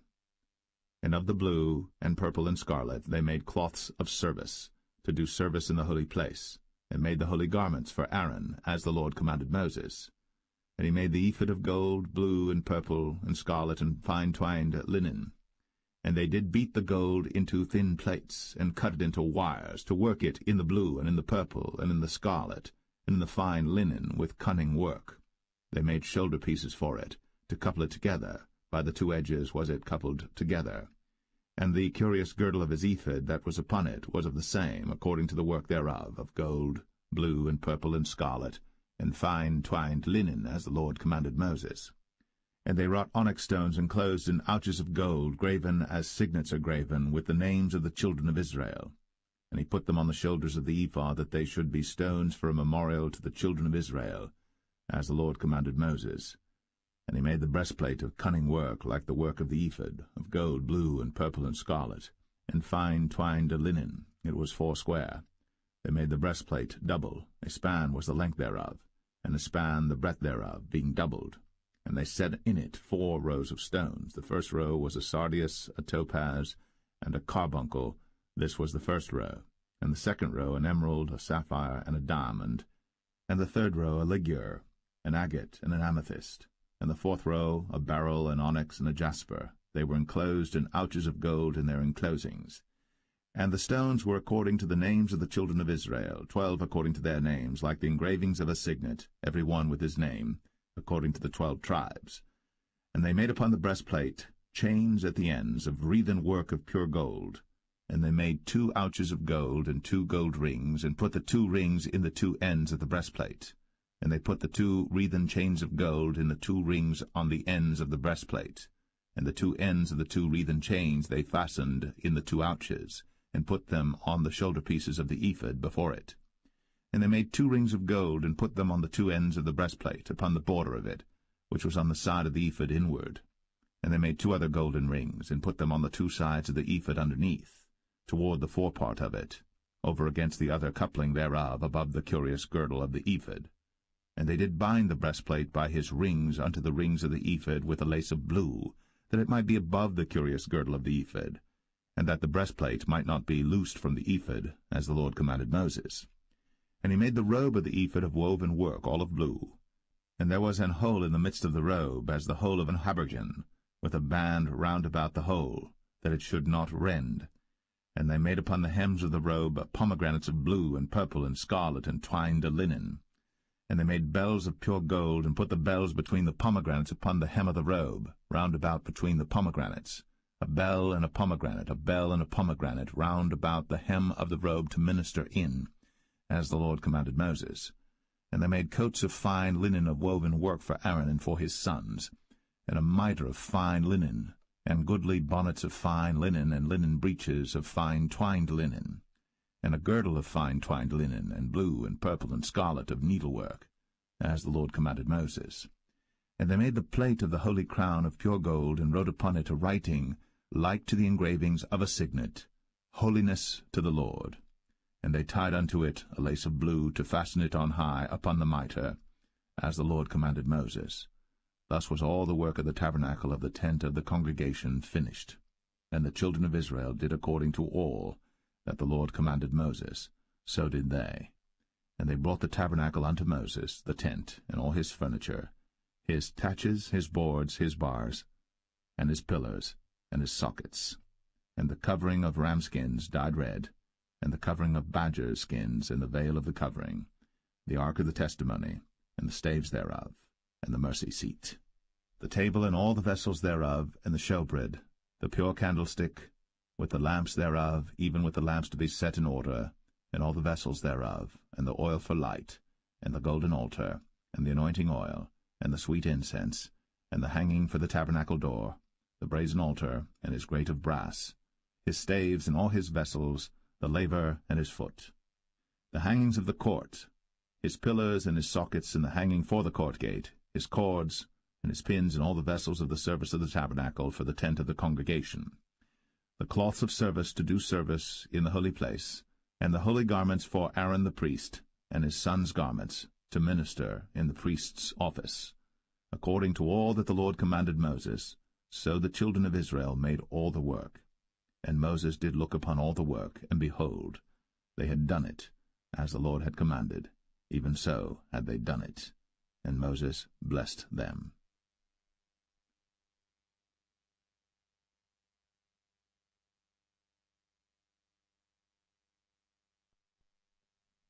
Exodus 40. And the Lord spake unto Moses, saying, On the 1st day of the 1st month shalt thou set up the tabernacle of the tent of the congregation, and thou shalt put therein the ark of the testimony, and cover the ark with the veil. And thou shalt bring in the table, and set in order the things that are to be set in order upon it. And thou shalt bring in the candlestick, and light the lamps thereof. And thou shalt set the altar of gold for the incense before the ark of the testimony, and put the hanging of the door to the tabernacle. And thou shalt set the altar of the burnt offering before the door of the tabernacle of the tent of the congregation. And thou shalt set the laver between the tent of the congregation and the altar, and shalt put water therein. And thou shalt set up the court round about, and hang up the hanging at the court gate. And thou shalt take the anointing oil, and anoint the tabernacle, and all that is therein, and shalt hallow it, and all the vessels thereof, and it shall be holy. And thou shalt anoint the altar of the burnt offering, and all his vessels, and sanctify the altar, and it shall be an altar most holy. And thou shalt anoint the laver and his foot, and sanctify it. And thou shalt bring Aaron and his sons unto the door of the tabernacle of the congregation, and wash them with water. And thou shalt put upon Aaron the holy garments, and anoint him, and sanctify him, that he may minister unto me in the priest's office. And thou shalt bring his sons, and clothe them with coats. And thou shalt anoint them, as thou didst anoint their father, that they may minister unto me in the priest's office, for their anointing shall surely be an everlasting priesthood throughout their generations. Thus did Moses. According to all that the Lord commanded him, so did he. And it came to pass in the 1st month, in the 2nd year, on the 1st day of the month, that the tabernacle was reared up. And Moses reared up the tabernacle, and fastened his sockets, and set up the boards thereof, and put in the bars thereof, and reared up his pillars. And he spread abroad the tent over the tabernacle, and put the covering of the tent above upon it, as the Lord commanded Moses. And he took and put the testimony into the ark, and set the staves on the ark, and put the mercy seat above upon the ark. And he brought the ark into the tabernacle, and set up the veil of the covering, and covered the ark of the testimony, as the Lord commanded Moses. And he put the table in the tent of the congregation upon the side of the tabernacle northward without the veil. And he set the bread in order upon it before the Lord, as the Lord had commanded Moses. And he put the candlestick in the tent of the congregation over against the table on the side of the tabernacle southward. And he lighted the lamps before the Lord, as the Lord commanded Moses. And he put the golden altar in the tent of the congregation before the veil. And he burnt sweet incense thereon, as the Lord commanded Moses. And he set up the hanging at the door of the tabernacle. And he put the altar of burnt offering by the door of the tabernacle of the tent of the congregation, and offered upon it the burnt offering and the meat offering, as the Lord commanded Moses. And he set the laver between the tent of the congregation and the altar, and put water there to wash withal. And Moses and Aaron and his sons washed their hands, and their feet thereat, when they went into the tent of the congregation, and when they came near unto the altar, they washed, as the Lord commanded Moses. And he reared up the court round about the tabernacle and the altar, and set up the hanging of the court gate. So Moses finished the work. Then a cloud covered the tent of the congregation, and the glory of the Lord filled the tabernacle. And Moses was not able to enter into the tent of the congregation, because the cloud abode thereon, and the glory of the Lord filled the tabernacle. And when the cloud was taken up from over the tabernacle, the children of Israel went onward in all their journeys. But if the cloud were not taken up, then they journeyed not till the day that it was taken up. For the cloud of the Lord was upon the tabernacle by day, and fire was on it by night, in the sight of all the house of Israel, throughout all their journeys.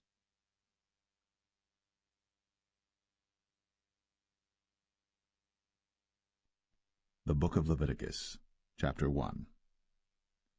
And the Lord called unto Moses, and spake unto him out of the tabernacle of the congregation, saying, Speak unto the children of Israel, and say unto them, If any man of you bring an offering unto the Lord, ye shall bring your offering of the cattle, even of the herd, and of the flock. If his offering be a burnt sacrifice of the herd, let him offer a male without blemish. He shall offer it of his own voluntary will at the door of the tabernacle of the congregation before the Lord. And he shall put his hand upon the head of the burnt offering, and it shall be accepted for him to make atonement for him. And he shall kill the bullock before the Lord, and the priests, Aaron's sons, shall bring the blood, and sprinkle the blood round about upon the altar that is by the door of the tabernacle of the congregation. And he shall flay the burnt offering, and cut it into his pieces. And the sons of Aaron the priests shall put fire upon the altar, and lay the wood in order upon the fire. And the priests, Aaron's sons, shall lay the parts, the head, and the fat, in order upon the wood that is on the fire which is upon the altar. But his inwards and his legs shall he wash in water, and the priests shall burn all on the altar, to be a burnt sacrifice, an offering made by fire, of a sweet savour unto the Lord.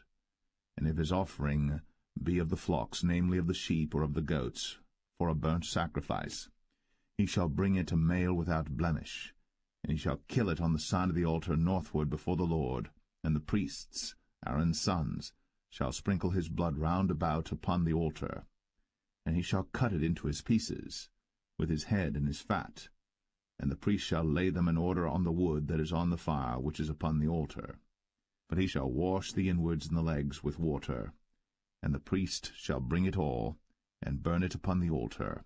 It is a burnt sacrifice, an offering made by fire, of a sweet savour unto the Lord. And if the burnt sacrifice for his offering to the Lord be of fowls, then he shall bring his offering of turtle doves or of young pigeons. And the priest shall bring it unto the altar, and wring off his head, and burn it on the altar, and the blood thereof shall be wrung out at the side of the altar. And he shall pluck away his crop with his feathers, and cast it beside the altar on the east part, by the place of the ashes. And he shall cleave it with the wings thereof, but shall not divide it asunder. And the priest shall burn it upon the altar, upon the wood that is upon the fire.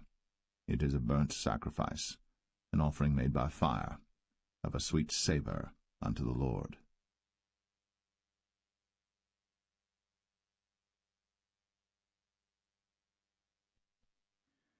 Leviticus 2. And when any will offer a meat offering unto the Lord, his offering shall be of fine flour. And he shall pour oil upon it, and put frankincense thereon. And he shall bring it to Aaron's sons the priests. And he shall take thereout his handful of the flour thereof, and of the oil thereof, with all the frankincense thereof. And the priests shall burn the memorial of it upon the altar, to be an offering made by fire, of a sweet savour unto the Lord.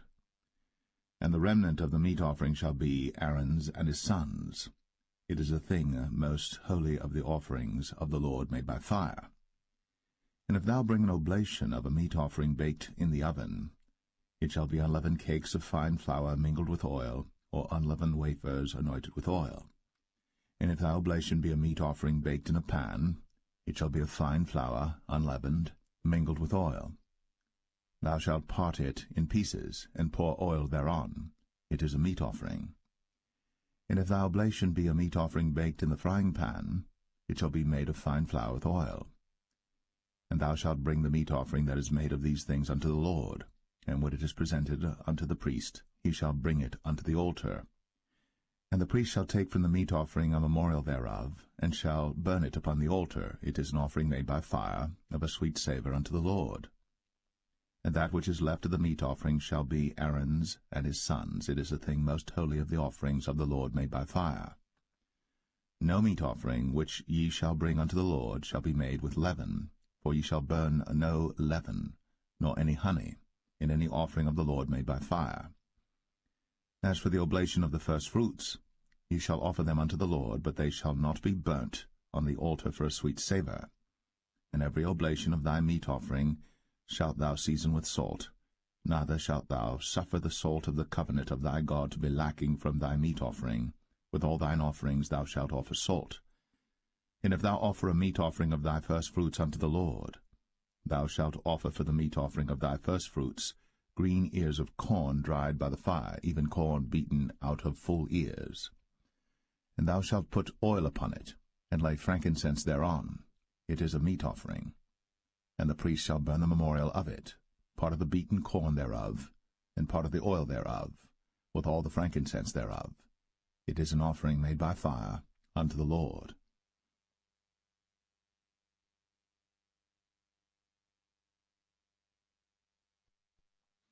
Leviticus 3.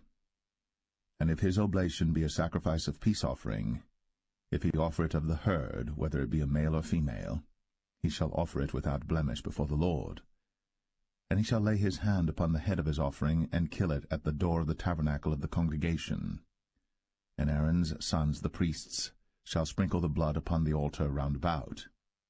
And he shall offer of the sacrifice of the peace offering an offering made by fire unto the Lord, the fat that covereth the inwards, and all the fat that is upon the inwards, and the 2 kidneys, and the fat that is on them, which is by the flanks, and the caul above the liver, with the kidneys, it shall he take away. And Aaron's sons shall burn it on the altar upon the burnt sacrifice which is upon the wood that is on the fire. It is an offering made by fire, of a sweet savour unto the Lord. And if his offering for a sacrifice of peace offering unto the Lord be of the flock, male or female, he shall offer it without blemish. If he offer a lamb for his offering, then shall he offer it before the Lord. And he shall lay his hand upon the head of his offering, and kill it before the tabernacle of the congregation. And Aaron's sons shall sprinkle the blood thereof round about upon the altar. And he shall offer of the sacrifice of the peace offering an offering made by fire unto the Lord, the fat thereof, and the whole rump, it shall he take off hard by the backbone, and the fat that covereth the inwards, and all the fat that is upon the inwards, and the 2 kidneys, and the fat that is upon them, which is by the flanks, and the caul above the liver, with the kidneys, it shall he take away. And the priest shall burn it upon the altar. It is the food of the offering made by fire unto the Lord. And if his offering be a goat, then he shall offer it before the Lord. And he shall lay his hand upon the head of it, and kill it before the tabernacle of the congregation. And the sons of Aaron shall sprinkle the blood thereof upon the altar round about.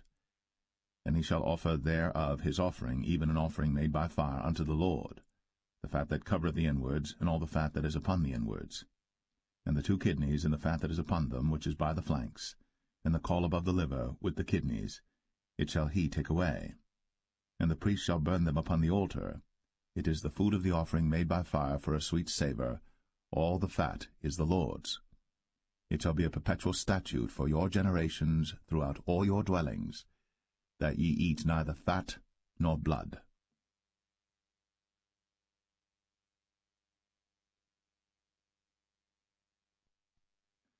Leviticus 4.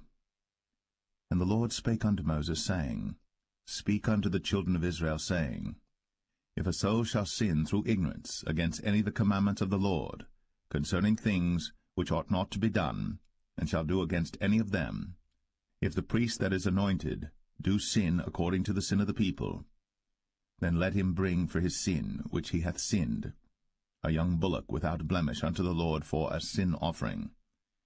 And he shall bring the bullock unto the door of the tabernacle of the congregation before the Lord, and shall lay his hand upon the bullock's head, and kill the bullock before the Lord. And the priest that is anointed shall take of the bullock's blood, and bring it to the tabernacle of the congregation. And the priest shall dip his finger in the blood, and sprinkle of the blood 7 times before the Lord, before the veil of the sanctuary. And the priest shall put some of the blood upon the horns of the altar of sweet incense before the Lord, which is in the tabernacle of the congregation, and shall pour all the blood of the bullock at the bottom of the altar of the burnt offering, which is at the door of the tabernacle of the congregation.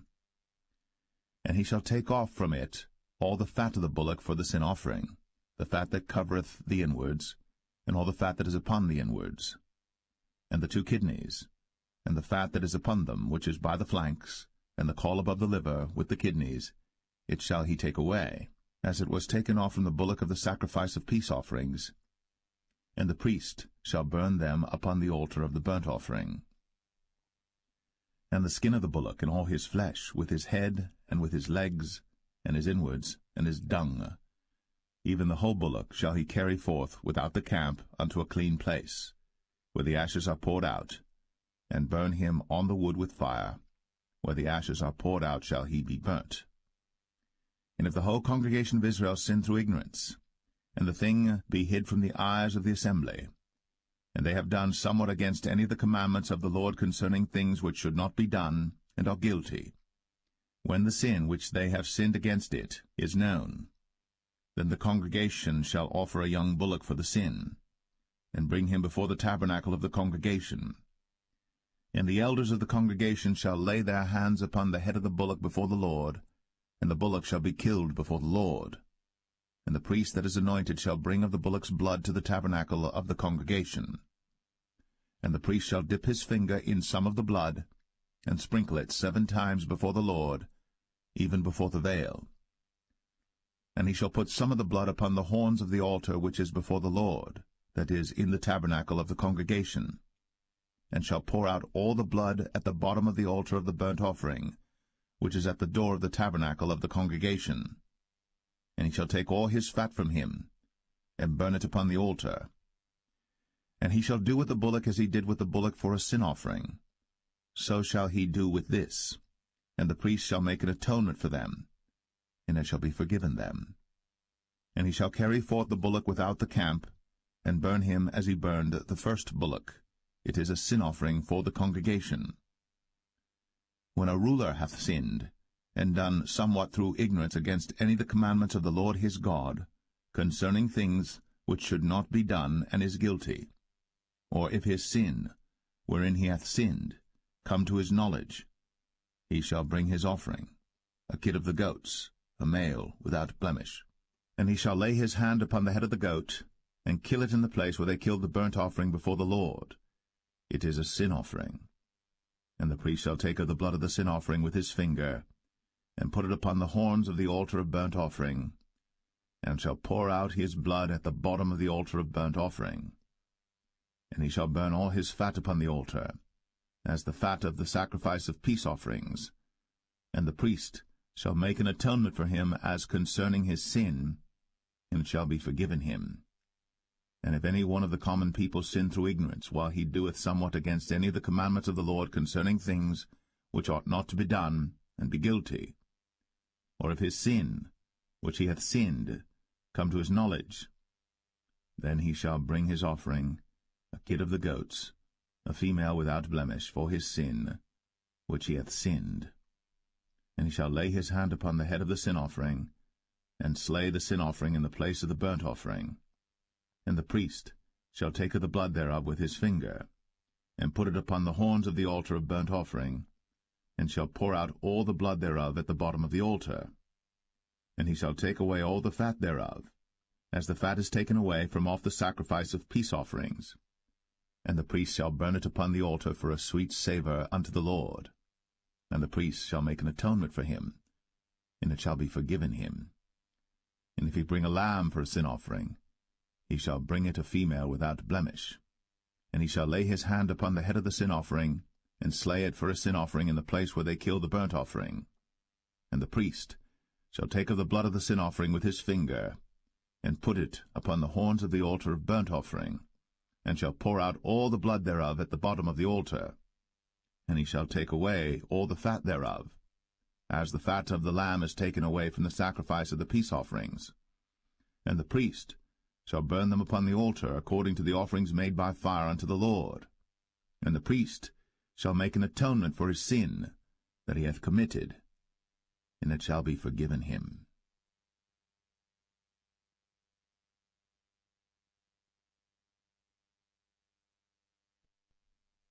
Leviticus 5.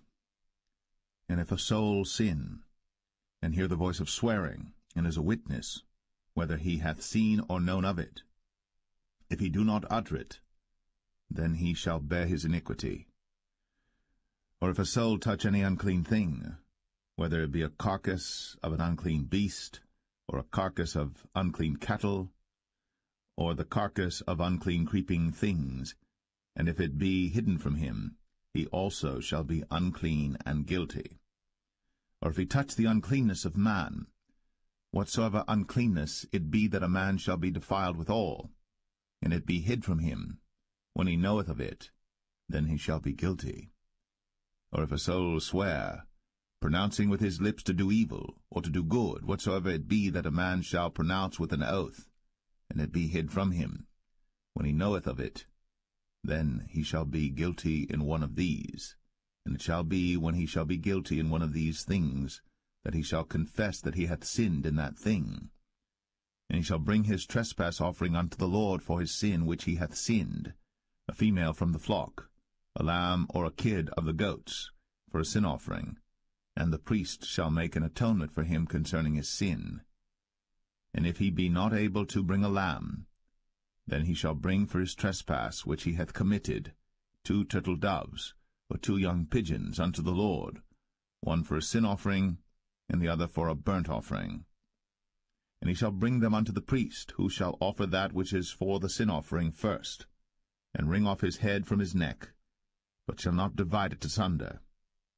And he shall sprinkle of the blood of the sin offering upon the side of the altar, and the rest of the blood shall be wrung out at the bottom of the altar. It is a sin offering. And he shall offer the second for a burnt offering according to the manner, and the priest shall make an atonement for him for his sin which he hath sinned. and it shall be forgiven him. But if he be not able to bring 2 turtle doves or 2 young pigeons, then he that sinned shall bring for his offering the 10th part of an ephah of fine flour for a sin offering.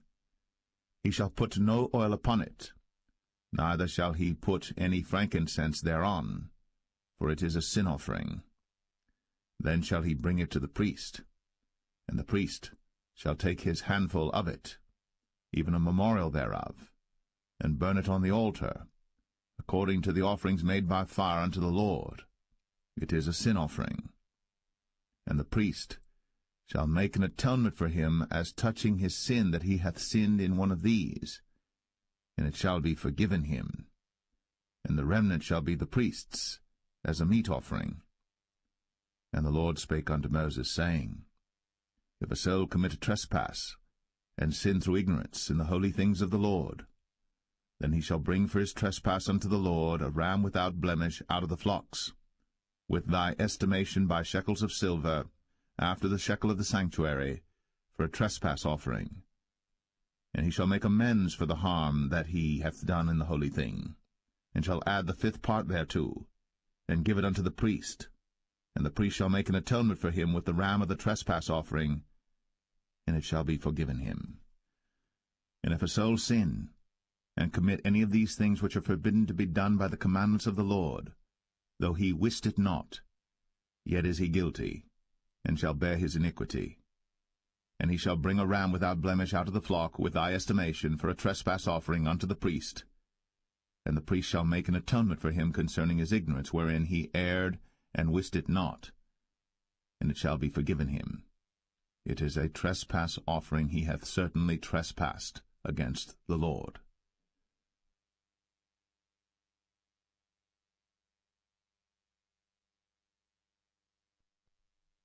Leviticus 6. And the Lord spake unto Moses, saying, If a soul sin, and commit a trespass against the Lord, and lie unto his neighbor in that which was delivered him to keep, for in fellowship or in a thing taken away by violence, or hath deceived his neighbor, or have found that which was lost, and lieth concerning it, and sweareth falsely, in any of all these that a man doeth, sinning therein, then it shall be, because he hath sinned, and is guilty, that he shall restore that which he took violently away, or the thing which he hath deceitfully gotten, or that which was delivered him to keep, or the lost thing which he found, or all that about which he hath sworn falsely. He shall even restore it in the principal, and shall add the 5th part more thereto, and give it unto him to whom it appertaineth in the day of his trespass offering.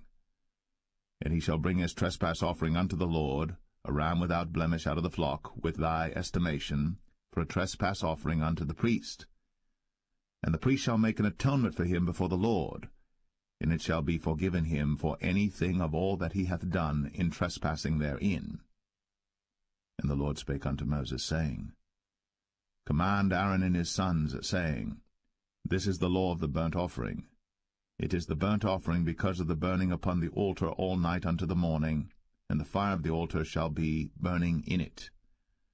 And the priest shall put on his linen garment, and his linen breeches shall he put upon his flesh, and take up the ashes which the fire hath consumed with the burnt offering on the altar.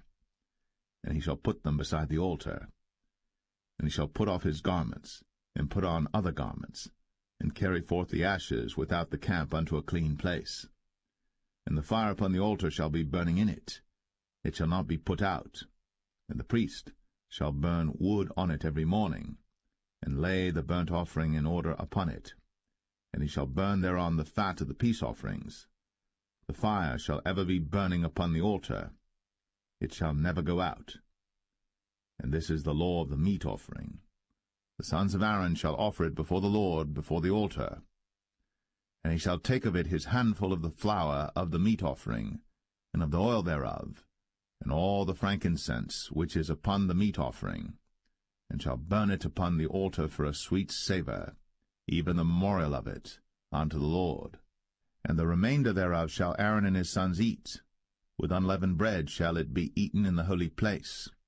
In the court of the tabernacle of the congregation they shall eat it. It shall not be baked with leaven. I have given it unto them for their portion of my offerings made by fire, It is most holy, as is the sin offering, and as the trespass offering. All the males among the children of Aaron shall eat of it. It shall be a statute for ever in your generations concerning the offerings of the Lord made by fire. Every one that toucheth them shall be holy. And the Lord spake unto Moses, saying, This is the offering of Aaron and of his sons, which they shall offer unto the Lord in the day when he is anointed. The 10th part of an ephah of fine flour for a meat offering perpetual, half of it in the morning, and half thereof at night. In a pan it shall be made with oil, and when it is baked, thou shalt bring it in. And the baked pieces of the meat offering shalt thou offer for a sweet savour unto the Lord. And the priest of his sons that is anointed in his stead shall offer it. It is a statute for ever unto the Lord, it shall be wholly burnt. For every meat offering for the priest shall be wholly burnt, it shall not be eaten. And the Lord spake unto Moses, saying, Speak unto Aaron and to his sons, saying, This is the law of the sin offering. In the place where the burnt offering is killed shall the sin offering be killed before the Lord. It is most holy. The priest that offereth it for sin shall eat it. In the holy place shall it be eaten, in the court of the tabernacle of the congregation. Whatsoever shall touch the flesh thereof shall be holy. And when there is sprinkled of the blood thereof upon any garment, thou shalt wash that whereon it was sprinkled in the holy place. But the earthen vessel wherein it is sodden shall be broken, and if it be sodden in a brazen pot, it shall be both scoured and rinsed in water. All the males among the priests shall eat thereof. It is most holy. And no sin offering whereof any of the blood is brought into the tabernacle of the congregation to reconcile with all in the holy place shall be eaten. It shall be burnt in the fire.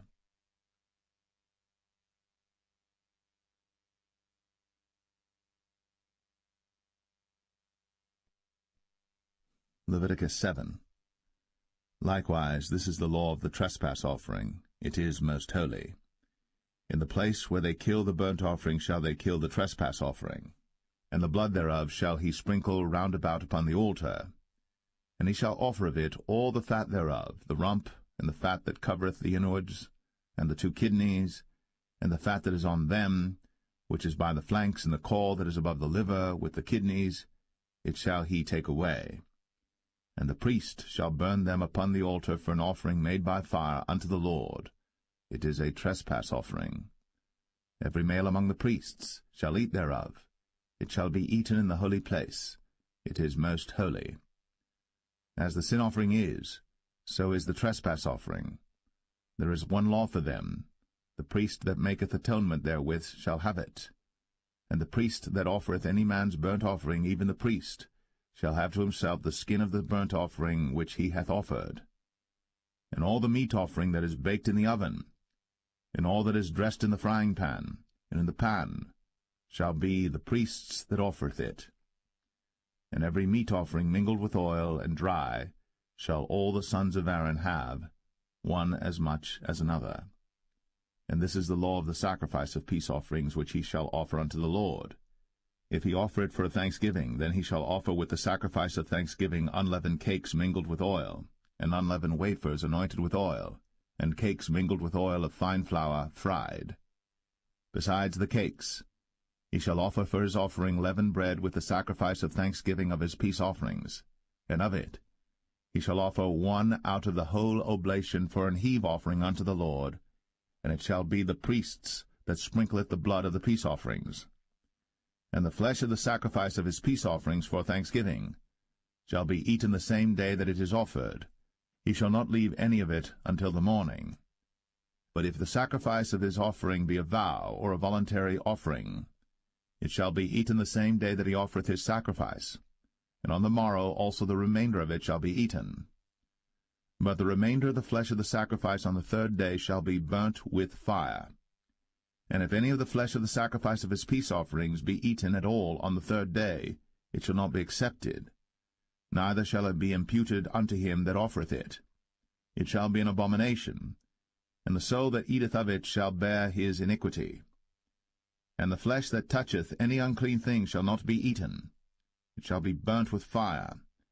And as for the flesh, all that be clean shall eat thereof. But the soul that eateth of the flesh of the sacrifice of peace offerings that pertain unto the Lord, having his uncleanness upon him, even that soul shall be cut off from his people.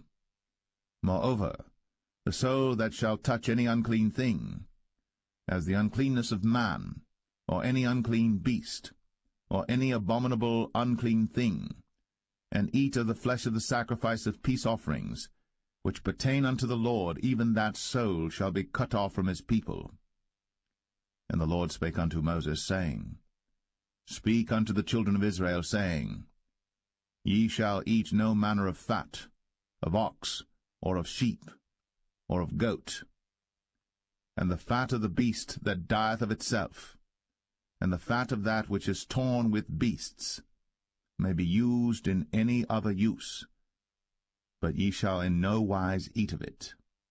For whosoever eateth the fat of the beast, of which men offer an offering made by fire unto the Lord, even the soul that eateth it shall be cut off from his people. Moreover, ye shall eat no manner of blood, whether it be of fowl or of beast, in any of your dwellings. Whatsoever soul it be that eateth any manner of blood, even that soul shall be cut off from his people. And the Lord spake unto Moses, saying, Speak unto the children of Israel, saying, He that offereth the sacrifice of his peace offerings unto the Lord shall bring his oblation unto the Lord the sacrifice of his peace offerings. His own hands shall bring the offerings of the Lord made by fire, the fat with the breast. It shall he bring, that the breast may be waved for a wave offering before the Lord. And the priest shall burn the fat upon the altar, but the breast shall be Aaron's and his sons'. And the right shoulder shall ye give unto the priest for an heave offering of the sacrifices of your peace offerings. He among the sons of Aaron, that offereth the blood of the peace offerings, and the fat, shall have the right shoulder for his part. For the wave breast and the heave shoulder have I taken of the children of Israel, from off the sacrifices of their peace offerings, and have given them unto Aaron the priest, and unto his sons by a statute for ever from among the children of Israel. This is the portion of the anointing of Aaron, and of the anointing of his sons, out of the offerings of the Lord made by fire, in the day when he presented them to minister unto the Lord in the priest's office, which the Lord commanded to be given them of the children of Israel, in the day that he anointed them, by a statute for ever throughout their generations. This is the law of the burnt offering, of the meat offering, and of the sin offering, and of the trespass offering, and of the consecrations, and of the sacrifice of the peace offerings, which the Lord commanded Moses in Mount Sinai, in the day that he commanded the children of Israel to offer their oblations unto the Lord in the wilderness of Sinai.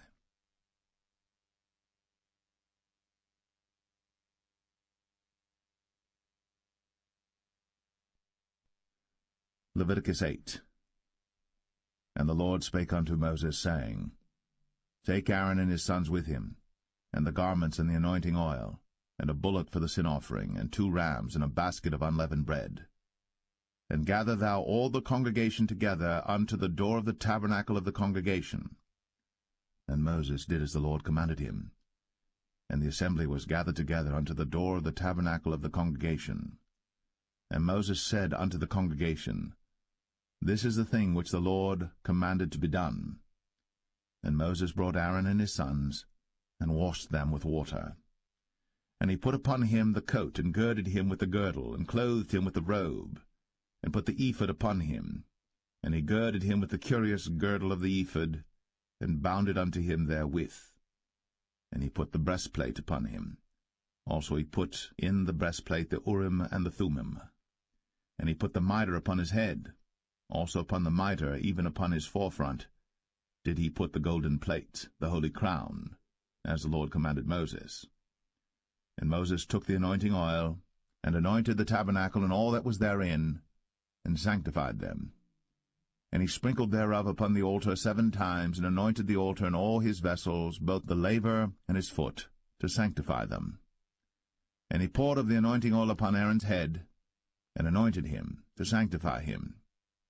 And Moses brought Aaron's sons, and put coats upon them, and girded them with girdles, and put bonnets upon them, as the Lord commanded Moses. And he brought the bullock for the sin offering, and Aaron and his sons laid their hands upon the head of the bullock for the sin offering, and he slew it. And Moses took the blood, and put it upon the horns of the altar round about with his finger, and purified the altar, and poured the blood at the bottom of the altar, and sanctified it, to make reconciliation upon it. And he took all the fat that was upon the inwards, and the caul above the liver, and the 2 kidneys, and their fat, and Moses burned it upon the altar. But the bullock and his hide, his flesh and his dung, he burnt with fire without the camp, as the Lord commanded Moses. And he brought the ram for the burnt offering, and Aaron and his sons laid their hands upon the head of the ram, and he killed it. And Moses sprinkled the blood upon the altar round about, and he cut the ram into pieces. And Moses burnt the head, and the pieces, and the fat, and he washed the inwards and the legs in water. And Moses burnt the whole ram upon the altar. It was a burnt sacrifice for a sweet savour, and an offering made by fire unto the Lord, as the Lord commanded Moses. And he brought the other ram, the ram of consecration. And Aaron and his sons laid their hands upon the head of the ram, and he slew it. And Moses took of the blood of it, and put it upon the tip of Aaron's right ear, and upon the thumb of his right hand, and upon the great toe of his right foot. And he brought Aaron's sons, and Moses put of the blood upon the tip of their right ear, and upon the thumbs of their right hands, and upon the great toes of their right feet. And Moses sprinkled the blood upon the altar round about.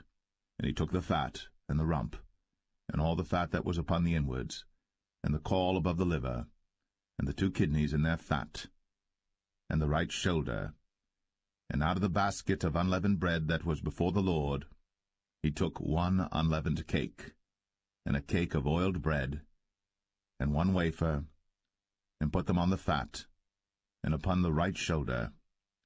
And he put all upon Aaron's hands, and upon his sons' hands, and waved them for a wave offering before the Lord. And Moses took them from off their hands, and burnt them on the altar upon the burnt offering. They were consecrations for a sweet savour. It is an offering made by fire unto the Lord. And Moses took the breast, and waved it for a wave offering before the Lord. For of the ram of consecration it was Moses' part, as the Lord commanded Moses. And Moses took of the anointing oil, and of the blood which was upon the altar, and sprinkled it upon Aaron, and upon his garments, and upon his sons, and upon his sons' garments with him, and sanctified Aaron, and his garments, and his sons' garments with him. And Moses said unto Aaron and to his sons, Boil the flesh at the door of the tabernacle of the congregation, and there eat it with the bread that is in the basket of consecrations, as I commanded, saying, Aaron and his sons shall eat it. And that which remaineth of the flesh and of the bread shall ye burn with fire. And ye shall not go out of the door of the tabernacle of the congregation in 7 days, until the days of your consecration be at an end. For 7 days shall he consecrate you, as he hath done this day, so the Lord hath commanded to do, to make an atonement for you. Therefore shall ye abide at the door of the tabernacle of the congregation day and night, 7 days, and keep the charge of the Lord, that ye die not, for so I am commanded. So Aaron and his sons did all things which the Lord commanded by the hand of Moses.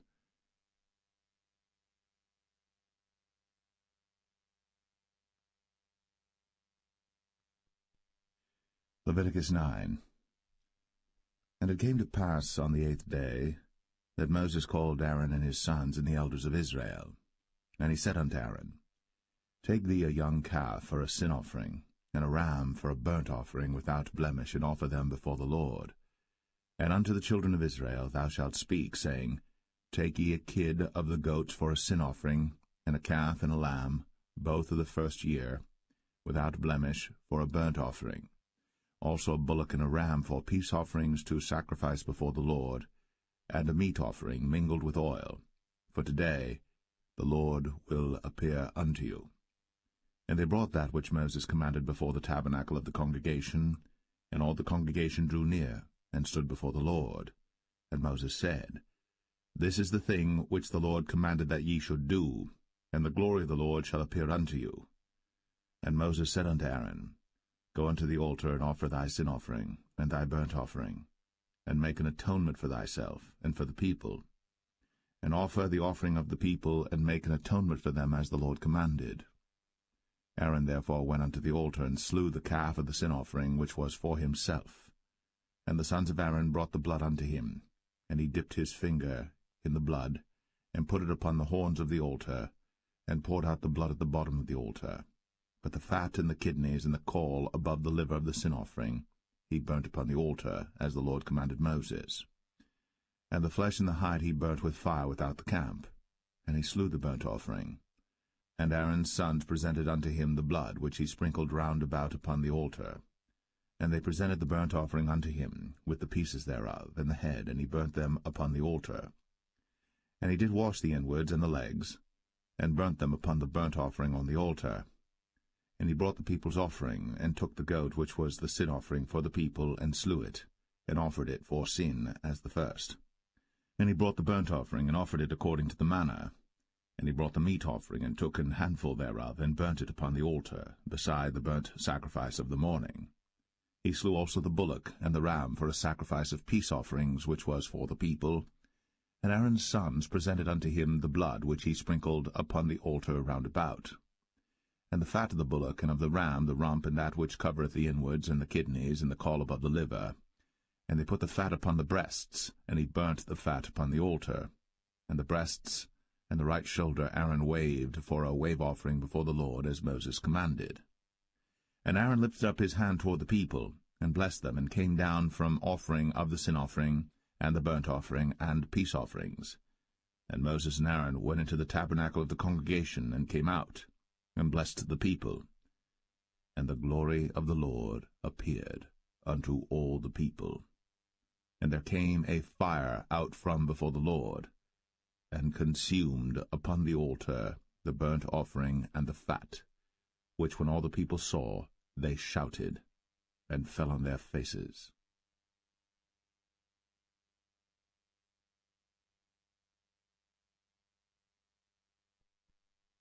Leviticus 10. And Nadab and Abihu, the sons of Aaron, took either of them his censer, and put fire therein, and put incense thereon, and offered strange fire before the Lord, which he commanded them not. And there went out fire from the Lord, and devoured them, and they died before the Lord. Then Moses said unto Aaron, This is it that the Lord spake, saying, I will be sanctified in them that come nigh me, and before all the people I will be glorified. And Aaron held his peace. And Moses called Mishael and Elzaphan, the sons of Uzziel, the uncle of Aaron, and said unto them, Come near, carry your brethren from before the sanctuary out of the camp. So they went near, and carried them in their coats out of the camp, as Moses had said. And Moses said unto Aaron, and unto Eleazar, and unto Ithamar his sons, Uncover not your heads, neither rend your clothes, lest ye die, and lest wrath come upon all the people. But let your brethren, the whole house of Israel, bewail the burning which the Lord hath kindled. And ye shall not go out from the door of the tabernacle of the congregation, lest ye die, for the anointing oil of the Lord is upon you. And they did according to the word of Moses. And the Lord spake unto Aaron, saying, Do not drink wine nor strong drink, thou nor thy sons with thee, when ye go into the tabernacle of the congregation, lest ye die. It shall be a statute for ever throughout your generations. And that ye may put difference between holy and unholy, and between unclean and clean, and that ye may teach the children of Israel all the statutes which the Lord hath spoken unto them by the hand of Moses. And Moses spake unto Aaron, and unto Eleazar, and unto Ithamar, his sons that were left, Take the meat offering that remaineth of the offerings of the Lord made by fire, and eat it without leaven beside the altar, for it is most holy. And ye shall eat it in the holy place, because it is thy due, and thy son's due, of the sacrifices of the Lord made by fire, for so I am commanded. And the wave breast, And heave shoulder shall ye eat in a clean place, thou and thy sons, and thy daughters with thee.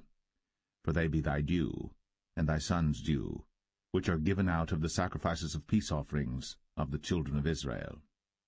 The heave shoulder and the wave breast shall they bring with the offerings made by fire of the fat, to wave it for a wave offering before the Lord, and it shall be thine, and thy sons with thee, by a statute for ever, as the Lord hath commanded.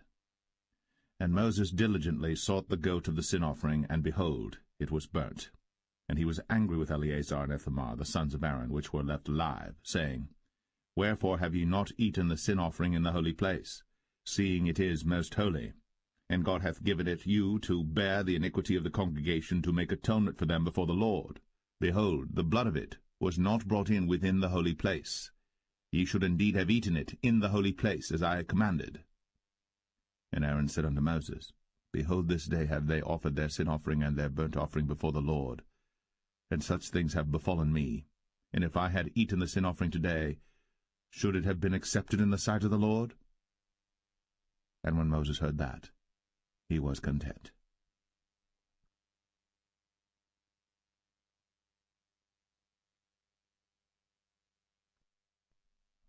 Leviticus 11.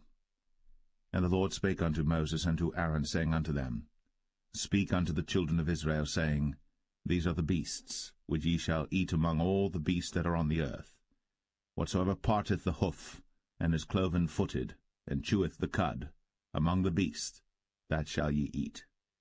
Nevertheless, these shall ye not eat of them that chew the cud, or of them that divide the hoof, as the camel, because he cheweth the cud, but divided not the hoof, he is unclean unto you. And the coney, because he cheweth the cud, but divideth not the hoof, he is unclean unto you. And the hare, because he cheweth the cud, but divideth not the hoof, he is unclean unto you. And the swine, though he divide the hoof, and be cloven-footed, yet he cheweth not the cud, he is unclean to you. Of their flesh shall ye not eat, and their carcass shall ye not touch, they are unclean to you. These shall ye eat of all that are in the waters. Whatsoever hath fins and scales in the waters, in the seas, and in the rivers, them shall ye eat. And all that have not fins and scales in the seas, and in the rivers, of all that move in the waters, and of any living thing which is in the waters, they shall be an abomination unto you. They shall be even an abomination unto you. Ye shall not eat of their flesh, but ye shall have their carcasses in abomination. Whatsoever hath no fins nor scales in the waters, that shall be an abomination unto you. And these are they which ye shall have in abomination among the fowls. They shall not be eaten. They are an abomination, the eagle, and the ossifrage, and the osprey, and the vulture, and the kite after his kind, every raven after his kind, and the owl, and the nighthawk, and the cuckoo, and the hawk after his kind, and the little owl, and the cormorant, and the great owl, and the swan, and the pelican, and the gyre eagle, and the stork, the heron after her kind, and the lapwing, and the bat.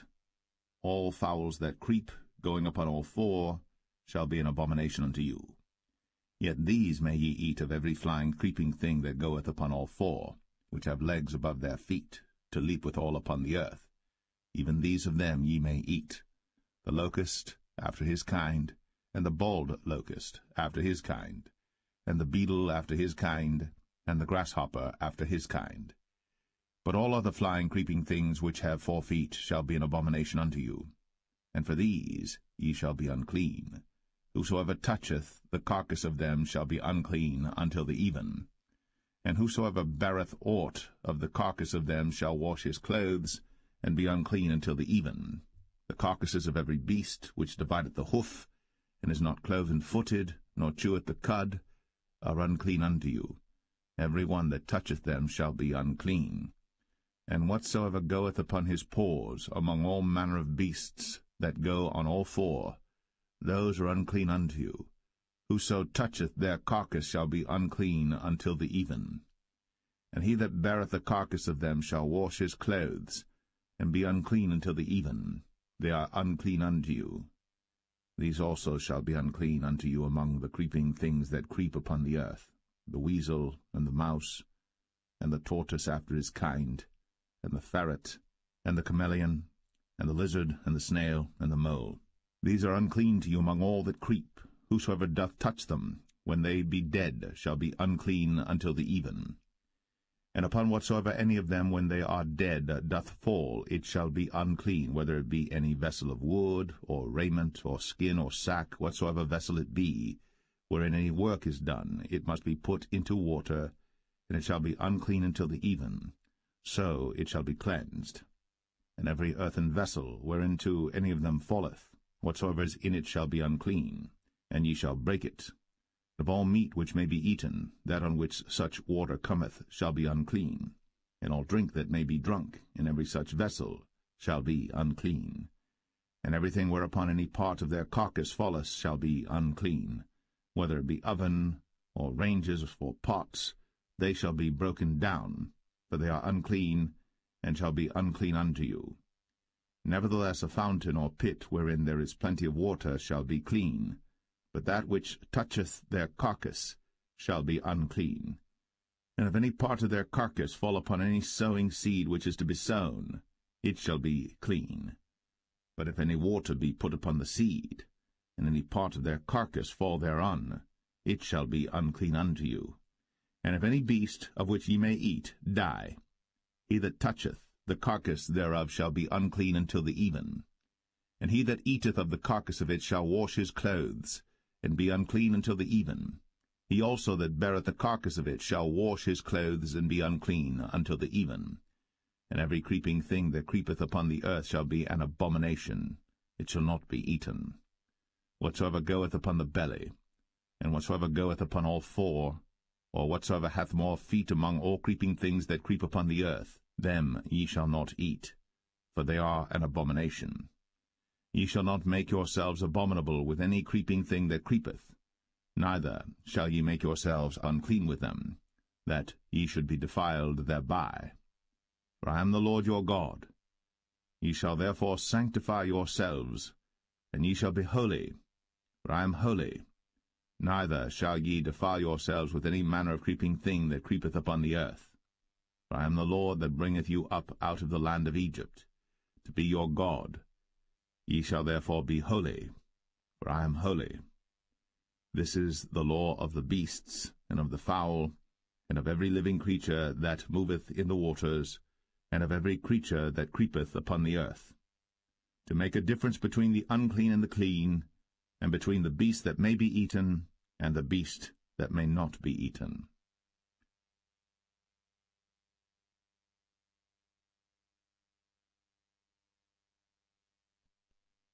Leviticus 12.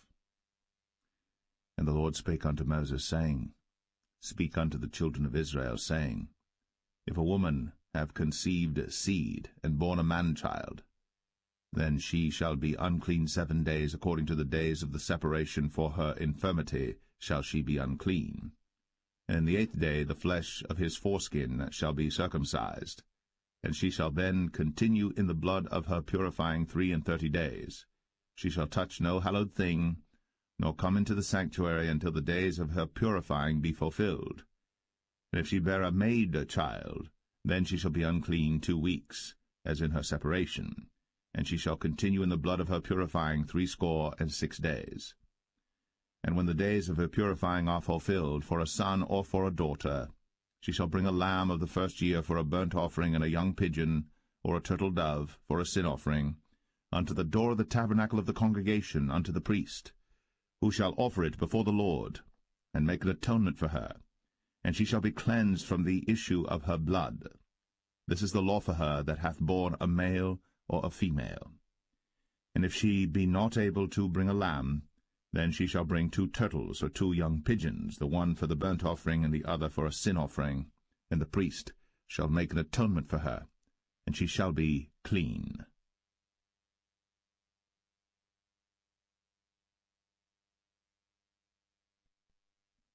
Leviticus 13.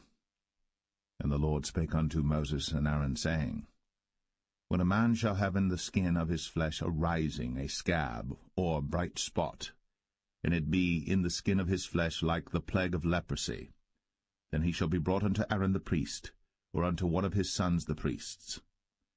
And the priest shall look on the plague in the skin of the flesh.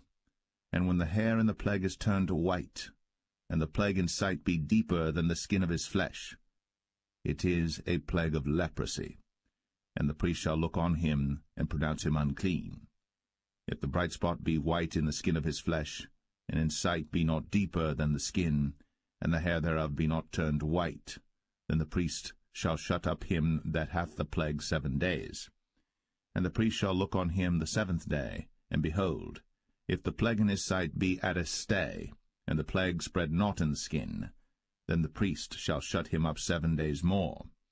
And the priest shall look on him again the 7th day, and behold, if the plague be somewhat dark, and the plague spread not in the skin, the priest shall pronounce him clean. It is but a scab, and he shall wash his clothes, and be clean. But if the scab spread much abroad in the skin, after that he hath been seen of the priest for his cleansing, he shall be seen of the priest again. And if the priest see that, behold, the scab spreadeth in the skin, then the priest shall pronounce him unclean. It is a leprosy. When the plague of leprosy is in a man, then he shall be brought unto the priest. And the priest shall see him, and behold, if the rising be white in the skin, and it have turned the hair white, and there be quick raw flesh in the rising, it is an old leprosy in the skin of his flesh. And the priest shall pronounce him unclean, and shall not shut him up, for he is unclean.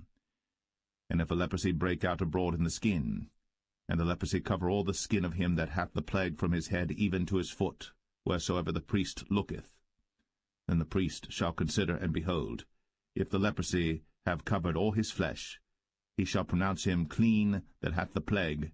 It is all turned white, he is clean. But when raw flesh appeareth in him, he shall be unclean. And the priest shall see the raw flesh, and pronounce him to be unclean. For the raw flesh is unclean, it is a leprosy. Or if the raw flesh turn again, and be changed unto white, he shall come unto the priest. And the priest shall see him, and behold, if the plague be turned into white, then the priest shall pronounce him clean that hath the plague. He is clean. The flesh also, in which even in the skin thereof was a boil, and is healed, and in the place of the boil there be a white rising, or a bright spot, white and somewhat reddish, and it be shown to the priest. And if, when the priest seeth it, behold, it be in sight lower than the skin, and the hair thereof be turned white, the priest shall pronounce him unclean. It is a plague of leprosy broken out of the boil. But if the priest look on it, and behold, there be no white hairs therein, and if it be not lower than the skin, but be somewhat dark, then the priest shall shut him up 7 days. And if it spread much abroad in the skin, then the priest shall pronounce him unclean. It is a plague. But if the bright spot stay in his place, and spread not, it is a burning boil, and the priest shall pronounce him clean. Or if there be any flesh in the skin whereof there is a hot burning, and the quick flesh that burneth have a white bright spot, somewhat reddish or white, then the priest shall look upon it, and behold, if the hair in the bright spot be turned white, and it be in sight deeper than the skin, it is a leprosy broken out of the burning. Wherefore the priest shall pronounce him unclean. It is the plague of leprosy. But if the priest look on it, and behold, there be no white hair in the bright spot, and it be no lower than the other skin, but be somewhat dark, then the priest shall shut him up 7 days. And the priest shall look upon him the 7th day, and if it be spread much abroad in the skin, then the priest shall pronounce him unclean. It is the plague of leprosy. And if the bright spot stay in his place, and spread not in the skin, but it be somewhat dark, it is a rising of the burning, and the priest shall pronounce him clean. For it is an inflammation of the burning. If a man or woman have a plague upon the head or the beard, then the priest shall see the plague, and behold, if it be in sight deeper than the skin, and there be in it a yellow thin hair, then the priest shall pronounce him unclean. It is a dry scall, even a leprosy upon the head or beard. And if the priest look on the plague of the scall, and behold, it be not in sight deeper than the skin, and that there is no black hair in it, Then the priest shall shut up him that hath the plague of the scall 7 days.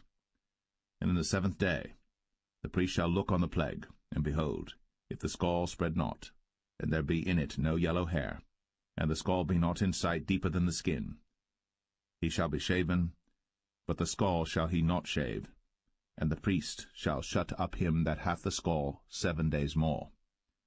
And in the 7th day the priest shall look on the scall, and behold, if the scall be not spread in the skin, nor be in sight deeper than the skin, then the priest shall pronounce him clean, and he shall wash his clothes, and be clean. But if the scall spread much in the skin after his cleansing, then the priest shall look on him, and behold, if the scall be spread in the skin, the priest shall not seek for yellow hair, he is unclean. But if the scall be in his sight at a stay, and that there is black hair grown up therein, the scall is healed, he is clean, and the priest shall pronounce him clean.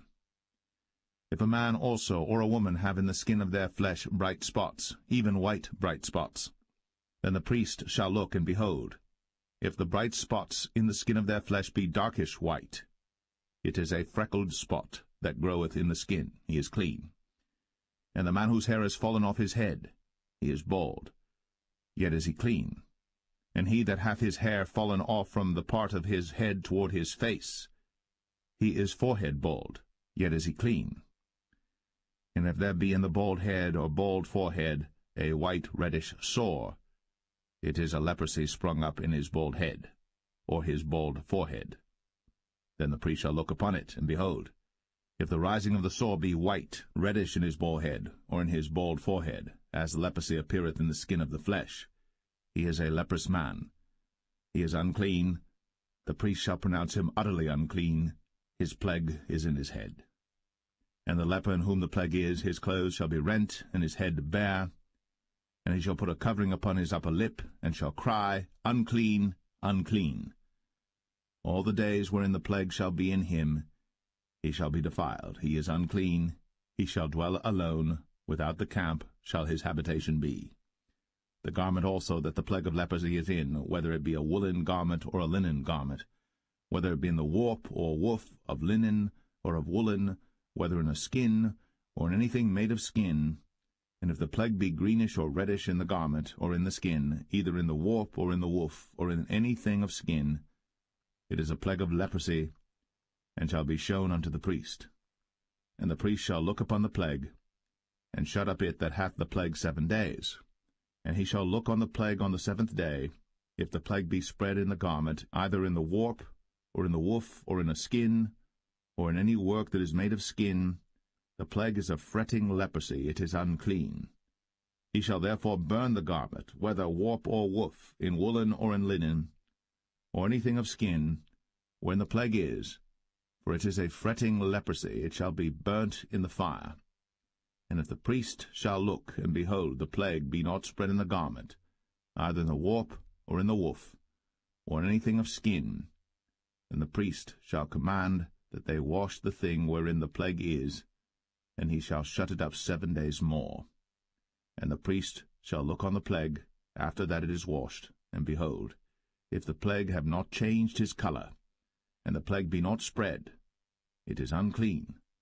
Thou shalt burn it in the fire. It is fret inward, whether it be bare within or without. And if the priest look, and behold, the plague be somewhat dark after the washing of it, then he shall rend it out of the garment, or out of the skin, or out of the warp, or out of the woof. And if it appear still in the garment, either in the warp, or in the woof, or in anything of skin, it is a spreading plague. Thou shalt burn that wherein the plague is, with fire. And the garment, either warp, or woof, or whatsoever thing of skin it be, which thou shalt wash, if the plague be departed from them, then it shall be washed the 2nd time, and shall be clean. This is the law of the plague of leprosy in a garment of woolen or linen, either in the warp or woof, or anything of skins, to pronounce it clean, or to pronounce it unclean.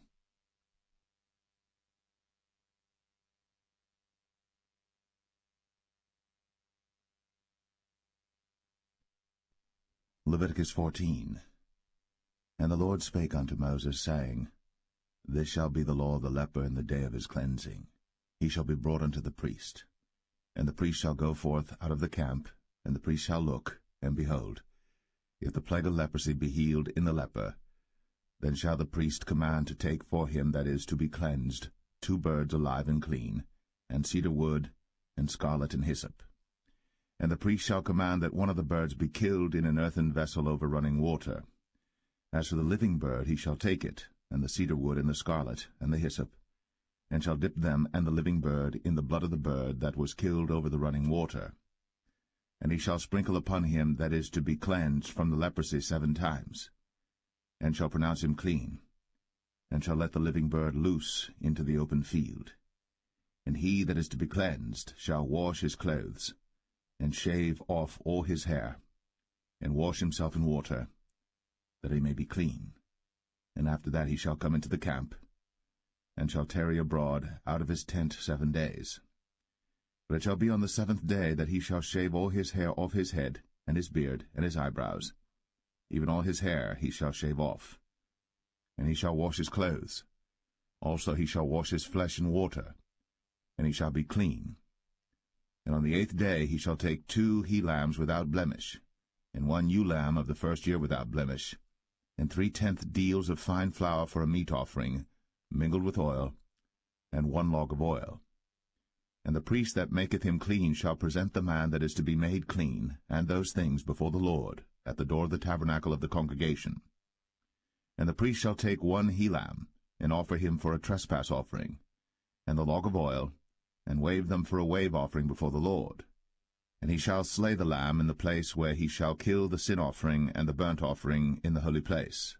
For as the sin offering is the priest's, so is the trespass offering. It is most holy. And the priest shall take some of the blood of the trespass offering, and the priest shall put it upon the tip of the right ear of him that is to be cleansed, and upon the thumb of his right hand, and upon the great toe of his right foot. And the priest shall take some of the log of oil, and pour it into the palm of his own left hand. And the priest shall dip his right finger in the oil that is in his left hand, and shall sprinkle of the oil with his finger 7 times before the Lord. And of the rest of the oil that is in his hand shall the priest put upon the tip of the right ear of him that is to be cleansed, and upon the thumb of his right hand, and upon the great toe of his right foot, upon the blood of the trespass offering. And the remnant of the oil that is in the priest's hand he shall pour upon the head of him that is to be cleansed, and the priest shall make an atonement for him before the Lord. And the priest shall offer the sin offering, and make an atonement for him that is to be cleansed from his uncleanness. And afterward he shall kill the burnt offering. And the priest shall offer the burnt offering and the meat offering upon the altar. And the priest shall make an atonement for him, and he shall be clean. And if he be poor, and cannot get so much, then he shall take 1 lamb for a trespass offering to be waved, to make an atonement for him, and 1/10 deal of fine flour mingled with oil for a meat offering, and a log of oil, and 2 turtle doves, or 2 young pigeons, such as he is able to get, and the one shall be a sin offering, and the other a burnt offering. And he shall bring them on the 8th day for his cleansing unto the priest, unto the door of the tabernacle of the congregation before the Lord. And the priest shall take the lamb of the trespass offering, and the log of oil, and the priest shall wave them for a wave offering before the Lord. And he shall kill the lamb of the trespass offering, and the priest shall take some of the blood of the trespass offering, and put it upon the tip of the right ear of him that is to be cleansed, and upon the thumb of his right hand, and upon the great toe of his right foot. And the priest shall pour of the oil into the palm of his own left hand. And the priest shall sprinkle with his right finger some of the oil that is in his left hand 7 times before the Lord. And the priest shall put of the oil that is in his hand upon the tip of the right ear of him that is to be cleansed, and upon the thumb of his right hand, and upon the great toe of his right foot, upon the place of the blood of the trespass offering. And the rest of the oil that is in the priest's hand he shall put upon the head of him that is to be cleansed, to make an atonement for him before the Lord. And he shall offer the one of the turtle doves, or of the young pigeons, such as he can get, even such as he is able to get, the one for a sin offering, and the other for a burnt offering with the meat offering, And the priest shall make an atonement for him that is to be cleansed before the Lord. This is the law of him in whom is the plague of leprosy, whose hand is not able to get that which pertaineth to his cleansing. And the Lord spake unto Moses and unto Aaron, saying, When ye be come into the land of Canaan, which I give to you for a possession, and I put the plague of leprosy in a house of the land of your possession, and he that owneth the house shall come and tell the priest, saying, It seemeth to me there is as it were a plague in the house. Then the priest shall command that they empty the house before the priest go into it to see the plague, that all that is in the house be not made unclean. And afterward the priest shall go in to see the house. And he shall look on the plague, and behold, if the plague be in the walls of the house with hollow strakes, greenish or reddish, which in sight are lower than the wall, then the priest shall go out of the house to the door of the house, and shut up the house 7 days. And the priest shall come again the 7th day, and shall look, and behold, if the plague be spread in the walls of the house, then the priest shall command that they take away the stones in which the plague is, and they shall cast them into an unclean place without the city. And he shall cause the house to be scraped within round about, and they shall pour out the dust that they scrape off without the city into an unclean place. And they shall take other stones, and put them in the place of those stones. And he shall take other mortar, and shall plaster the house. And if the plague come again, and break out in the house, after that he hath taken away the stones, and after he hath scraped the house, and after it is plastered, then the priest shall come and look. And behold, if the plague be spread in the house, it is a fretting leprosy in the house, it is unclean. And he shall break down the house, the stones of it, and the timber thereof, and all the mortar of the house, and he shall carry them forth out of the city into an unclean place. Moreover, he that goeth into the house all the while that it is shut up shall be unclean until the even. And he that lieth in the house shall wash his clothes, and he that eateth in the house shall wash his clothes.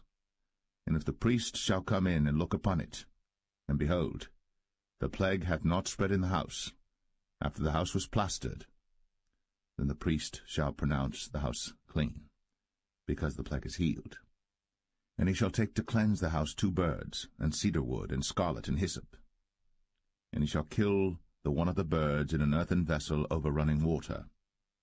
And he shall take the cedar wood, and the hyssop, and the scarlet, and the living bird, and dip them in the blood of the slain bird, and in the running water, and sprinkle the house 7 times. And he shall cleanse the house with the blood of the bird, and with the running water, and with the living bird, and with the cedar wood, and with the hyssop, and with the scarlet. But he shall let go the living bird out of the city into the open fields, and make an atonement for the house, and it shall be clean.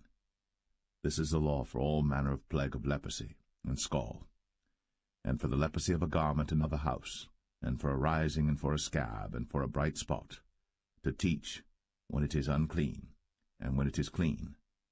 This is the law of leprosy.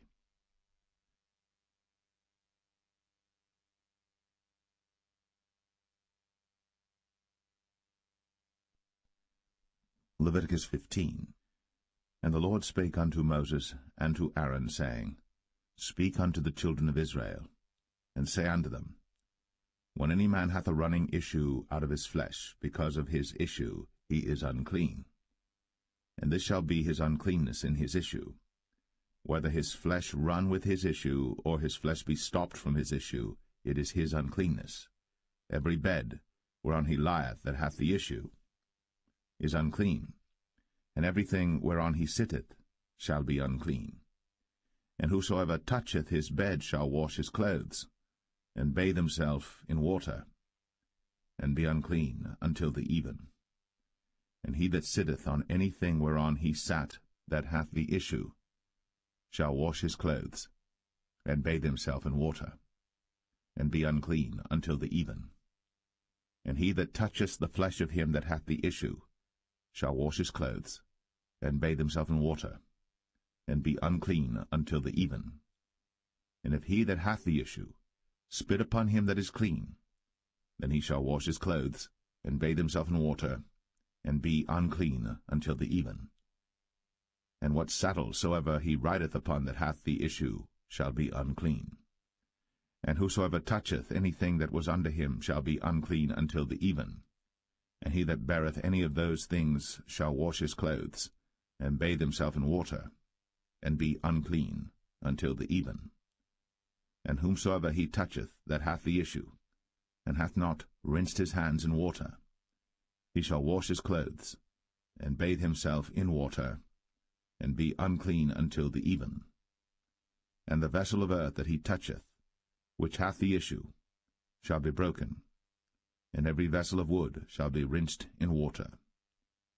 And when he that hath an issue is cleansed of his issue, then he shall number to himself 7 days for his cleansing, and wash his clothes, and bathe his flesh in running water, and shall be clean. And on the 8th day he shall take to him 2 turtle doves, or 2 young pigeons, and come before the Lord unto the door of the tabernacle of the congregation, and give them unto the priest. And the priest shall offer them, the one for a sin offering, and the other for a burnt offering.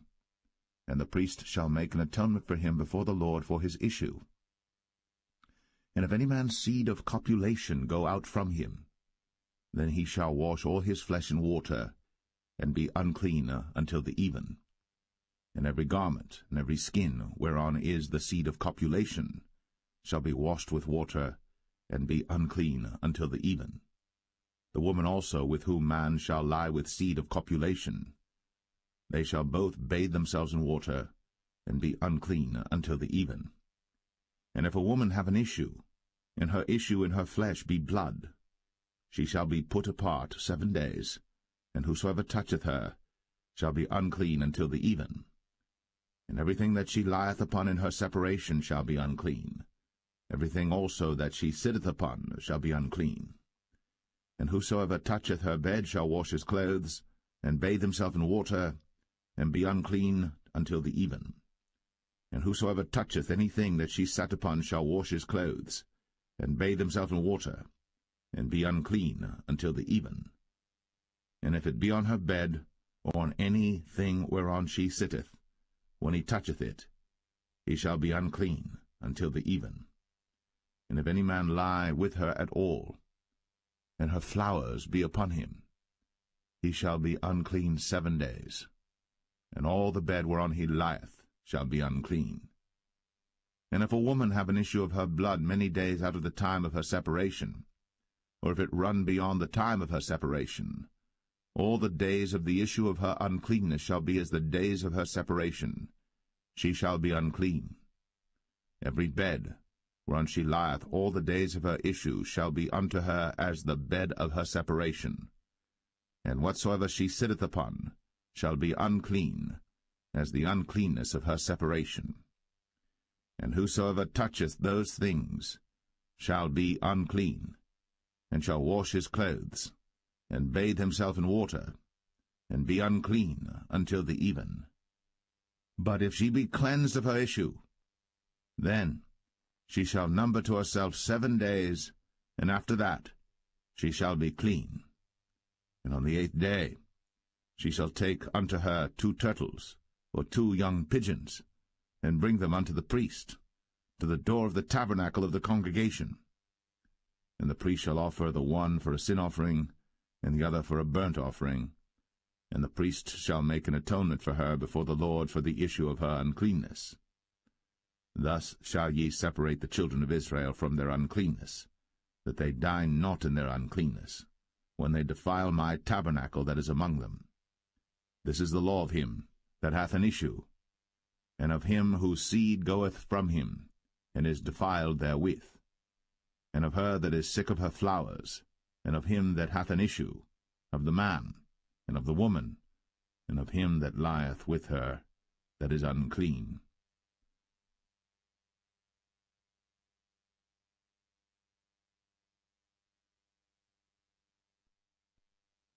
Leviticus 16. And the Lord spake unto Moses after the death of the 2 sons of Aaron, when they offered before the Lord and died. And the Lord said unto Moses, Speak unto Aaron thy brother, that he come not at all times into the holy place within the veil before the mercy seat, which is upon the ark, that he die not. For I will appear in the cloud upon the mercy seat. Thus shall Aaron come into the holy place, with a young bullock for a sin offering, and a ram for a burnt offering.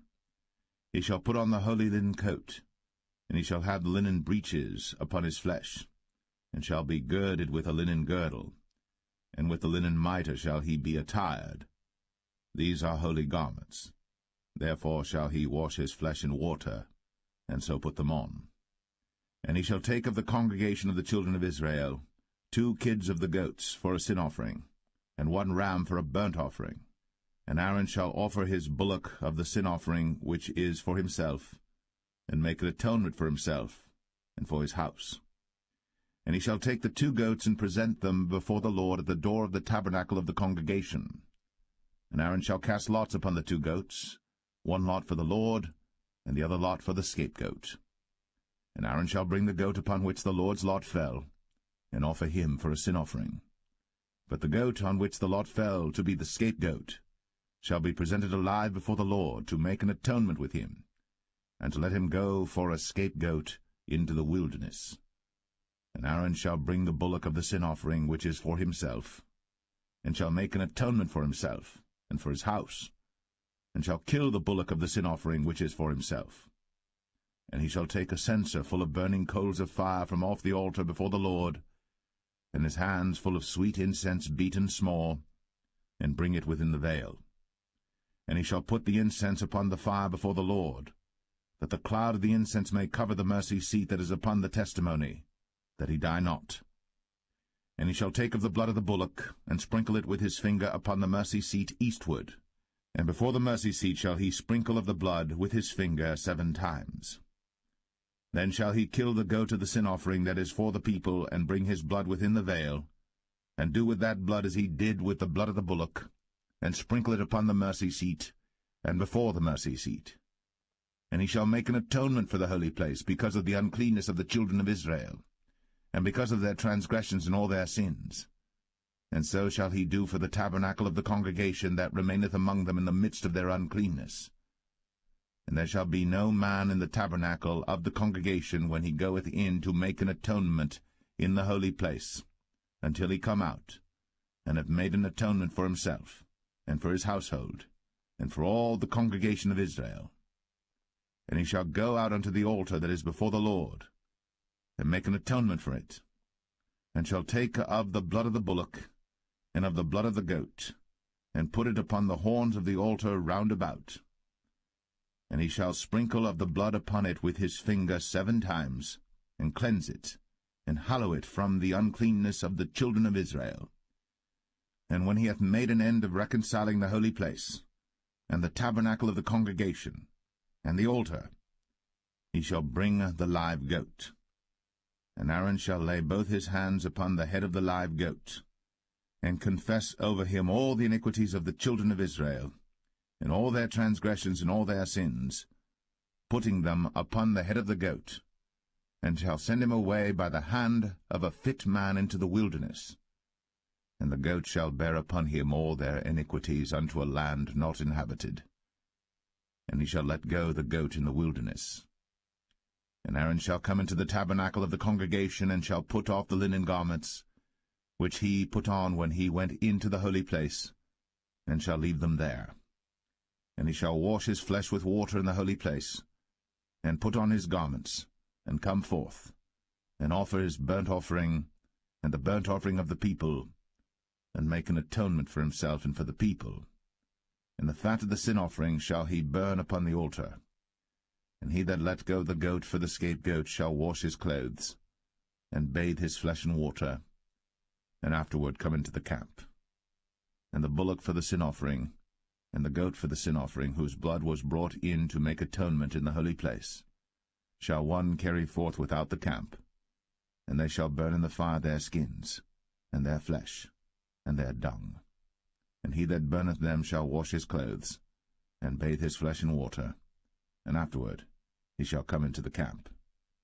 And this shall be a statute for ever unto you, that in the 7th month, on the 10th day of the month, Ye shall afflict your souls, and do no work at all, whether it be one of your own country or a stranger that sojourneth among you. For on that day shall the priest make an atonement for you, to cleanse you, that ye may be clean from all your sins before the Lord. It shall be a Sabbath of rest unto you, and ye shall afflict your souls, by a statute for ever. And the priest, whom he shall anoint, and whom he shall consecrate to minister in the priest's office in his father's stead, shall make the atonement, and shall put on the linen clothes, even the holy garments. And he shall make an atonement for the holy sanctuary, and he shall make an atonement for the tabernacle of the congregation, and for the altar. And he shall make an atonement for the priests, and for all the people of the congregation. And this shall be an everlasting statute unto you, to make an atonement for the children of Israel, for all their sins, once a year. And he did, as the Lord commanded Moses.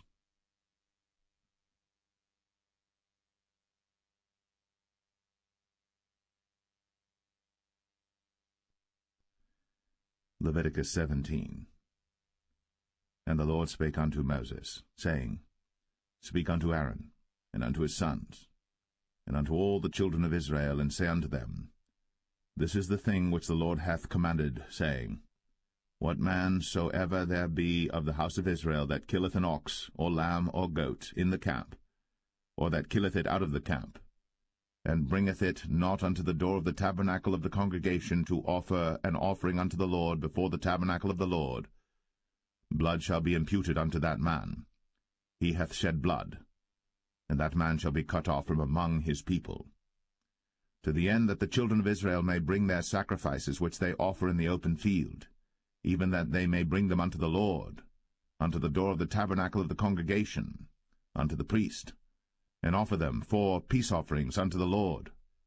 And the priest shall sprinkle the blood upon the altar of the Lord at the door of the tabernacle of the congregation, and burn the fat for a sweet savour unto the Lord. And they shall no more offer their sacrifices unto devils, after whom they have gone a-whoring. This shall be a statute for ever unto them throughout their generations. And thou shalt say unto them, Whatsoever man there be of the house of Israel, or of the strangers which sojourn among you, that offereth a burnt offering or sacrifice, and bringeth it not unto the door of the tabernacle of the congregation, to offer it unto the Lord, even that man shall be cut off from among his people. And whatsoever man there be of the house of Israel, or of the strangers that sojourn among you, that eateth any manner of blood, I will even set my face against that soul that eateth blood, and will cut him off from among his people. For the life of the flesh is in the blood, and I have given it to you upon the altar to make an atonement for your souls. For it is the blood that maketh an atonement for the soul. Therefore I said unto the children of Israel, No soul of you shall eat blood, neither shall any stranger that sojourneth among you eat blood. And whatsoever man there be of the children of Israel, or of the strangers that sojourn among you, which hunteth and catcheth any beast or fowl that may be eaten, he shall even pour out the blood thereof, and cover it with dust. For it is the life of all flesh, the blood of it is for the life thereof. Therefore I said unto the children of Israel, Ye shall eat the blood of no manner of flesh, for the life of all flesh is the blood thereof. Whosoever eateth it shall be cut off. And every soul that eateth that which died of itself, or that which was torn with beasts, whether it be one of your own country or a stranger, he shall both wash his clothes, and bathe himself in water, and be unclean until the even. Then shall he be clean. But if he wash them not, nor bathe his flesh, then he shall bear his iniquity.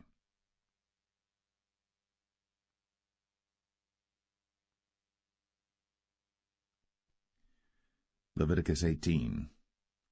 And the Lord spake unto Moses, saying, Speak unto the children of Israel, and say unto them, I am the Lord your God.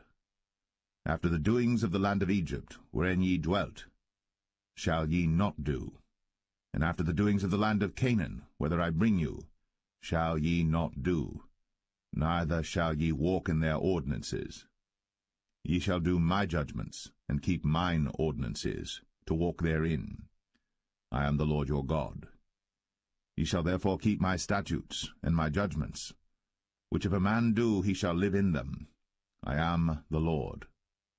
None of you shall approach to any that is near of kin to him, to uncover their nakedness. I am the Lord. The nakedness of thy father, or the nakedness of thy mother, shalt thou not uncover. She is thy mother, thou shalt not uncover her nakedness. The nakedness of thy father's wife shalt thou not uncover. It is thy father's nakedness. The nakedness of thy sister, the daughter of thy father, or daughter of thy mother, whether she be born at home or born abroad, even their nakedness thou shalt not uncover. The nakedness of thy son's daughter, or of thy daughter's daughter, even their nakedness thou shalt not uncover, for theirs is thine own nakedness.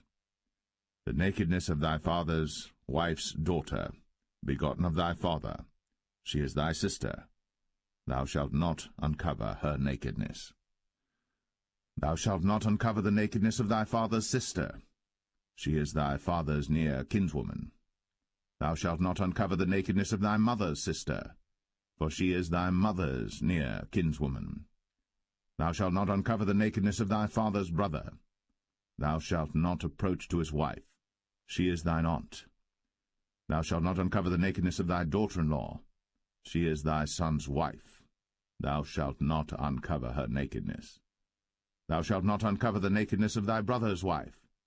It is thy brother's nakedness. Thou shalt not uncover the nakedness of a woman and her daughter, neither shalt thou take her son's daughter, or her daughter's daughter, to uncover her nakedness, for they are her near kinswoman. It is wickedness. Neither shalt thou take a wife to her sister, to vex her, to uncover her nakedness, beside the other in her lifetime. Also thou shalt not approach unto a woman to uncover her nakedness, as long as she is put apart for her uncleanness. Moreover, thou shalt not lie carnally with thy neighbor's wife, to defile thyself with her. And thou shalt not let any of thy seed pass through the fire to Moloch, neither shalt thou profane the name of thy God. I am the Lord. Thou shalt not lie with mankind, as with womankind. It is abomination. Neither shalt thou lie with any beast, to defile thyself therewith. Neither shall any woman stand before a beast to lie down thereto. It is confusion. Defile not ye yourselves in any of these things. For in all these the nations are defiled which I cast out before you, and the land is defiled. Therefore I do visit the iniquity thereof upon it, and the land itself vomiteth out her inhabitants. Ye shall therefore keep my statutes and my judgments, and shall not commit any of these abominations, neither any of your own nation, nor any stranger that sojourneth among you. For all these abominations have the men of the land done, which were before you, and the land is defiled, that the land spew not you out also, when ye defile it, as it spewed out the nations that were before you. For whosoever shall commit any of these abominations, even the souls that commit them, shall be cut off from among their people. Therefore shall ye keep mine ordinance, that ye commit not any one of these abominable customs, which were committed before you, and that ye defile not yourselves therein. I am the Lord your God.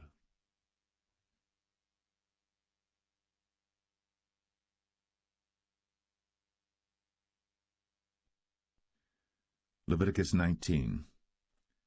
And the Lord spake unto Moses, saying, Speak unto all the congregation of the children of Israel, and say unto them, Ye shall be holy, for I, the Lord your God, am holy. Ye shall fear every man his mother, and his father, and keep my Sabbaths. I am the Lord your God. Turn ye not unto idols, nor make to yourselves molten gods. I am the Lord your God. And if ye offer a sacrifice of peace offerings unto the Lord, ye shall offer it at your own will. It shall be eaten the same day ye offer it, and on the morrow, and if aught remain until the 3rd day, it shall be burnt in the fire. And if it be eaten at all on the 3rd day, it is abominable, it shall not be accepted. Therefore every one that eateth it shall bear his iniquity, because he hath profaned the hallowed thing of the Lord, and that so shall be cut off from among his people. And when ye reap the harvest of your land, thou shalt not wholly reap the corners of thy field, neither shalt thou gather the gleanings of thy harvest. And thou shalt not glean thy vineyard, neither shalt thou gather every grape of thy vineyard. Thou shalt leave them for the poor and stranger. I am the Lord your God. Ye shall not steal, neither deal falsely, neither lie one to another. And ye shall not swear by my name falsely, neither shalt thou profane the name of thy God. I am the Lord. Thou shalt not defraud thy neighbor, neither rob him. The wages of him that is hired shall not abide with thee all night until the morning. Thou shalt not curse the deaf, nor put a stumbling block before the blind, but shalt fear thy God. I am the Lord. Ye shall do no unrighteousness in judgment. Thou shalt not respect the person of the poor, nor honor the person of the mighty, but in righteousness shalt thou judge thy neighbor. Thou shalt not go up and down as a talebearer among thy people, neither shalt thou stand against the blood of thy neighbor. I am the Lord. Thou shalt not hate thy brother in thine heart. Thou shalt in any wise rebuke thy neighbor, and not suffer sin upon him. Thou shalt not avenge, nor bear any grudge against the children of thy people, but thou shalt love thy neighbor as thyself. I am the Lord. Ye shall keep my statutes. Thou shalt not let thy cattle gender with a diverse kind. Thou shalt not sow thy field with mingled seed, neither shall a garment mingled of linen and woolen come upon thee. And whosoever lieth carnally with a woman that is a bondmaid, betrothed to an husband, and not at all redeemed, nor freedom given her, she shall be scourged. They shall not be put to death, because she was not free. And he shall bring his trespass offering unto the Lord, unto the door of the tabernacle of the congregation, even a ram for a trespass offering. And the priest shall make an atonement for him with the ram of the trespass offering before the Lord for his sin which he hath done, and the sin which he hath done shall be forgiven him. And when ye shall come into the land, and shall have planted all manner of trees for food, then ye shall count the fruit thereof as uncircumcised. 3 years shall it be as uncircumcised unto you. It shall not be eaten of. But in the 4th year all the fruit thereof shall be holy, to praise the Lord withal. And in the 5th year shall ye eat of the fruit thereof, that it may yield unto you the increase thereof. I am the Lord your God. Ye shall not eat anything with the blood, neither shall ye use enchantment, nor observe times. Ye shall not round the corners of your heads, neither shalt thou mar the corners of thy beard. Ye shall not make any cuttings in your flesh for the dead, nor print any marks upon you. I am the Lord.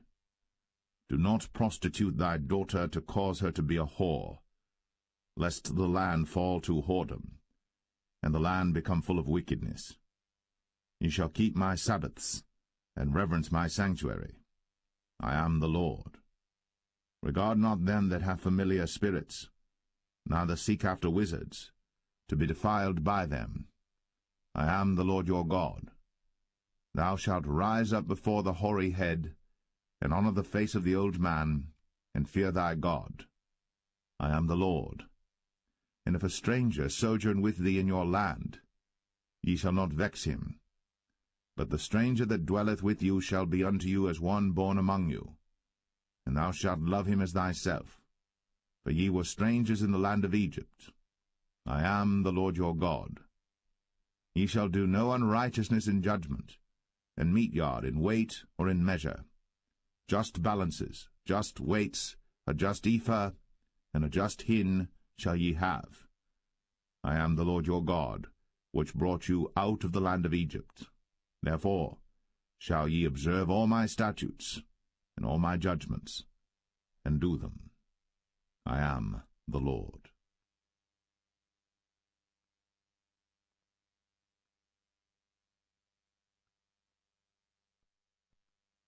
Leviticus 20.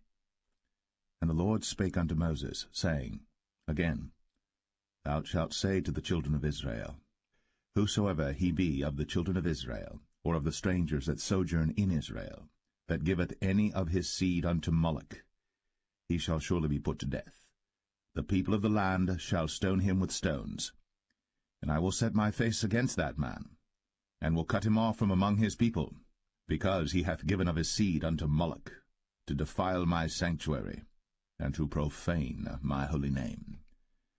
And if the people of the land do any ways hide their eyes from the man, when he giveth of his seed unto Moloch, and kill him not, then I will set my face against that man, and against his family, and will cut him off, and all that go a-whoring after him, to commit whoredom with Moloch from among their people.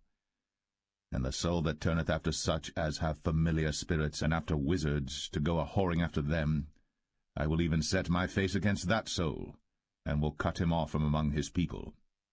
Sanctify yourselves therefore, and be ye holy, for I am the Lord your God.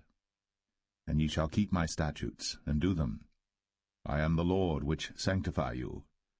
For every one that curseth his father or his mother shall be surely put to death. He hath cursed his father or his mother, his blood shall be upon him. And the man that committeth adultery with another man's wife, even he that committeth adultery with his neighbour's wife, the adulterer and the adulteress, shall surely be put to death. And the man that lieth with his father's wife hath uncovered his father's nakedness. Both of them shall surely be put to death. Their blood shall be upon them. And if a man lie with his daughter-in-law, both of them shall surely be put to death. They have wrought confusion. Their blood shall be upon them. If a man also lie with mankind, as he lieth with a woman, both of them have committed an abomination. They shall surely be put to death. Their blood shall be upon them.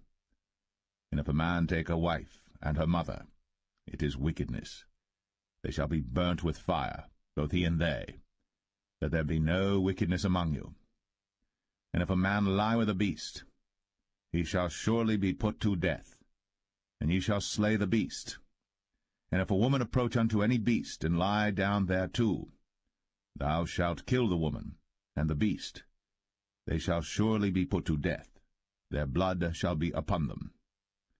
And if a man shall take his sister, his father's daughter, or his mother's daughter, and see her nakedness, and she see his nakedness, it is a wicked thing, when they shall be cut off in the sight of their people. He hath uncovered his sister's nakedness, he shall bear his iniquity. And if a man shall lie with a woman having her sickness, and shall uncover her nakedness, he hath discovered her fountain, and she hath uncovered the fountain of her blood, and both of them shall be cut off from among their people. And thou shalt not uncover the nakedness of thy mother's sister, nor of thy father's sister, for he uncovereth his near kin. They shall bear their iniquity. And if a man shall lie with his uncle's wife, he hath uncovered his uncle's nakedness. They shall bear their sin. They shall die childless. And if a man shall take his brother's wife, it is an unclean thing. He hath uncovered his brother's nakedness. They shall be childless. Ye shall therefore keep all my statutes and all my judgments, and do them, that the land, whither I bring you to dwell therein, spew you not out. And ye shall not walk in the manners of the nation, which I cast out before you. For they committed all these things, and therefore I abhorred them. But I have said unto you, Ye shall inherit their land, and I will give it unto you to possess it, the land that floweth with milk and honey. I am the Lord your God, which have separated you from other people. Ye shall therefore put difference between clean beasts and unclean, and between unclean fowls and clean. And ye shall not make your souls abominable by beast, or by fowl, or by any manner of living thing that creepeth on the ground, which I have separated from you as unclean. And ye shall be holy unto me, for I the Lord am holy. and have severed you from other people, that ye should be mine. A man also, or woman that hath a familiar spirit, or that is a wizard, shall surely be put to death. They shall stone them with stones, their blood shall be upon them.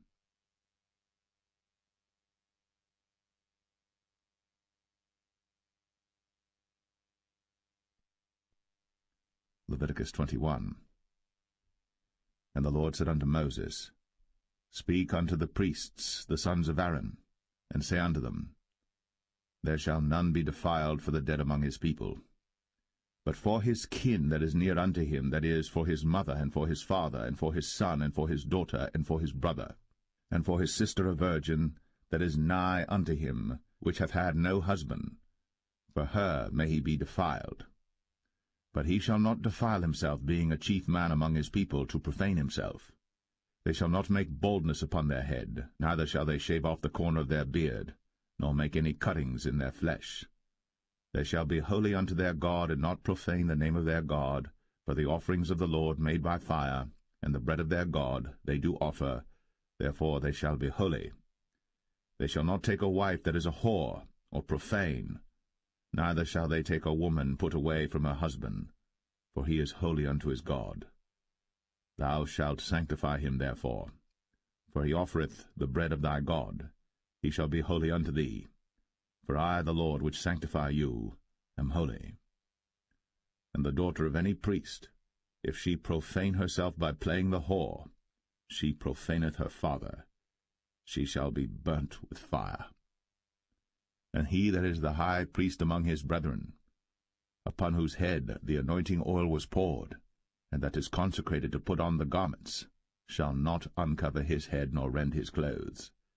Neither shall he go into any dead body, nor defile himself for his father, or for his mother. Neither shall he go out of the sanctuary, nor profane the sanctuary of his God. For the crown of the anointing oil of his God is upon him. I am the Lord. And he shall take a wife in her virginity, a widow, or a divorced woman, or profane, or an harlot. These shall he not take, but he shall take a virgin of his own people to wife. Neither shall he profane his seed among his people, for I the Lord do sanctify him. And the Lord spake unto Moses, saying, Speak unto Aaron, saying, Whosoever he be of thy seed in their generations that hath any blemish, let him not approach to offer the bread of his God.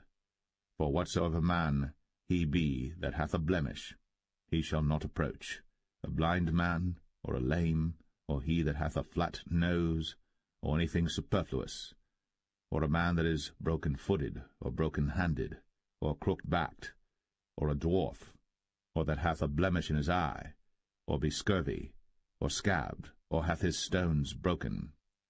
No man that hath a blemish of the seed of Aaron the priest shall come nigh to offer the offerings of the Lord made by fire. He hath a blemish. He shall not come nigh to offer the bread of his God. He shall eat the bread of his God, both of the most holy and of the holy.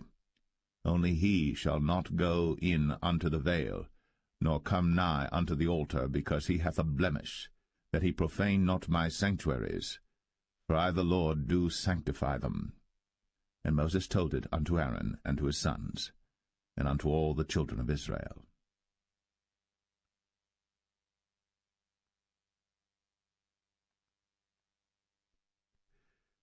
Leviticus 22. And the Lord spake unto Moses, saying, Speak unto Aaron and to his sons, that they separate themselves from the holy things of the children of Israel, and that they profane not my holy name in those things which they hallow unto me. I am the Lord.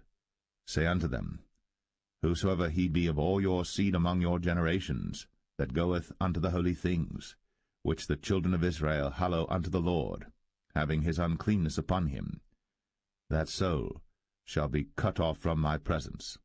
I am the Lord.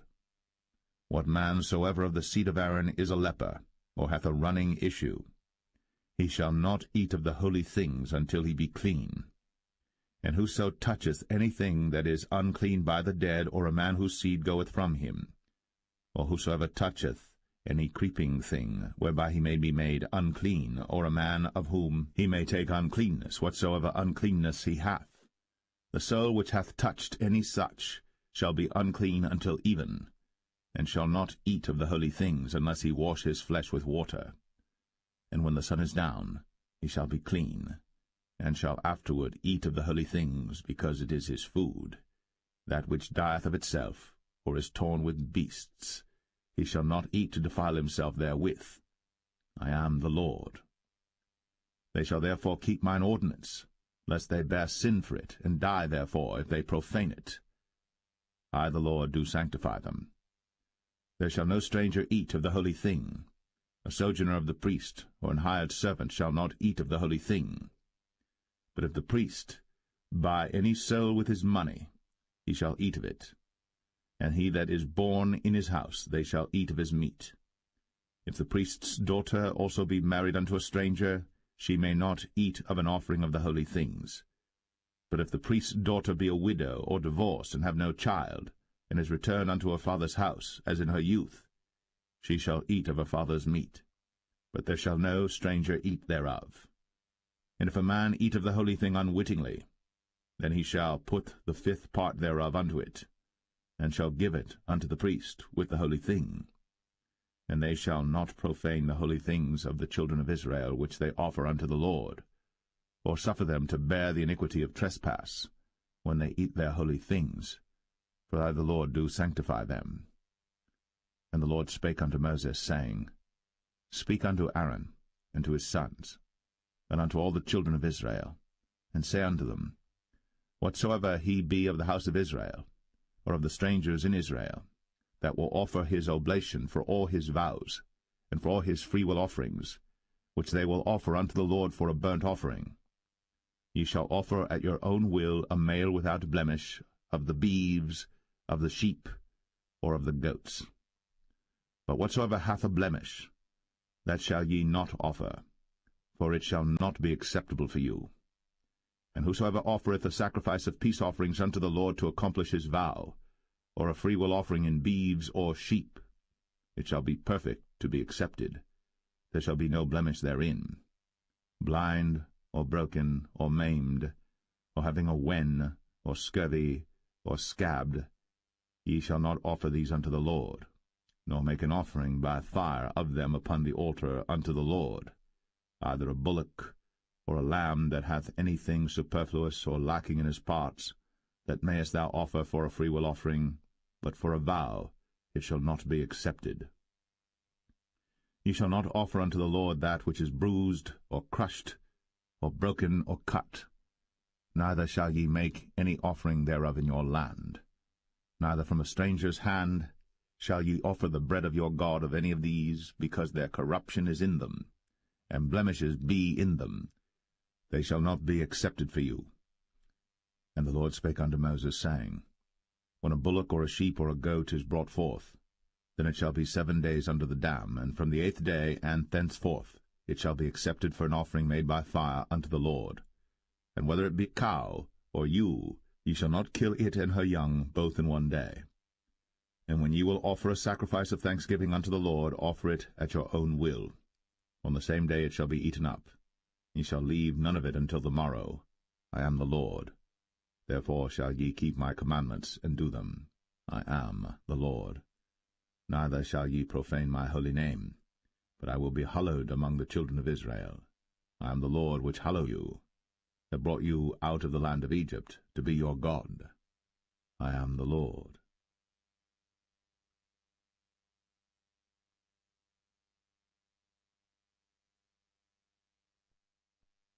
Leviticus 23.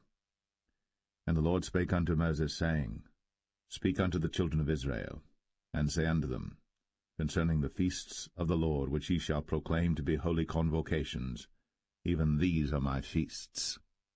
6 days shall work be done, but the 7th day is the Sabbath of rest, and holy convocation. Ye shall do no work therein.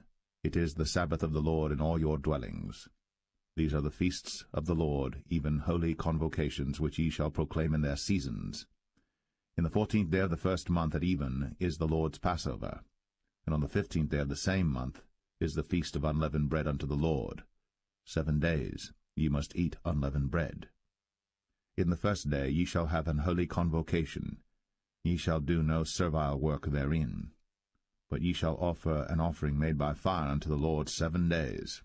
In the 7th day is an holy convocation. Ye shall do no servile work therein. And the Lord spake unto Moses, saying, Speak unto the children of Israel, and say unto them, When ye be come into the land which I give unto you, and shall reap the harvest thereof, then ye shall bring a sheaf of the first fruits of your harvest unto the priest. And he shall wave the sheaf before the Lord, to be accepted for you. On the morrow after the Sabbath the priest shall wave it. And ye shall offer that day, when ye wave the sheaf, an he-lamb without blemish of the first year for a burnt offering unto the Lord. And the meat offering thereof shall be 2/10 deals of fine flour mingled with oil, an offering made by fire unto the Lord for a sweet savour. And the drink offering thereof shall be of wine, the 4th part of an hin. And ye shall eat neither bread, nor parched corn, nor green ears, until the selfsame day that ye have brought an offering unto your God. It shall be a statute for ever throughout your generations in all your dwellings. And ye shall count unto you from the morrow after the Sabbath, from the day that ye brought the sheaf of the wave offering, 7 Sabbaths shall be complete. Even unto the morrow, after the 7th Sabbath, shall ye number 50 days. And ye shall offer a new meat offering unto the Lord. Ye shall bring out of your habitations 2 wave loaves of 2/10 deals. They shall be of fine flour. They shall be baked with leaven. They are the first fruits unto the Lord. And ye shall offer with the bread 7 lambs without blemish of the first year, and 1 young bullock, and 2 rams. They shall be for a burnt offering unto the Lord, with their meat offering, and their drink offerings, even an offering made by fire of sweet savour unto the Lord. Then ye shall sacrifice 1 kid of the goats for a sin offering, and 2 lambs of the first year for a sacrifice of peace offerings. And the priest shall wave them with the bread of the first fruits for a wave offering before the Lord. With the 2 lambs they shall be holy to the Lord for the priests. And ye shall proclaim on the selfsame day, that it may be an holy convocation unto you. Ye shall do no servile work therein. It shall be a statute for ever in all your dwellings throughout your generations. And when ye reap the harvest of your land, thou shalt not make clean riddance of the corners of thy field when thou reapest, neither shalt thou gather any gleanings of thy harvest. Thou shalt leave them unto the poor, and to the stranger. I am the Lord your God.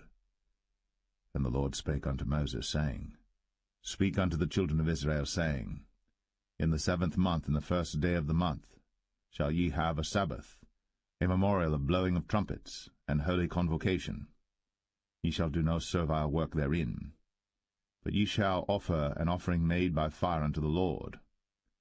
And the Lord spake unto Moses, saying, Also on the 10th day of this 7th month there shall be a day of atonement. It shall be an holy convocation unto you. And ye shall afflict your souls, and offer an offering made by fire unto the Lord. And ye shall do no work in that same day.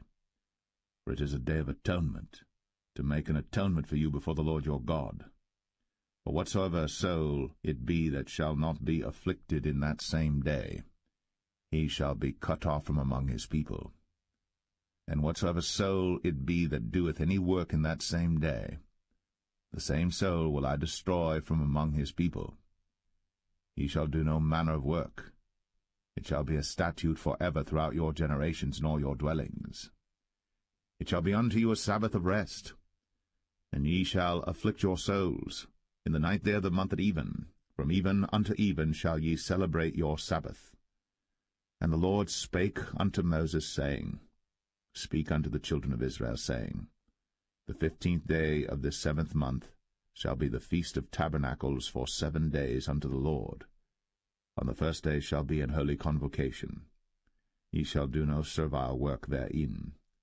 7 days ye shall offer an offering made by fire unto the Lord. On the 8th day shall be an holy convocation unto you. And ye shall offer an offering made by fire unto the Lord. It is a solemn assembly. And ye shall do no servile work therein. These are the feasts of the Lord, which ye shall proclaim to be holy convocations, to offer an offering made by fire unto the Lord, a burnt offering, and a meat offering, a sacrifice, and drink offerings. everything upon his day.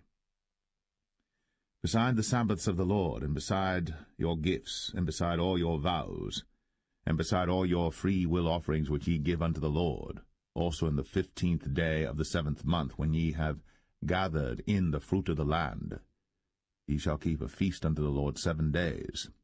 On the 1st day shall be a Sabbath, and on the 8th day shall be a Sabbath.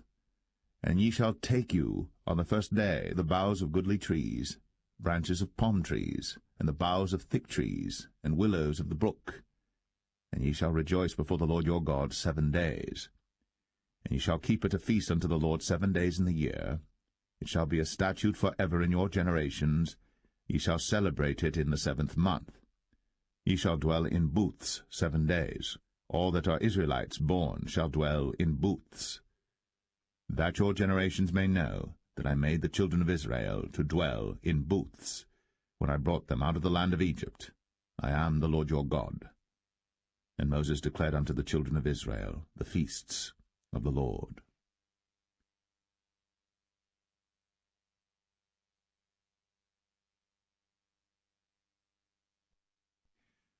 Leviticus 24. And the Lord spake unto Moses, saying, Command the children of Israel, that they bring unto thee pure oil olive beaten for the light, to cause the lamps to burn continually.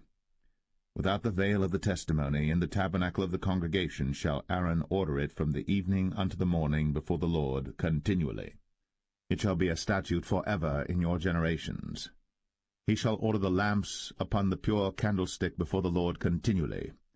And thou shalt take fine flour, and bake 12 cakes thereof. 2/10 deals shall be in 1 cake.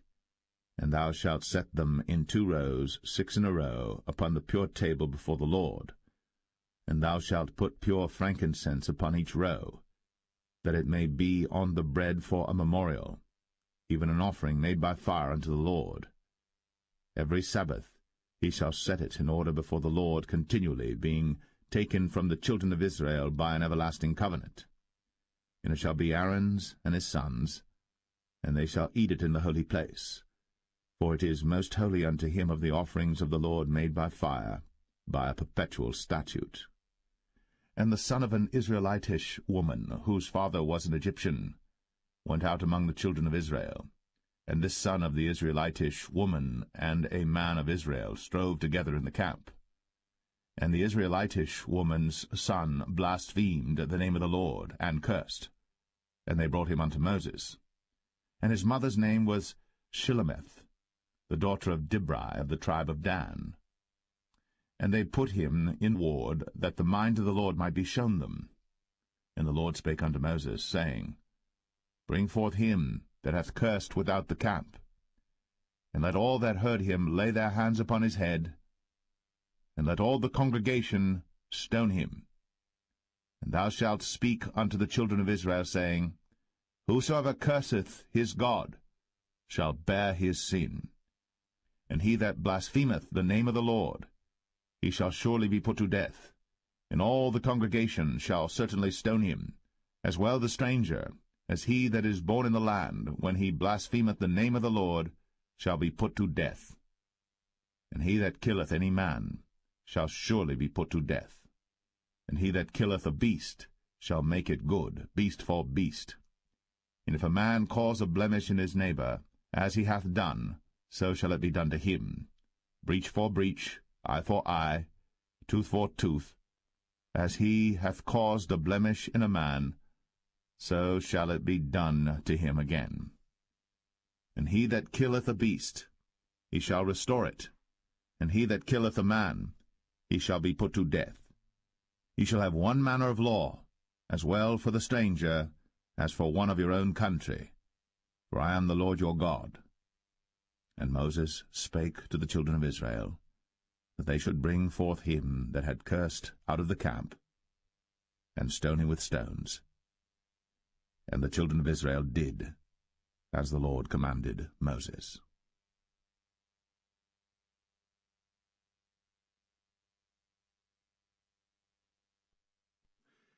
Leviticus 25.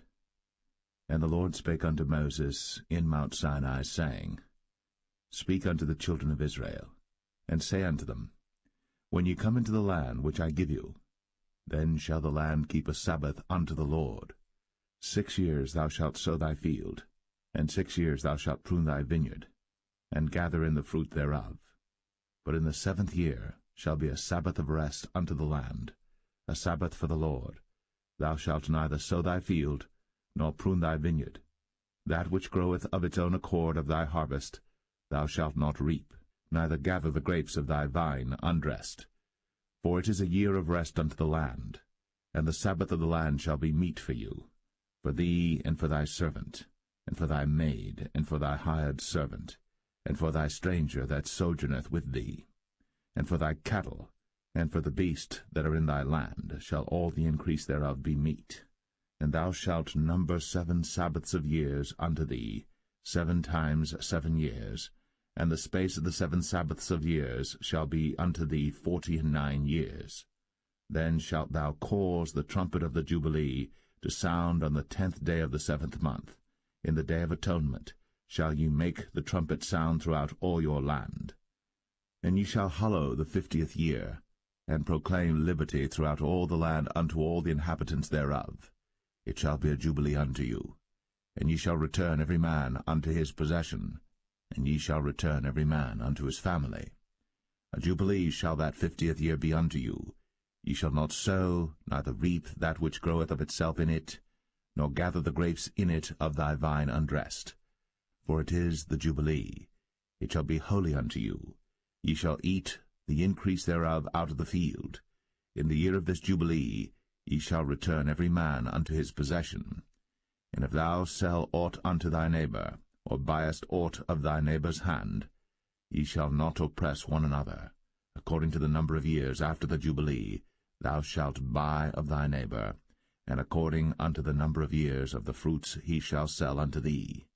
According to the multitude of years thou shalt increase the price thereof, and according to the fewness of years thou shalt diminish the price of it, for according to the number of the years of the fruits doth he sell unto thee.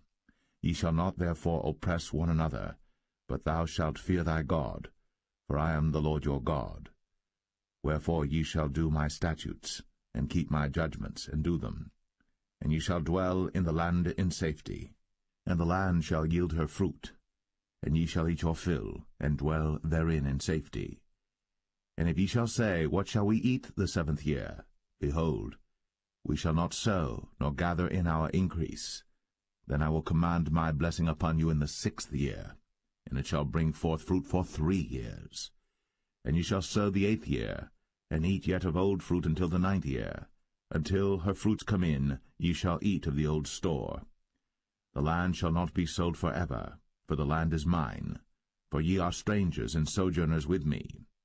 And in all the land of your possession ye shall grant a redemption for the land. If thy brother be waxen poor, and hath sold away some of his possession, and if any of his kin come to redeem it, then shall he redeem that which his brother sold.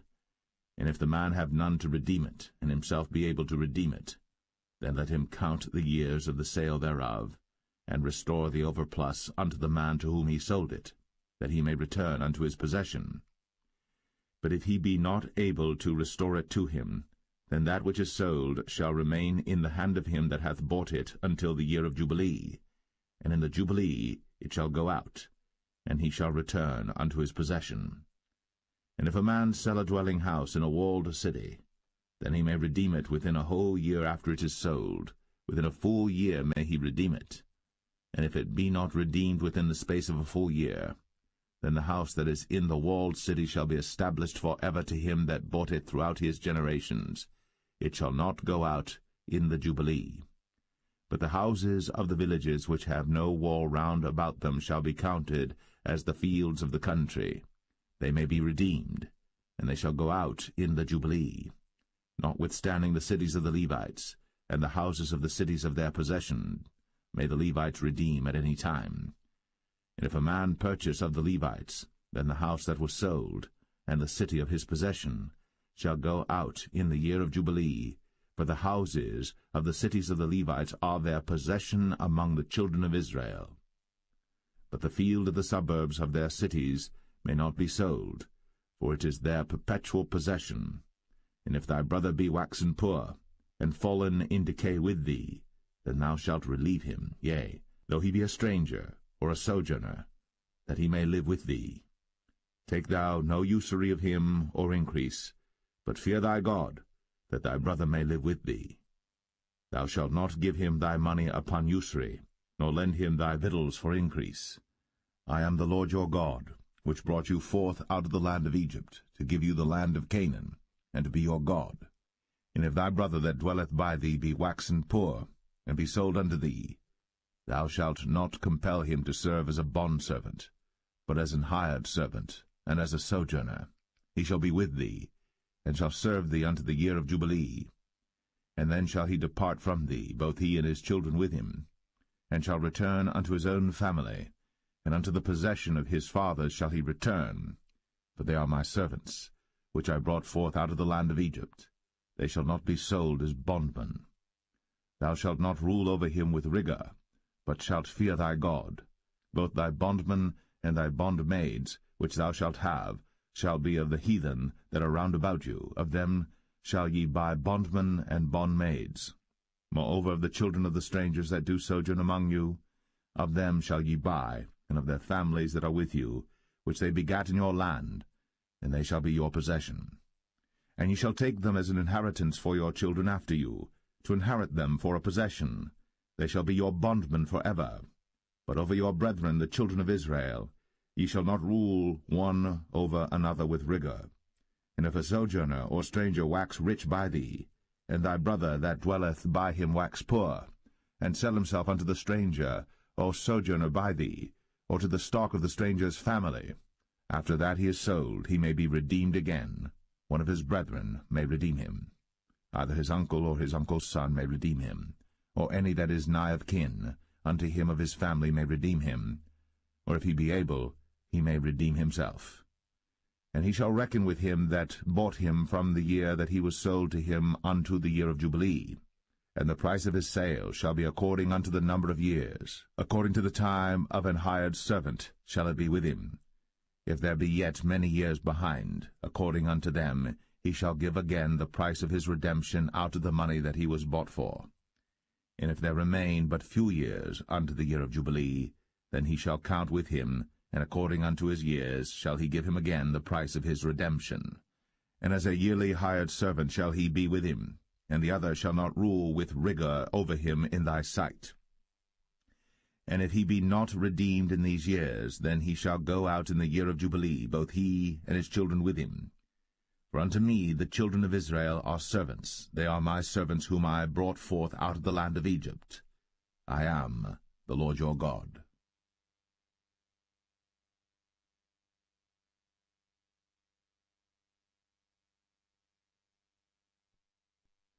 Leviticus 26. Ye shall make you no idols nor graven image, neither rear you up a standing image, neither shall ye set up any image of stone in your land, to bow down unto it, for I am the Lord your God. Ye shall keep my Sabbaths, and reverence my sanctuary. I am the Lord. If ye walk in my statutes, and keep my commandments, and do them, then I will give you rain in due season, and the land shall yield her increase, and the trees of the field shall yield their fruit. And your threshing shall reach unto the vintage, and the vintage shall reach unto the sowing time. And ye shall eat your bread to the full, and dwell in your land safely. And I will give peace in the land, and ye shall lie down, and none shall make you afraid. And I will rid evil beasts out of the land, neither shall the sword go through your land. And ye shall chase your enemies, and they shall fall before you by the sword. And 5 of you shall chase 100, and 100 of you shall put 10,000 to flight. And your enemies shall fall before you by the sword. For I will have respect unto you, and make you fruitful, and multiply you, and establish my covenant with you. And ye shall eat old store, and bring forth the old because of the new. And I will set my tabernacle among you, and my soul shall not abhor you. And I will walk among you, and will be your God, and ye shall be my people. I am the Lord your God, which brought you forth out of the land of Egypt, that ye should not be their bondmen. And I have broken the bands of your yoke, and made you go upright. But if ye will not hearken unto me, and will not do all these commandments, and if ye shall despise my statutes, or if your soul abhor my judgments, so that ye will not do all my commandments, but that ye break my covenant, I also will do this unto you. I will even appoint over you terror, consumption, and the burning ague, that shall consume the eyes, and cause sorrow of heart. And ye shall sow your seed in vain, for your enemies shall eat it. And I will set my face against you, and ye shall be slain before your enemies. They that hate you shall reign over you, and ye shall flee when none pursueth you. And if ye will not yet for all this hearken unto me, then I will punish you 7 times more for your sins. And I will break the pride of your power, and I will make your heaven as iron, and your earth as brass. And your strength shall be spent in vain. For your land shall not yield her increase, neither shall the trees of the land yield their fruits. And if ye walk contrary unto me, and will not hearken unto me, I will bring 7 times more plagues upon you according to your sins. I will also send wild beasts among you, which shall rob you of your children, and destroy your cattle, and make you few in number, and your highways shall be desolate. And if ye will not be reformed by me by these things, but will walk contrary unto me, then will I also walk contrary unto you, and will punish you yet 7 times for your sins. And I will bring a sword upon you, that shall avenge the quarrel of my covenant. And when ye are gathered together within your cities, I will send the pestilence among you, and ye shall be delivered into the hand of the enemy. And when I have broken the staff of your bread, 10 women shall bake your bread in one oven, and they shall deliver you your bread again by weight, and ye shall eat and not be satisfied. And if ye will not for all this hearken unto me, but walk contrary unto me, then I will walk contrary unto you also in fury, and I, even I, will chastise you 7 times for your sins. And ye shall eat the flesh of your sons, and the flesh of your daughters shall ye eat. And I will destroy your high places, and cut down your images, and cast your carcasses upon the carcasses of your idols. And my soul shall abhor you. And I will make your cities waste, and bring your sanctuaries unto desolation, and I will not smell the savour of your sweet odours. And I will bring the land into desolation, and your enemies which dwell therein shall be astonished at it. And I will scatter you among the heathen, and will draw out a sword after you, and your land shall be desolate, and your cities waste. Then shall the land enjoy her Sabbaths, as long as it lieth desolate, and ye be in your enemy's land. Even then shall the land rest, and enjoy her Sabbaths. As long as it lieth desolate it shall rest, because it did not rest in your Sabbaths, when ye dwelt upon it. And upon them that are left alive of you I will send a faintness into their hearts in the lands of their enemies, and the sound of a shaken leaf shall chase them, and they shall flee, as fleeing from a sword, and they shall fall when none pursueth. And they shall fall one upon another, as it were before a sword, when none pursueth. And ye shall have no power to stand before your enemies, and ye shall perish among the heathen. And the land of your enemies shall eat you up, and they that are left of you shall pine away in their iniquity in your enemies' lands, and also in the iniquities of their fathers shall they pine away with them, if they shall confess their iniquity, and the iniquity of their fathers, with their trespass which they trespassed against me, and that also they have walked contrary unto me, and that I also have walked contrary unto them, and have brought them into the land of their enemies. If then their uncircumcised hearts be humbled, and they then accept of the punishment of their iniquity, then will I remember my covenant with Jacob, and also my covenant with Isaac, and also my covenant with Abraham will I remember, and I will remember the land. The land also shall be left of them, and shall enjoy her Sabbaths, while she lieth desolate without them. And they shall accept of the punishment of their iniquity, even because they despised my judgments, and because their soul abhorred my statutes. And yet for all that, when they be in the land of their enemies, I will not cast them away, neither will I abhor them to destroy them utterly, and to break my covenant with them, for I am the Lord their God. But I will for their sakes remember the covenant of their ancestors, whom I brought forth out of the land of Egypt, in the sight of the heathen, that I might be their God. I am the Lord. These are the statutes and judgments and laws which the Lord made between him and the children of Israel in Mount Sinai by the hand of Moses.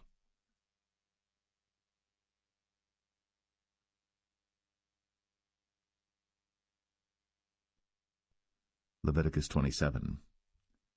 And the Lord spake unto Moses, saying, Speak unto the children of Israel, and say unto them, When a man shall make a singular vow, the person shall be for the Lord by thy estimation. And thy estimation shall be of the male from 20 years old even unto 60 years old. Even thy estimation shall be 50 shekels of silver after the shekel of the sanctuary. And if it be a female, then thy estimation shall be 30 shekels. And if it be from 5 years old even unto 20 years old, then thy estimation shall be of the male 20 shekels, and for the female 10 shekels. And if it be from a month old even unto 5 years old, then thy estimation shall be of the male 5 shekels of silver, and for the female thy estimation shall be 3 shekels of silver. And if it be from 60 years old and above, if it be a male, then thy estimation shall be 15 shekels, and for the female 10 shekels. But if he be poorer than thy estimation, then he shall present himself before the priest, and the priest shall value him, according to his ability that vowed shall the priest value him. And if it be a beast, whereof men bring an offering unto the Lord, all that any man giveth of such unto the Lord shall be holy. He shall not alter it, nor change it, a good for a bad, or a bad for a good. And if he shall at all change beast for beast, then it and the exchange thereof shall be holy. And if it be any unclean beast, of which they do not offer a sacrifice unto the Lord, then he shall present the beast before the priest. And the priest shall value it, whether it be good or bad, as thou valuest it, who art the priest, so shall it be. But if he will at all redeem it, then he shall add 1/5 part thereof unto thy estimation. And when a man shall sanctify his house to be holy unto the Lord, then the priest shall estimate it, whether it be good or bad, as the priest shall estimate it, so shall it stand. And if he that sanctified it will redeem his house, then he shall add 1/5 part of the money of thy estimation unto it, and it shall be his. And if a man shall sanctify unto the Lord some part of a field of his possession, then thy estimation shall be according to the seed thereof, and homer of barley seed shall be valued at 50 shekels of silver. If he sanctify his field from the year of Jubilee according to thy estimation, it shall stand. But if he sanctify his field after the Jubilee, then the priest shall reckon unto him the money according to the years that remain, even unto the year of the Jubilee, and it shall be abated from thy estimation. And if he that sanctified the field will in any wise redeem it, then he shall add 1/5 part of the money of thy estimation unto it, and it shall be assured to him. And if he will not redeem the field, or if he have sold the field to another man, it shall not be redeemed any more. But the field, when it goeth out in the Jubilee, shall be holy unto the Lord, as a field devoted. The possession thereof shall be the priest's. And if a man sanctify unto the Lord a field which he hath bought, which is not of the fields of his possession, then the priest shall reckon unto him the worth of thy estimation, even unto the year of the Jubilee, and he shall give thine estimation in that day as a holy thing unto the Lord. In the year of the Jubilee the field shall return unto him of whom it was bought, even to him to whom the possession of the land did belong. And all thy estimation shall be according to the shekel of the sanctuary. 20 gerahs shall be the shekel. Only the firstling of the beasts, which should be the Lord's firstling, no man shall sanctify it, whether it be ox or sheep, it is the Lord's. And if it be of an unclean beast, then he shall redeem it according to thine estimation, and shall add 1/5 part of it thereto. Or if it be not redeemed, then it shall be sold according to thy estimation. Notwithstanding no devoted thing, that a man shall devote unto the Lord of all that he hath, both of man and beast, and of the field of his possession, shall be sold or redeemed. Every devoted thing is most holy unto the Lord. None devoted, which shall be devoted of men, shall be redeemed, but shall surely be put to death. And all the tithe of the land, whether of the seed of the land or of the fruit of the tree, is the Lord's. It is holy unto the Lord. And if a man will at all redeem aught of his tithes, he shall add thereto the fifth part thereof. And concerning the tithe of the herd or of the flock, even of whatsoever passeth under the rod, the 10th shall be holy unto the Lord. He shall not search whether it be good or bad, neither shall he change it. And if he change it at all, then both it and the change thereof shall be holy. It shall not be redeemed. These are the commandments which the Lord commanded Moses for the children of Israel in Mount Sinai.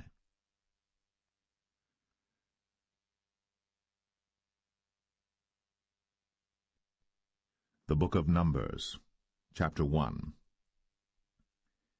And the Lord spake unto Moses in the wilderness of Sinai, in the tabernacle of the congregation, on the 1st day of the 2nd month, in the 2nd year after they were come out of the land of Egypt, saying, Take ye the sum of all the congregation of the children of Israel, after their families, by the house of their fathers, with the number of their names, every male by their polls.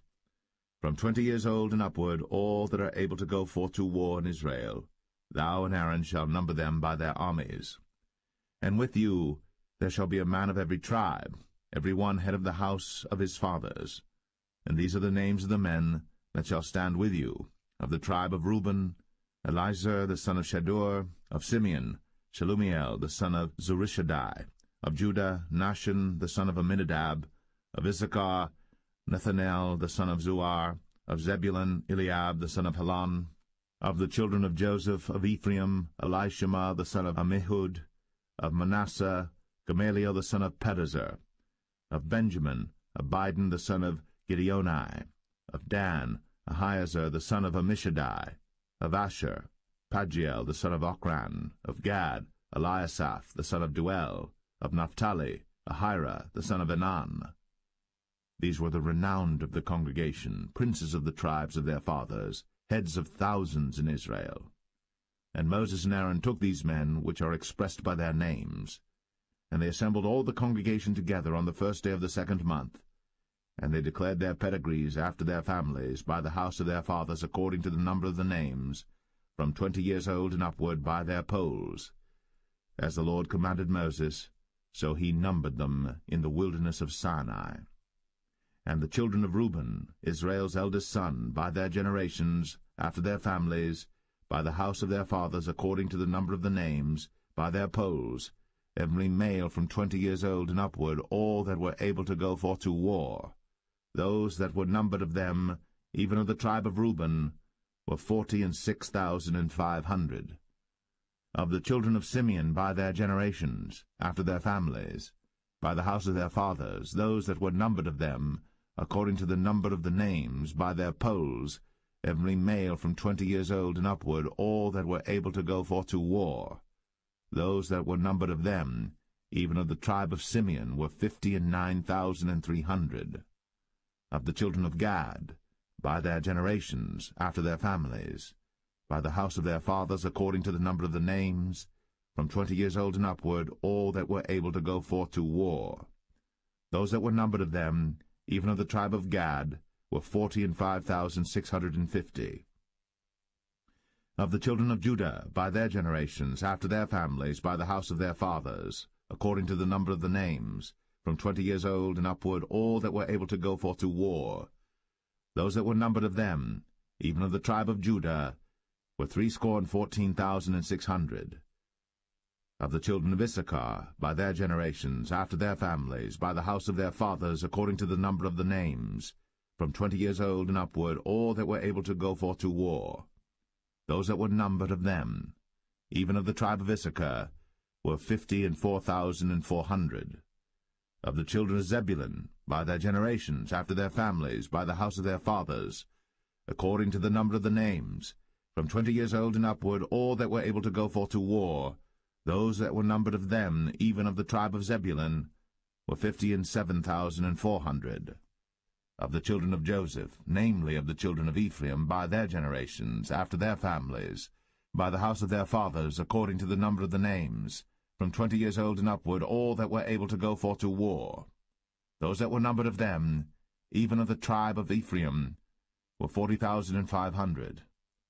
Of the children of Manasseh, by their generations, after their families, by the house of their fathers, according to the number of the names, from 20 years old and upward, all that were able to go forth to war. Those that were numbered of them, even of the tribe of Manasseh, were 32,200. Of the children of Benjamin, by their generations, after their families, by the house of their fathers, according to the number of the names, from 20 years old and upward, all that were able to go forth to war, those that were numbered of them, even of the tribe of Benjamin, were 35,400. Of the children of Dan, by their generations, after their families, by the house of their fathers, according to the number of the names, from 20 years old and upward, all that were able to go forth to war, those that were numbered of them, even of the tribe of Dan, were 62,700. Of the children of Asher, by their generations, after their families, by the house of their fathers, according to the number of the names, from 20 years old and upward, all that were able to go forth to war, those that were numbered of them, even of the tribe of Asher, were 41,500. Of the children of Naphtali, throughout their generations, after their families, by the house of their fathers, according to the number of the names, from 20 years old and upward, all that were able to go forth to war, those that were numbered of them, even of the tribe of Naphtali, were 53,400. These are those that were numbered, which Moses and Aaron numbered, and the princes of Israel, being 12 men, each one was for the house of his fathers. So were all those that were numbered of the children of Israel, by the house of their fathers, from 20 years old and upward, all that were able to go forth to war in Israel. Even all they that were numbered were 600,000 and 3,550. But the Levites after the tribe of their fathers were not numbered among them. For the Lord had spoken unto Moses, saying, Only thou shalt not number the tribe of Levi, neither take the sum of them among the children of Israel. But thou shalt appoint the Levites over the tabernacle of testimony, and over all the vessels thereof, and over all things that belong to it. They shall bear the tabernacle, and all the vessels thereof, and they shall minister unto it, and shall encamp round about the tabernacle. And when the tabernacle setteth forward, the Levites shall take it down. And when the tabernacle is to be pitched, the Levites shall set it up, and the stranger that cometh nigh shall be put to death. And the children of Israel shall pitch their tents, every man by his own camp, and every man by his own standard throughout their hosts. But the Levites shall pitch round about the tabernacle of testimony, that there be no wrath upon the congregation of the children of Israel. And the Levites shall keep the charge of the tabernacle of testimony. And the children of Israel did, according to all that the Lord commanded Moses. So did they.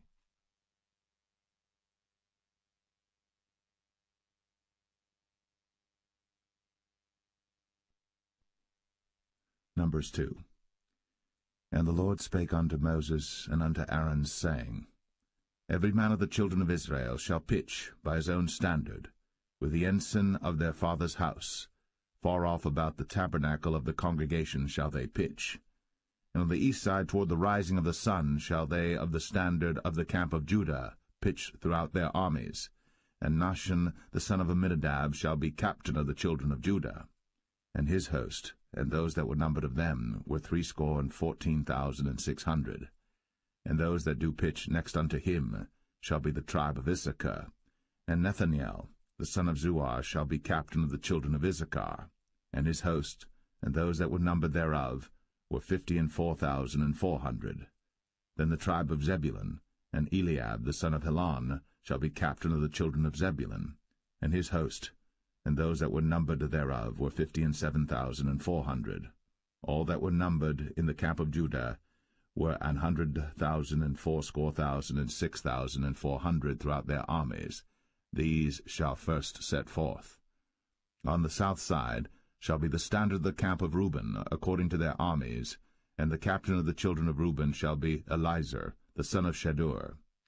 And his host, and those that were numbered thereof, were 46,500. And those which pitched by him shall be the tribe of Simeon. And the captain of the children of Simeon shall be Shelumiel, the son of Zerushadai. And his host, and those that were numbered of them, were 59,300. Then the tribe of Gad, and the captain of the sons of Gad shall be Eliasaph, the son of Ruel. And his host, and those that were numbered of them, were 45,650. All that were numbered in the camp of Reuben were 100,050 and 1,450 throughout their armies, and they shall set forth in the second rank. Then the tabernacle of the congregation shall set forward with the camp of the Levites in the midst of the camp, as they encamp, so shall they set forward, every man in his place by their standards. On the west side shall be the standard of the camp of Ephraim, according to their armies, and the captain of the sons of Ephraim shall be Elishama, the son of Ammihud. And his host, and those that were numbered of them, were 40,500. And by him shall be the tribe of Manasseh, and the captain of the children of Manasseh shall be Gamaliel, the son of Pedazur. And his host, and those that were numbered of them, were 32,200. Then the tribe of Benjamin, and the captain of the sons of Benjamin shall be Abidan, the son of Gideoni. And his host, and those that were numbered of them, were 35,400. All that were numbered of the camp of Ephraim were 100,000 and 8,000 and 100 throughout their armies, and they shall go forward in the third rank.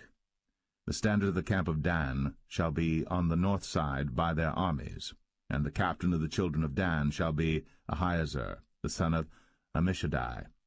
And his host, and those that were numbered of them, were 62,700. And those that encamp by him shall be the tribe of Asher, and the captain of the children of Asher shall be Pagiel, the son of Ochran, and his host, and those that were numbered of them were 41,500. Then the tribe of Naphtali, and the captain of the children of Naphtali shall be Ahira, the son of Enan, and his host, and those that were numbered of them were 53,400. All they that were numbered in the camp of Dan were 100,050 and 7,600. They shall go hindmost with their standards. These are those which were numbered of the children of Israel, by the house of their fathers. All those that were numbered of the camps throughout their hosts were 600,000 and 3,550. But the Levites were not numbered among the children of Israel, as the Lord commanded Moses. And the children of Israel did according to all that the Lord commanded Moses. So they pitched by their standards, and so they set forward, every one after their families, according to the house of their fathers.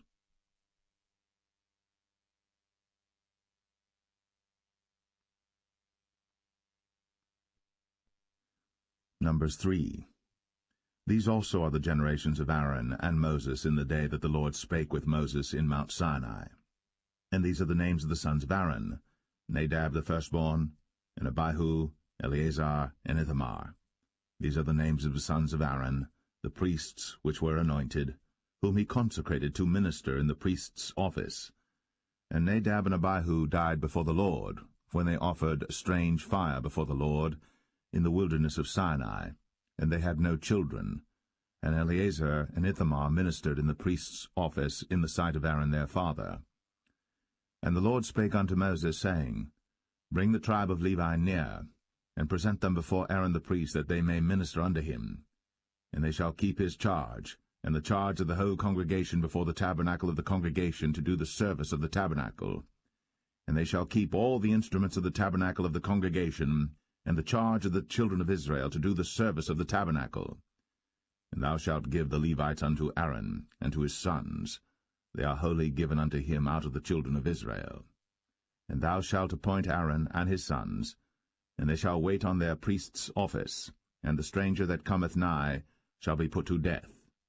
And the Lord spake unto Moses, saying, And I, behold, I have taken the Levites from among the children of Israel, instead of all the firstborn that openeth the matrix among the children of Israel.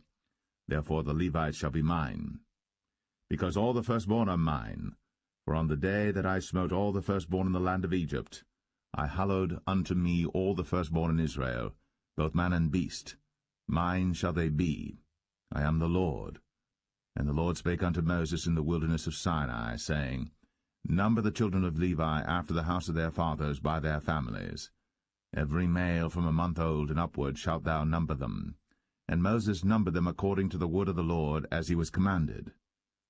And these were the sons of Levi by their names, Gershon and Kohath and Merari.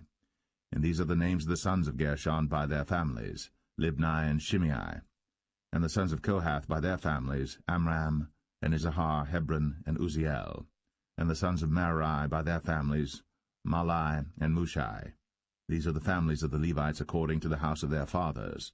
Of Gershon was the family of the Libnites, and the family of the Shimites. These are the families of the Gershonites. Those that were numbered of them, according to the number of all the males, from a month old and upward, even those that were numbered of them, were 7,500. The families of the Gershonites shall pitch behind the tabernacle westward. And the chief of the house of the father of the Gershonites shall be Eliasaph the son of Lael. And the charge of the sons of Gershon in the tabernacle of the congregation shall be the tabernacle, and the tent, the covering thereof, and the hanging for the door of the tabernacle of the congregation, and the hangings of the court, and the curtain for the door of the court which is by the tabernacle, and by the altar round about, and the cords of it for all the service thereof. And of Kohath was the family of the Amramites, and the family of the Isharites, and the family of the Hebronites, and the family of the Uzzielites. These are the families of the Kohathites. In the number of all the males from a month old and upward were 8,600, keeping the charge of the sanctuary. The families of the sons of Kohath shall pitch on the side of the tabernacle southward. And the chief of the house of the father of the families of the Kohathites shall be Elizaphan the son of Uzziel. And their charge shall be the ark, and the table, and the candlestick, and the altars, and the vessels of the sanctuary wherewith they minister, and the hanging, and all the service thereof. And Eleazar the son of Aaron the priest shall be chief over the chief of the Levites, and have the oversight of them that keep the charge of the sanctuary. Of Merari was the family of the Mahlites, and the family of the Mushites. These are the families of Merari. And those that were numbered of them, according to the number of all the males, from a month old and upward, were 6,200. And the chief of the house of the father of the families of Merari was Zuriel, the son of Abihail. These shall pitch on the side of the tabernacle northward. And under the custody and charge of the sons of Merari shall be the boards of the tabernacle, and the bars thereof, and the pillars thereof, and the sockets thereof, and all the vessels thereof, and all that serveth thereto, and the pillars of the court round about, and their sockets, and their pins, and their cords. But those that encamp before the tabernacle toward the east, even before the tabernacle of the congregation eastward, shall be Moses and Aaron and his sons, keeping the charge of the sanctuary for the charge of the children of Israel, and the stranger that cometh nigh shall be put to death. All that were numbered of the Levites, which Moses and Aaron numbered at the commandment of the Lord, throughout their families, all the males from a month old and upward, were 22,000. And the Lord said unto Moses, Number all the firstborn of the males of the children of Israel from a month old and upward, and take the number of their names. And thou shalt take the Levites for me, I am the Lord, instead of all the firstborn among the children of Israel, and the cattle of the Levites instead of all the firstlings among the cattle of the children of Israel. And Moses numbered, as the Lord commanded him, all the firstborn among the children of Israel, and all the firstborn males by the number of names, from a month old and upward, of those that were numbered of them, were 22,213. And the Lord spake unto Moses, saying, Take the Levites instead of all the firstborn among the children of Israel, and the cattle of the Levites instead of their cattle, and the Levites shall be mine. I am the Lord. And for those that are to be redeemed of the 213 of the firstborn of the children of Israel, which are more than the Levites, thou shalt even take 5 shekels apiece by the poll. After the shekel of the sanctuary shalt thou take them. The shekel is 20 gerahs. And thou shalt give the money wherewith the odd number of them is to be redeemed, unto Aaron and to his sons. And Moses took the redemption money of them that were over and above them that were redeemed by the Levites. Of the firstborn of the children of Israel took he the money, 1,365 shekels, after the shekel of the sanctuary. And Moses gave the money of them that were redeemed unto Aaron and to his sons, according to the word of the Lord, as the Lord commanded Moses.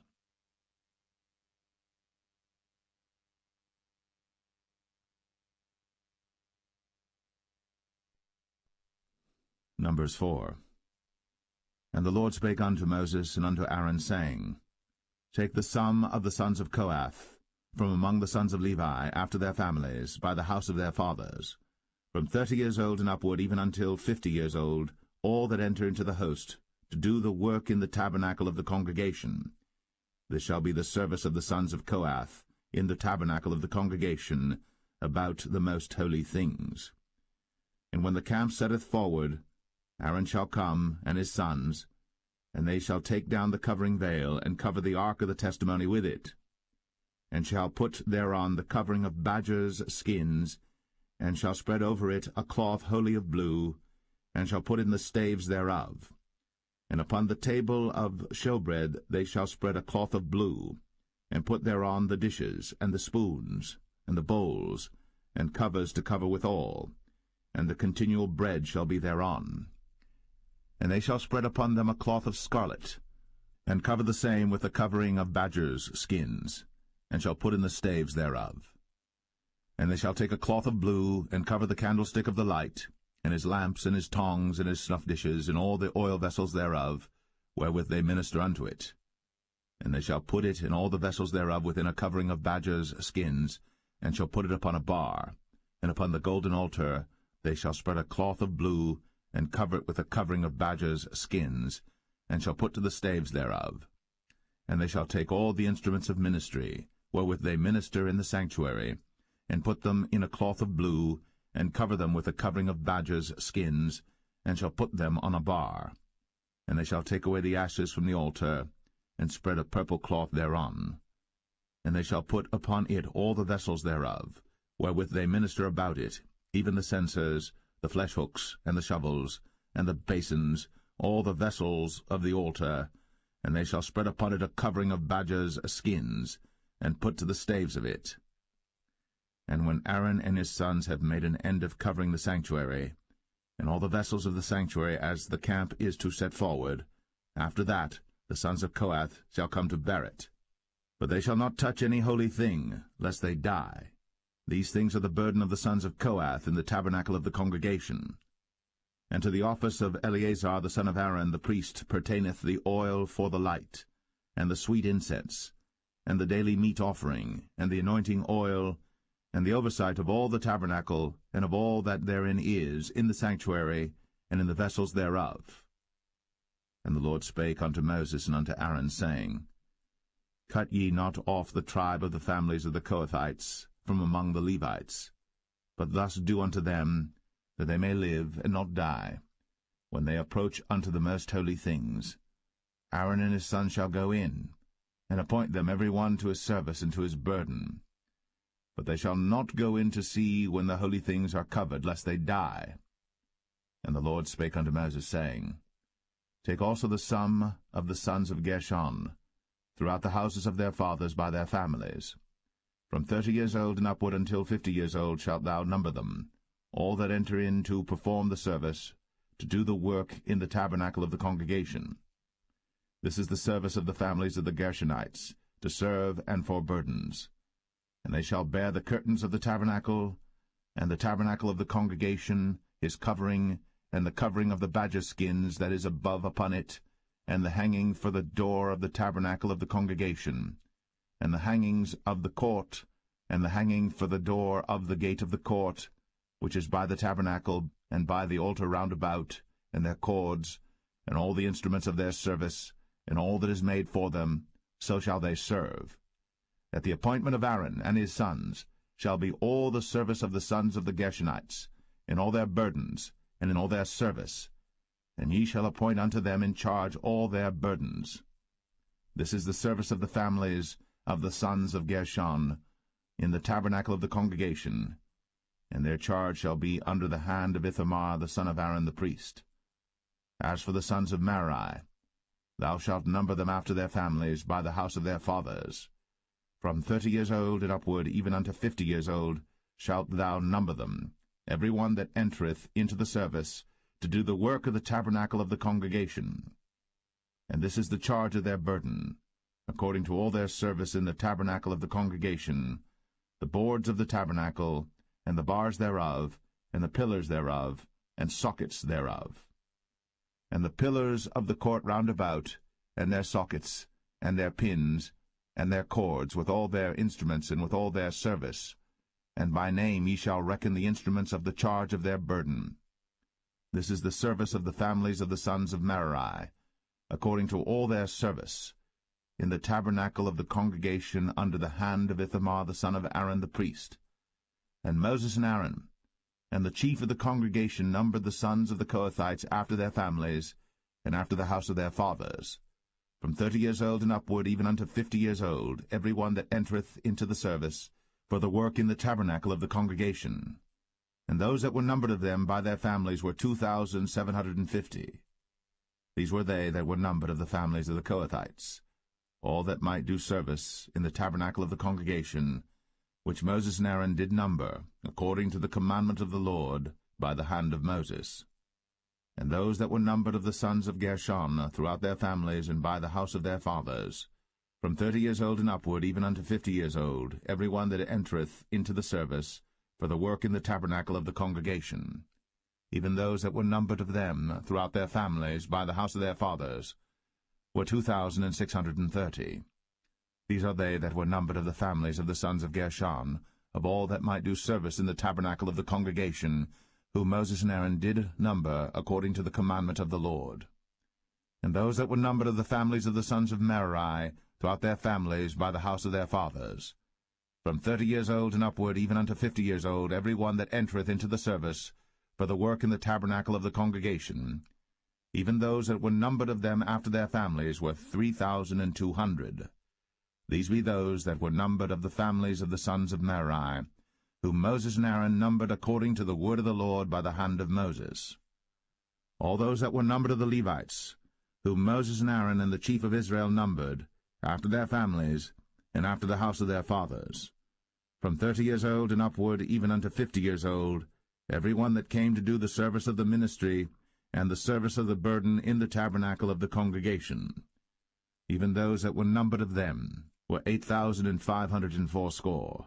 According to the commandment of the Lord they were numbered by the hand of Moses, every one according to his service, and according to his burden. Thus were they numbered of him, as the Lord commanded Moses.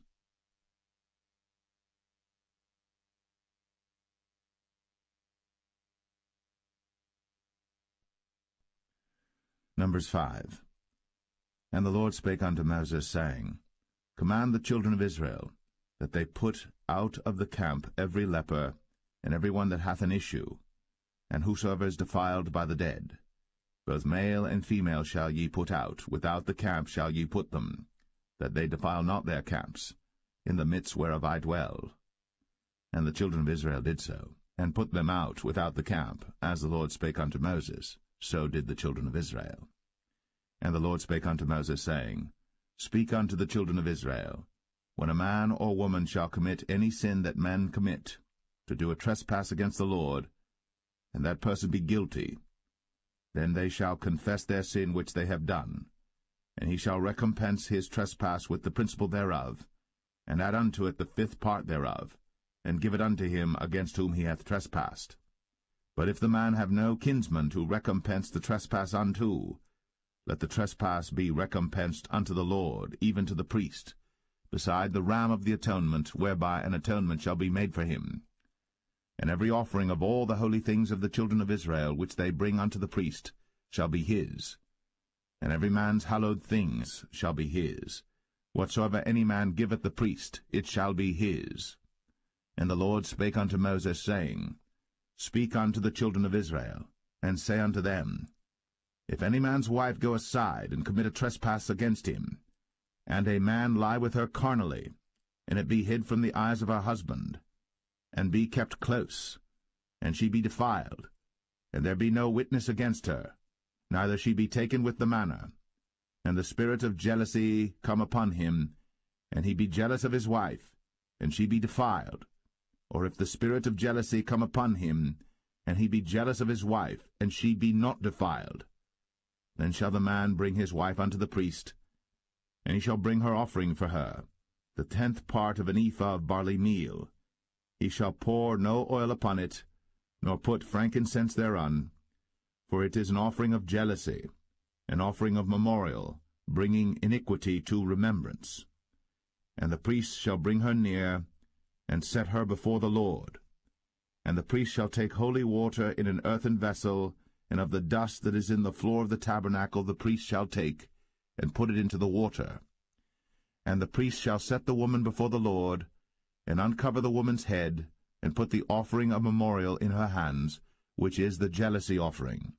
And the priest shall have in his hand the bitter water that causeth the curse.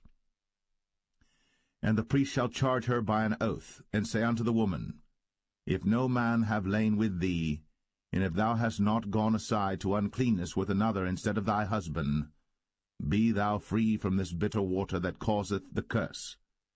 But if thou hast gone aside to another instead of thy husband, and if thou be defiled, and some man have lain with thee beside thine husband, then the priest shall charge the woman with an oath of cursing, and the priest shall say unto the woman, The Lord make thee a curse, and an oath among thy people, when the Lord doth make thy thigh to rot, and thy belly to swell. And this water that causeth the curse shall go into thy bowels, to make thy belly to swell, and thy thigh to rot. And the woman shall say, Amen, Amen. And the priest shall write these curses in a book, and he shall blot them out with the bitter water. And he shall cause the woman to drink the bitter water that causeth the curse, and the water that causeth the curse shall enter into her, and become bitter. Then the priest shall take the jealousy offering out of the woman's hand, and shall wave the offering before the Lord, and offer it upon the altar. And the priest shall take an handful of the offering, even the memorial thereof, and burn it upon the altar, and afterward shall cause the woman to drink the water. And when he hath made her to drink the water, then it shall come to pass that if she be defiled, and have done trespass against her husband, that the water that causeth the curse shall enter into her, and become bitter, and her belly shall swell, and her thigh shall rot, and the woman shall be a curse among her people. And if the woman be not defiled, but be clean, then she shall be free, and shall conceive seed. This is the law of jealousies, when a wife goeth aside to another instead of her husband, and is defiled. Or when the spirit of jealousy cometh upon him, and he be jealous over his wife, and shall set the woman before the Lord, and the priest shall execute upon her all this law. Then shall the man be guiltless from iniquity, and this woman shall bear her iniquity.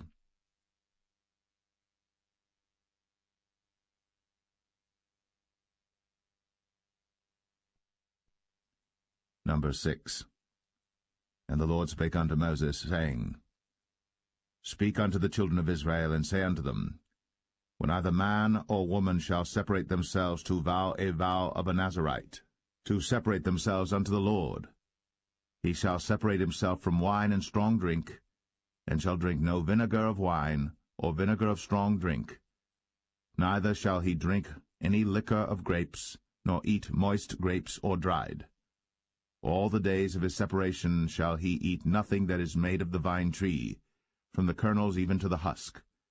All the days of the vow of his separation there shall no razor come upon his head, until the days be fulfilled, in the which he separateth himself unto the Lord. He shall be holy, and shall let the locks of the hair of his head grow. All the days that he separateth himself unto the Lord, he shall come at no dead body. He shall not make himself unclean for his father, or for his mother, for his brother, or for his sister, when they die, because the consecration of his God is upon his head. All the days of his separation he is holy unto the Lord. And if any man die very suddenly by him, and he hath defiled the head of his consecration, then he shall shave his head in the day of his cleansing. On the 7th day shall he shave it. And on the 8th day he shall bring 2 turtles, or 2 young pigeons, to the priest, to the door of the tabernacle of the congregation, and the priest shall offer the one for a sin offering, and the other for a burnt offering, and make an atonement for him, for that he sinned by the dead, and shall hallow his head that same day. And he shall consecrate unto the Lord the days of his separation, and shall bring a lamb of the first year for a trespass offering, but the days that were before shall be lost, because his separation was defiled. And this is the law of the Nazarite. When the days of his separation are fulfilled, he shall be brought unto the door of the tabernacle of the congregation, and he shall offer his offering unto the Lord, 1 he-lamb of the first year without blemish for a burnt offering, and 1 ewe-lamb of the first year without blemish for a sin offering, and 1 ram without blemish for peace offerings, and a basket of unleavened bread, cakes of fine flour mingled with oil, and wafers of unleavened bread anointed with oil, and their meat offering, and their drink offerings. And the priest shall bring them before the Lord, and shall offer his sin offering and his burnt offering. And he shall offer the ram for a sacrifice of peace offerings unto the Lord, with the basket of unleavened bread. The priest shall offer also his meat offering and his drink offering. And the Nazarite shall shave the head of his separation at the door of the tabernacle of the congregation, and shall take the hair of the head of his separation, and put it in the fire which is under the sacrifice of the peace offerings. And the priest shall take the sodden shoulder of the ram, and 1 unleavened cake out of the basket, and 1 unleavened wafer, and shall put them upon the hands of the Nazarite, after the hair of his separation is shaven. And the priest shall wave them for a wave offering before the Lord. This is holy for the priest, with the waved breast and heaved shoulder. And after that the Nazarite may drink wine. This is the law of the Nazarite who hath vowed, and of his offering unto the Lord for his separation, beside that his hand shall get, according to the vow which he vowed, so he must do after the law of his separation. And the Lord spake unto Moses, saying, Speak unto Aaron and unto his sons, saying, On this wise ye shall bless the children of Israel, saying unto them, The Lord bless thee, and keep thee. The Lord make his face shine upon thee, and be gracious unto thee. The Lord lift up his countenance upon thee, and give thee peace. And they shall put my name upon the children of Israel, and I will bless them.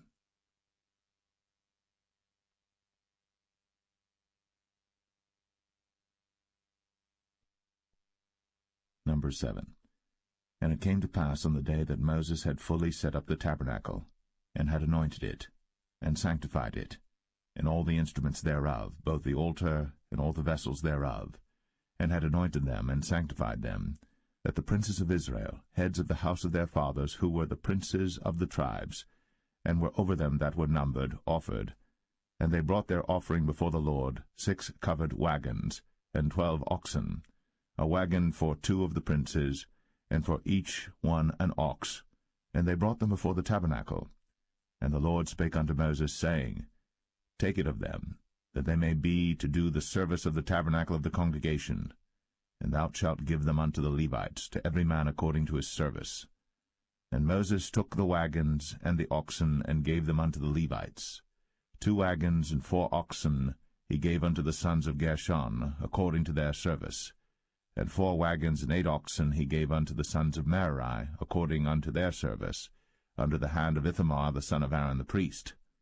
But unto the sons of Kohath he gave none, because the service of the sanctuary belonging unto them was that they should bear upon their shoulders. And the princes offered for dedicating of the altar in the day that it was anointed, even the princes offered their offering before the altar. And the Lord said unto Moses, They shall offer their offering, each prince on his day, for the dedicating of the altar.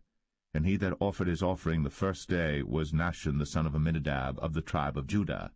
And his offering was 1 silver charger, the weight thereof was 130 shekels, 1 silver bowl of 70 shekels after the shekel of the sanctuary. Both of them were full of fine flour, mingled with oil, for a meat offering. 1 spoon of 10 shekels of gold, full of incense. 1 young bullock, 1 ram, 1 lamb of the first year, for a burnt offering. 1 kid of the goats for a sin offering, and for a sacrifice of peace offerings, 2 oxen, 5 rams, 5 he-goats, 5 lambs of the first year. This was the offering of Nahshon the son of Amminadab. On the second day Nathaniel the son of Zuar, prince of Issachar, did offer. He offered for his offering 1 silver charger, the weight whereof was 130 shekels, 1 silver bowl of 70 shekels, after the shekel of the sanctuary, both of them full of fine flour mingled with oil for a meat offering, 1 spoon of gold of 10 shekels full of incense, 1 young bullock, 1 ram, 1 lamb of the first year for a burnt offering, 1 kid of the goats for a sin offering, and for a sacrifice of peace offerings 2 oxen, 5 rams, 5 he-goats, 5 lambs of the first year. This was the offering of Nathaniel the son of Zuar. On the third day Eliab the son of Helon, prince of the children of Zebulun, did offer. His offering was 1 silver charger, the weight whereof was 130 shekels, 1 silver bowl of 70 shekels, after the shekel of the sanctuary, both of them full of fine flour mingled with oil for a meat offering, 1 golden spoon of 10 shekels full of incense, 1 young bullock, 1 ram, 1 lamb of the first year for a burnt offering, 1 kid of the goats for a sin offering, and for a sacrifice of peace offerings 2 oxen, 5 rams, 5 he-goats, 5 lambs of the first year. This was the offering of Eliab the son of Helon. On the fourth day Eleazar the son of Shadur, prince of the children of Reuben, did offer. His offering was 1 silver charger of the weight of 130 shekels, 1 silver bowl of 70 shekels, after the shekel of the sanctuary, both of them full of fine flour mingled with oil for a meat offering, 1 golden spoon of 10 shekels full of incense, 1 young bullock, 1 ram, 1 lamb of the first year for a burnt offering, 1 kid of the goats for a sin offering, and for a sacrifice of peace offerings 2 oxen, 5 rams, 5 he-goats, 5 lambs of the first year. This was the offering of Elizur the son of Shadur. On the fifth day Shelumiel the son of Zerushadai, prince of the children of Simeon, did offer. His offering was 1 silver charger, the weight whereof was 130 shekels, 1 silver bowl of 70 shekels, after the shekel of the sanctuary, both of them full of fine flour mingled with oil for a meat offering, 1 golden spoon of 10 shekels full of incense, 1 young bullock, 1 ram, 1 lamb of the first year for a burnt offering, 1 kid of the goats for a sin offering, and for a sacrifice of peace offerings 2 oxen, 5 rams, 5 he-goats, 5 lambs of the first year. This was the offering of Shelumiel the son of Zerushadai. On the sixth day Eliasaph the son of Deuel, prince of the children of Gad, offered. His offering was 1 silver charger of the weight of 130 shekels, a silver bowl of 70 shekels, after the shekel of the sanctuary, both of them full of fine flour mingled with oil for a meat offering, 1 golden spoon of 10 shekels full of incense, 1 young bullock, 1 ram, 1 lamb of the first year for a burnt offering, 1 kid of the goats for a sin offering, and for a sacrifice of peace offerings 2 oxen, 5 rams, 5 he-goats, 5 lambs of the first year. This was the offering of Eliasaph the son of Deuel. On the seventh day Elishama the son of Ammihud, prince of the children of Ephraim, offered. His offering was 1 silver charger, the weight whereof was 130 shekels, 1 silver bowl of 70 shekels, after the shekel of the sanctuary, both of them full of fine flour mingled with oil for a meat offering, 1 golden spoon of 10 shekels full of incense, 1 young bullock, 1 ram, 1 lamb of the first year for a burnt offering, 1 kid of the goats for a sin offering, and for a sacrifice of peace offerings 2 oxen, 5 rams, 5 he-goats, 5 lambs of the first year. This was the offering of Elishama the son of Ammihud. On the eighth day offered Gamaliel the son of Pedahzur, prince of the children of Manasseh. His offering was 1 silver charger of the weight of 130 shekels, 1 silver bowl of 70 shekels, after the shekel of the sanctuary, both of them full of fine flour mingled with oil for a meat offering, 1 golden spoon of 10 shekels full of incense, 1 young bullock, 1 ram, 1 lamb of the first year for a burnt offering, 1 kid of the goats for a sin offering, and for a sacrifice of peace offerings 2 oxen, 5 rams, 5 he-goats, 5 lambs of the first year. This was the offering of Gamaliel the son of Pedahzur. On the ninth day Abidan the son of Gideoni, prince of the children of Benjamin, offered. His offering was 1 silver charger, the weight whereof was 130 shekels, 1 silver bowl of 70 shekels, after the shekel of the sanctuary, both of them full of fine flour mingled with oil for a meat offering, 1 golden spoon of 10 shekels full of incense, 1 young bullock, 1 ram, 1 lamb of the first year for a burnt offering, 1 kid of the goats for a sin offering, and for a sacrifice of peace offerings 2 oxen, 5 rams, 5 he-goats, 5 lambs of the first year. This was the offering of Abidan the son of Gideoni. On the 10th day Ahiezer the son of Ammishaddai, prince of the children of Dan, offered. His offering was 1 silver charger, the weight whereof was 130 shekels, 1 silver bowl of 70 shekels, after the shekel of the sanctuary, both of them full of fine flour, mingled with oil, for a meat offering. 1 golden spoon of 10 shekels full of incense, 1 young bullock, 1 ram, 1 lamb of the first year, for a burnt offering, 1 kid of the goats for a sin offering, and for a sacrifice of peace offerings 2 oxen, 5 rams, 5 he-goats, 5 lambs of the first year. This was the offering of Ahiezer the son of Ammishaddai. On the 11th day Pagiel the son of Ochran, prince of the children of Asher, offered. His offering was 1 silver charger, the weight whereof was 130 shekels, 1 silver bowl of 70 shekels, after the shekel of the sanctuary, both of them full of fine flour, mingled with oil, for a meat offering. 1 golden spoon of 10 shekels full of incense, 1 young bullock, 1 ram, 1 lamb of the first year for a burnt offering, 1 kid of the goats for a sin offering, and for a sacrifice of peace offerings 2 oxen, 5 rams, 5 he-goats, 5 lambs of the first year. This was the offering of Pagiel the son of Ochran. On the 12th day Ahira the son of Anan, prince of the children of Naphtali, offered. His offering was 1 silver charger, the weight whereof was 130 shekels, 1 silver bowl of 70 shekels, after the shekel of the sanctuary, both of them full of fine flour, mingled with oil, for a meat offering, 1 golden spoon of 10 shekels full of incense, 1 young bullock, 1 ram, 1 lamb of the first year for a burnt offering, 1 kid of the goats for a sin offering, and for a sacrifice of peace offerings 2 oxen, 5 rams, 5 he-goats, 5 lambs of the first year. This was the offering of Ahira the son of Anan. This was the dedication of the altar in the day when it was anointed by the princes of Israel: 12 chargers of silver, 12 silver bowls, 12 spoons of gold, each charger of silver weighing 130 shekels, each bowl 70, all the silver vessels weighed 2,400 shekels, after the shekel of the sanctuary. The golden spoons were 12, full of incense, weighing 10 shekels apiece, after the shekel of the sanctuary. All the gold of the spoons was 120 shekels. All the oxen for the burnt offering were 12 bullocks, the rams 12, the lambs of the first year 12, with their meat offering, and the kids of the goats for sin offering 12. And all the oxen for the sacrifice of the peace offerings were 24 bullocks, the rams 60, the he-goats 60, the lambs of the first year 60. This was the dedication of the altar. After that it was anointed. And when Moses was gone into the tabernacle of the congregation to speak with him, then he heard the voice of one speaking unto him from off the mercy seat, that was upon the ark of testimony, from between the 2 cherubims, and he spake unto him.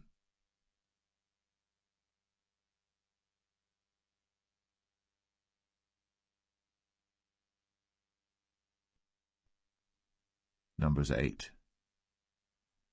And the Lord spake unto Moses, saying, Speak unto Aaron, and say unto him, When thou lightest the lamps, the 7 lamps shall give light over against the candlestick. And Aaron did so. He lighted the lamps thereof over against the candlestick, as the Lord commanded Moses. And this work of the candlestick was of beaten gold, unto the shaft thereof, unto the flowers thereof was beaten work, according unto the pattern which the Lord had shown Moses. So he made the candlestick. And the Lord spake unto Moses, saying, Take the Levites from among the children of Israel, and cleanse them. And thus shalt thou do unto them to cleanse them. Sprinkle water of purifying upon them, and let them shave all their flesh, and let them wash their clothes, and so make themselves clean. Then let them take a young bullock with his meat offering, even fine flour mingled with oil, and another young bullock shalt thou take for a sin offering. And thou shalt bring the Levites before the tabernacle of the congregation, and thou shalt gather the whole assembly of the children of Israel together. And thou shalt bring the Levites before the Lord, and the children of Israel shall put their hands upon the Levites. And Aaron shall offer the Levites before the Lord for an offering of the children of Israel, that they may execute the service of the Lord. And the Levites shall lay their hands upon the heads of the bullocks. And thou shalt offer the one for a sin offering, and the other for a burnt offering unto the Lord, to make an atonement for the Levites. And thou shalt set the Levites before Aaron, and before his sons, and offer them for an offering unto the Lord.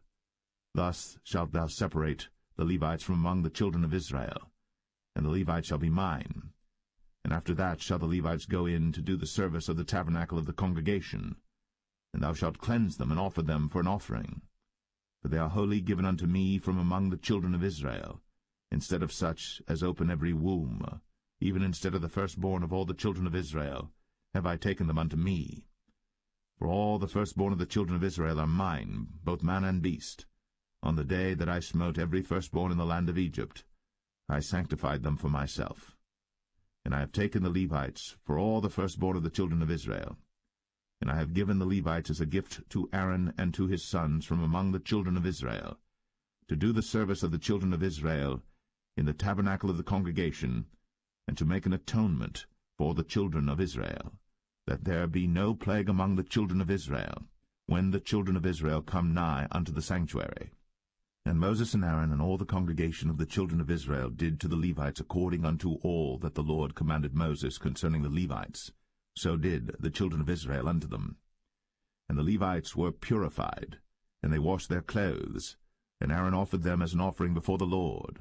And Aaron made an atonement for them to cleanse them.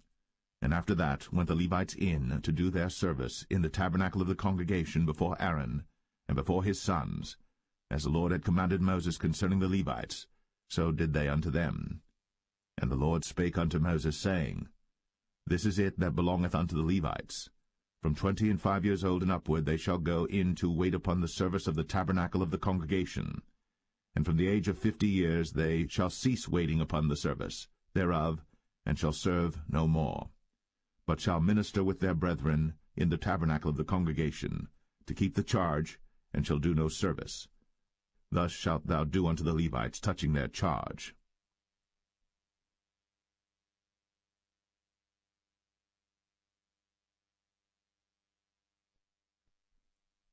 Numbers 9. And the Lord spake unto Moses in the wilderness of Sinai, in the first month of the 2nd year, after they were come out of the land of Egypt, saying, Let the children of Israel also keep the Passover at his appointed season. In the 14th day of this month, at even, ye shall keep it in his appointed season, according to all the rites of it, and according to all the ceremonies thereof shall ye keep it. And Moses spake unto the children of Israel, that they should keep the Passover. And they kept the Passover on the 14th day of the first month at even in the wilderness of Sinai, according to all that the Lord commanded Moses, so did the children of Israel. And there were certain men who were defiled by the dead body of a man, that they could not keep the Passover on that day. And they came before Moses and before Aaron on that day. And those men said unto him, We are defiled by the dead body of a man. Wherefore are we kept back, that we may not offer an offering of the Lord in his appointed season among the children of Israel? And Moses said unto them, Stand still, and I will hear what the Lord will command concerning you. And the Lord spake unto Moses, saying, Speak unto the children of Israel, saying, If any man of you or of your posterity shall be unclean by reason of a dead body, or be in a journey afar off, yet he shall keep the Passover unto the Lord. The 14th day of the 2nd month at even they shall keep it, and eat it with unleavened bread and bitter herbs. They shall leave none of it unto the morning, nor break any bone of it. According to all the ordinances of the Passover they shall keep it. But the man that is clean, and is not in a journey, and forbeareth to keep the Passover, even the same soul shall be cut off from among his people, because he brought not the offering of the Lord in his appointed season. That man shall bear his sin.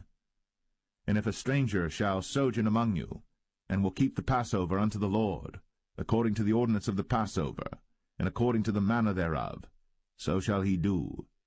Ye shall have one ordinance, both for the stranger and for him that was born in the land. And on the day that the tabernacle was reared up, the cloud covered the tabernacle, namely the tent of the testimony.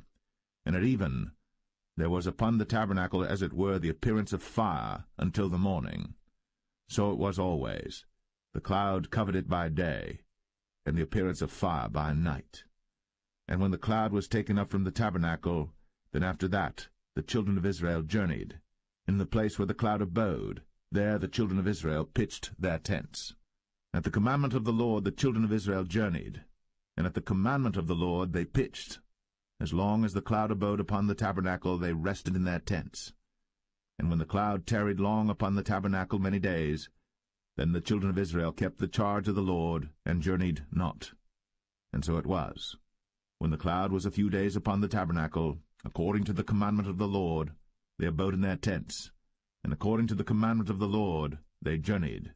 And so it was, when the cloud abode from even unto the morning, and that the cloud was taken up in the morning, then they journeyed. Whether it was by day or by night that the cloud was taken up, they journeyed. Or whether it were 2 days, or a month, or a year, that the cloud tarried upon the tabernacle, remaining thereon, the children of Israel abode in their tents, and journeyed not. But when it was taken up, they journeyed. At the commandment of the Lord they rested in the tents, and at the commandment of the Lord they journeyed. They kept the charge of the Lord, at the commandment of the Lord, by the hand of Moses.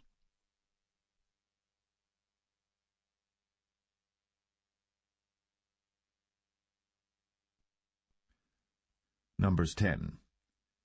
And the Lord spake unto Moses, saying, Make thee 2 trumpets of silver, of a whole piece shalt thou make them, that thou mayest use them for the calling of the assembly, and for the journeying of the camps. And when they shall blow with them, all the assembly shall assemble themselves to thee at the door of the tabernacle of the congregation. And if they blow but with 1 trumpet, then the princes, which are heads of the thousands of Israel, shall gather themselves unto thee. When ye blow an alarm, then the camps that lie on the east parts shall go forward. When ye blow an alarm the 2nd time, then the camps that lie on the south side shall take their journey. They shall blow an alarm for their journeys. But when the congregation is to be gathered together, ye shall blow, but ye shall not sound an alarm. And the sons of Aaron the priests shall blow with the trumpets, and they shall be to you for an ordinance for ever throughout your generations. And if ye go to war in your land against the enemy that oppresseth you, then ye shall blow an alarm with the trumpets, and ye shall be remembered before the Lord your God, and ye shall be saved from your enemies. Also in the day of your gladness, and in your solemn days, in the beginnings of your months, ye shall blow with the trumpets over your burnt offerings, and over the sacrifices of your peace offerings, that they may be to you for a memorial before your God. I am the Lord your God. And it came to pass on the 20th day of the 2nd month, in the 2nd year, that the cloud was taken up from off the tabernacle of the testimony. And the children of Israel took their journeys out of the wilderness of Sinai, and the cloud rested in the wilderness of Paran. And they first took their journey according to the commandment of the Lord by the hand of Moses. In the first place went the standard of the camp of the children of Judah according to their armies, and over his host was Nahshon the son of Amminadab. And over the host of the tribe of the children of Issachar was Nethanel the son of Zuar. And over the host of the tribe of the children of Zebulun was Eliab the son of Helon. And the tabernacle was taken down, and the sons of Gershon and the sons of Merari set forward, bearing the tabernacle. And the standard of the camp of Reuben set forward according to their armies. And over his host was Elizur the son of Shadur. And over the host of the tribe of the children of Simeon was Shelumiel the son of Zerushadai. And over the host of the tribe of the children of Gad was Eliasaph the son of Duel.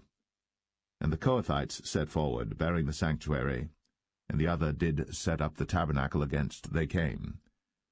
And the standard of the camp of the children of Ephraim set forward according to their armies, and over his host was Elishama the son of Ammihud. And over the host of the tribe of the children of Manasseh was Gamaliel the son of Pedazur.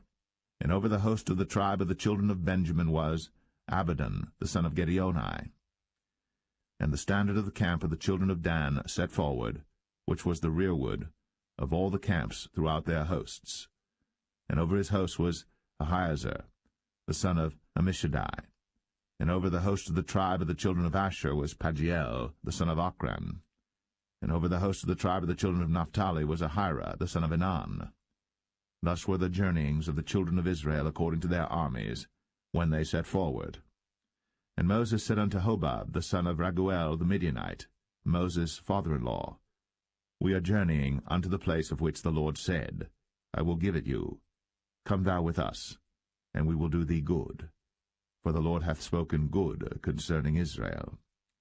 And he said unto him, I will not go, but I will depart to mine own land and to my kindred. And he said, Leave us not, I pray thee, for as much as thou knowest how we are to encamp in the wilderness, and thou mayest be to us instead of eyes. And it shall be, if thou go with us, yea, it shall be that what goodness the Lord shall do unto us, the same will we do unto thee. And they departed from the mount of the Lord 3 days' journey. And the ark of the covenant of the Lord went before them in the 3 days' journey, to search out a resting place for them. And the cloud of the Lord was upon them by day, when they went out of the camp. And it came to pass, when the ark set forward, that Moses said, Rise up, Lord, and let thine enemies be scattered, and let them that hate thee flee before thee. And when it rested, he said, Return, O Lord, unto the many thousands of Israel.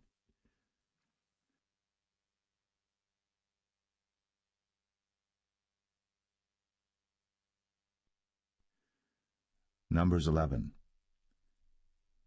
And when the people complained, it displeased the Lord.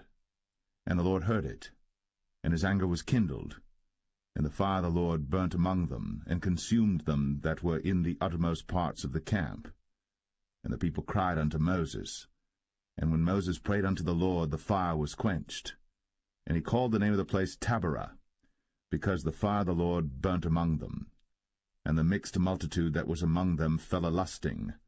And the children of Israel also wept again, and said, Who shall give us flesh to eat?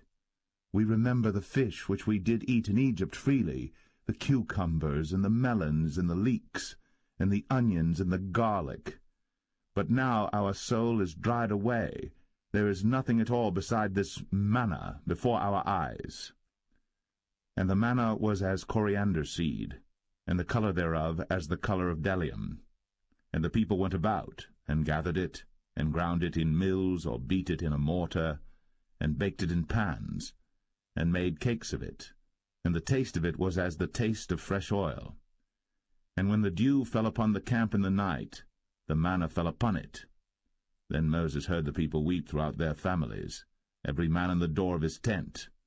And the anger of the Lord was kindled greatly. Moses also was displeased.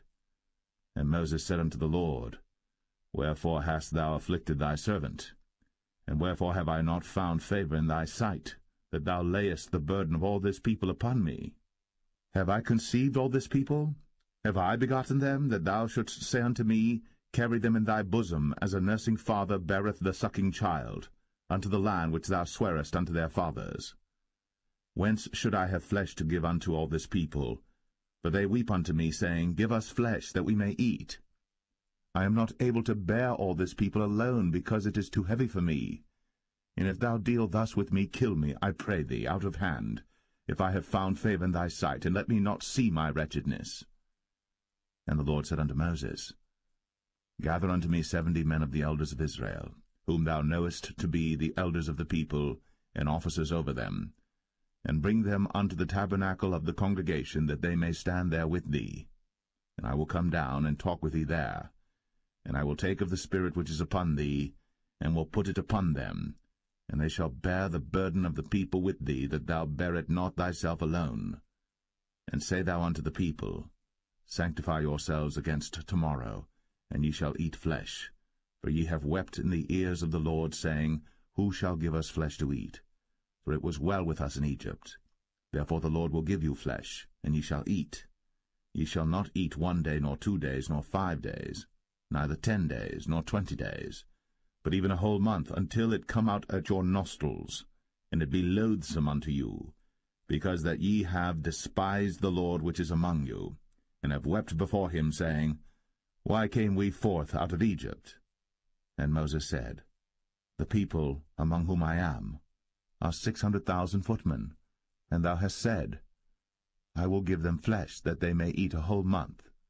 Shall the flocks and the herds be slain for them to suffice them? Or shall all the fish of the sea be gathered together for them to suffice them? And the Lord said unto Moses, Is the Lord's hand waxed short? Thou shalt see now whether my word shall come to pass unto thee or not. And Moses went out, and told the people the words of the Lord, and gathered the 70 men of the elders of the people, and set them round about the tabernacle. And the Lord came down in a cloud, and spake unto him, and took of the Spirit that was upon him, and gave it unto the 70 elders. And it came to pass that, when the Spirit rested upon them, they prophesied, and did not cease. But there remained 2 of the men in the camp. The name of the one was Eldad, and the name of the other Medad. And the Spirit rested upon them, and they were of them that were written, but went not out unto the tabernacle, and they prophesied in the camp. And there ran a young man, and told Moses, and said, Eldad and Medad do prophesy in the camp. And Joshua the son of Nun, the servant of Moses, one of his young men, answered and said, My lord Moses, forbid them. And Moses said unto him, Enviest thou for my sake? Would God that all the Lord's people were prophets, and that the Lord would put his Spirit upon them. And Moses gat him into the camp, he and the elders of Israel. And there went forth a wind from the Lord, and brought quails from the sea, and let them fall by the camp, as it were a day's journey on this side, and as it were a day's journey on the other side, round about the camp, and as it were 2 cubits high upon the face of the earth. And the people stood up all that day, and all that night, and all the next day. And they gathered the quails, he that gathered least gathered 10 homers, and they spread them all abroad for themselves round about the camp. And while the flesh was yet between their teeth, ere it was chewed, the wrath of the Lord was kindled against the people, and the Lord smote the people with a very great plague. And he called the name of that place Kibroth Hattaavah, because there they buried the people that lusted. And the people journeyed from Kibroth Hattaavah unto Hazeroth, and abode at Hazeroth.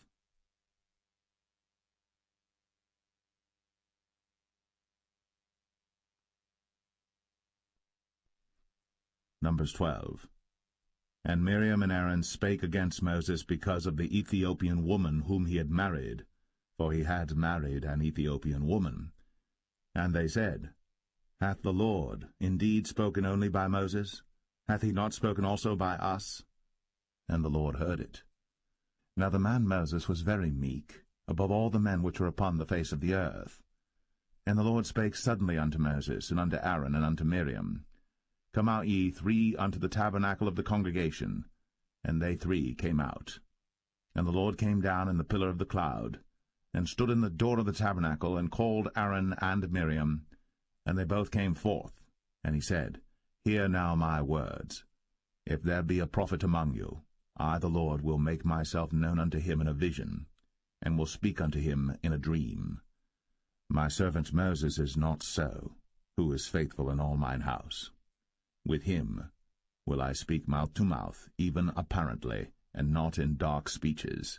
And the similitude of the Lord shall he behold. Wherefore then were ye not afraid to speak against my servant Moses? And the anger of the Lord was kindled against them, and he departed. And the cloud departed from off the tabernacle, and behold, Miriam became leprous, white as snow. And Aaron looked upon Miriam, and behold, she was leprous. And Aaron said unto Moses, Alas, my lord, I beseech thee, lay not the sin upon us, wherein we have done foolishly, and wherein we have sinned. Let her not be as one dead, of whom the flesh is half consumed, when he cometh out of his mother's womb. And Moses cried unto the Lord, saying, Heal her now, O God, I beseech thee. And the Lord said unto Moses, If her father had but spit in her face, should she not be ashamed 7 days? Let her be shut out from the camp 7 days, and after that let her be received in again. And Miriam was shut out from the camp 7 days. And the people journeyed not till Miriam was brought in again. And afterward the people removed from Hazeroth, and pitched in the wilderness of Paran.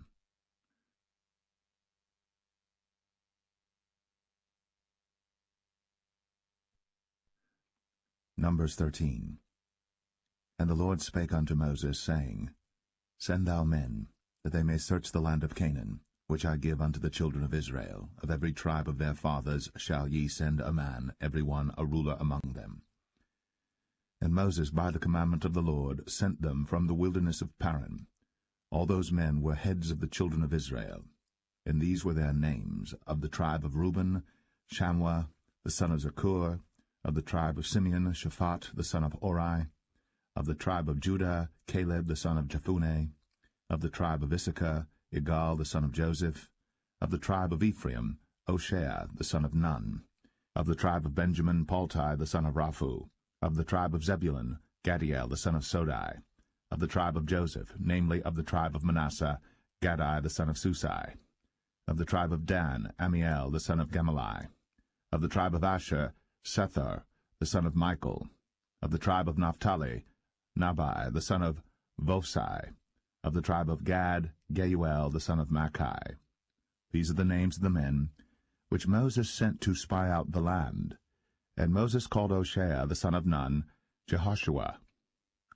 And Moses sent them to spy out the land of Canaan, and said unto them, Get you up this way southward, and go up into the mountain, and see the land what it is, and the people that dwelleth therein, whether they be strong or weak, few or many, and what the land is that they dwell in, whether it be good or bad, and what cities they be that they dwell in, whether in tents or in strongholds, and what the land is, whether it be fat or lean, whether there be wood therein or not. And be ye of good courage, and bring of the fruit of the land. Now the time was the time of the first ripe grapes. So they went up and searched the land from the wilderness of Zin unto Rehob, as men come to Hamath. And they ascended by the south, and came unto Hebron, where Ahiman, Sheshai, and Talmai, the children of Anak, were. Now Hebron was built 7 years before Zoan in Egypt. And they came unto the brook of Eshcol, and cut down from thence a branch, with one cluster of grapes, and they bare it between two upon a staff. And they brought of the pomegranates and of the figs. The place was called the brook Eshcol, because of the cluster of grapes which the children of Israel cut down from thence.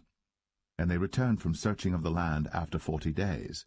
And they went, and came to Moses, and to Aaron, and to all the congregation of the children of Israel, unto the wilderness of Paran, to Kadesh, and brought back word unto them, and unto all the congregation, and showed them the fruit of the land. And they told him, and said, We came unto the land whither thou sentest us, and surely it floweth with milk and honey, and this is the fruit of it. Nevertheless the people be strong that dwell in the land, and the cities are walled, and very great. And moreover, we saw the children of Anak there. The Amalekites dwell in the land of the south, and the Hittites, and the Jebusites, and the Amorites dwell in the mountains, and the Canaanites dwell by the sea, and by the coast of Jordan. And Caleb stilled the people before Moses, and said, Let us go up at once, and possess it, for we are well able to overcome it. But the men that went up with him said, We be not able to go up against the people, for they are stronger than we. And they brought up an evil report of the land, which they had searched unto the children of Israel, saying, The land, through which we have gone to search it, is a land that eateth up the inhabitants thereof, and all the people that we saw in it are men of a great stature. And there we saw the giants, the sons of Anak, which come of the giants. And we were in our own sight as grasshoppers, and so we were in their sight.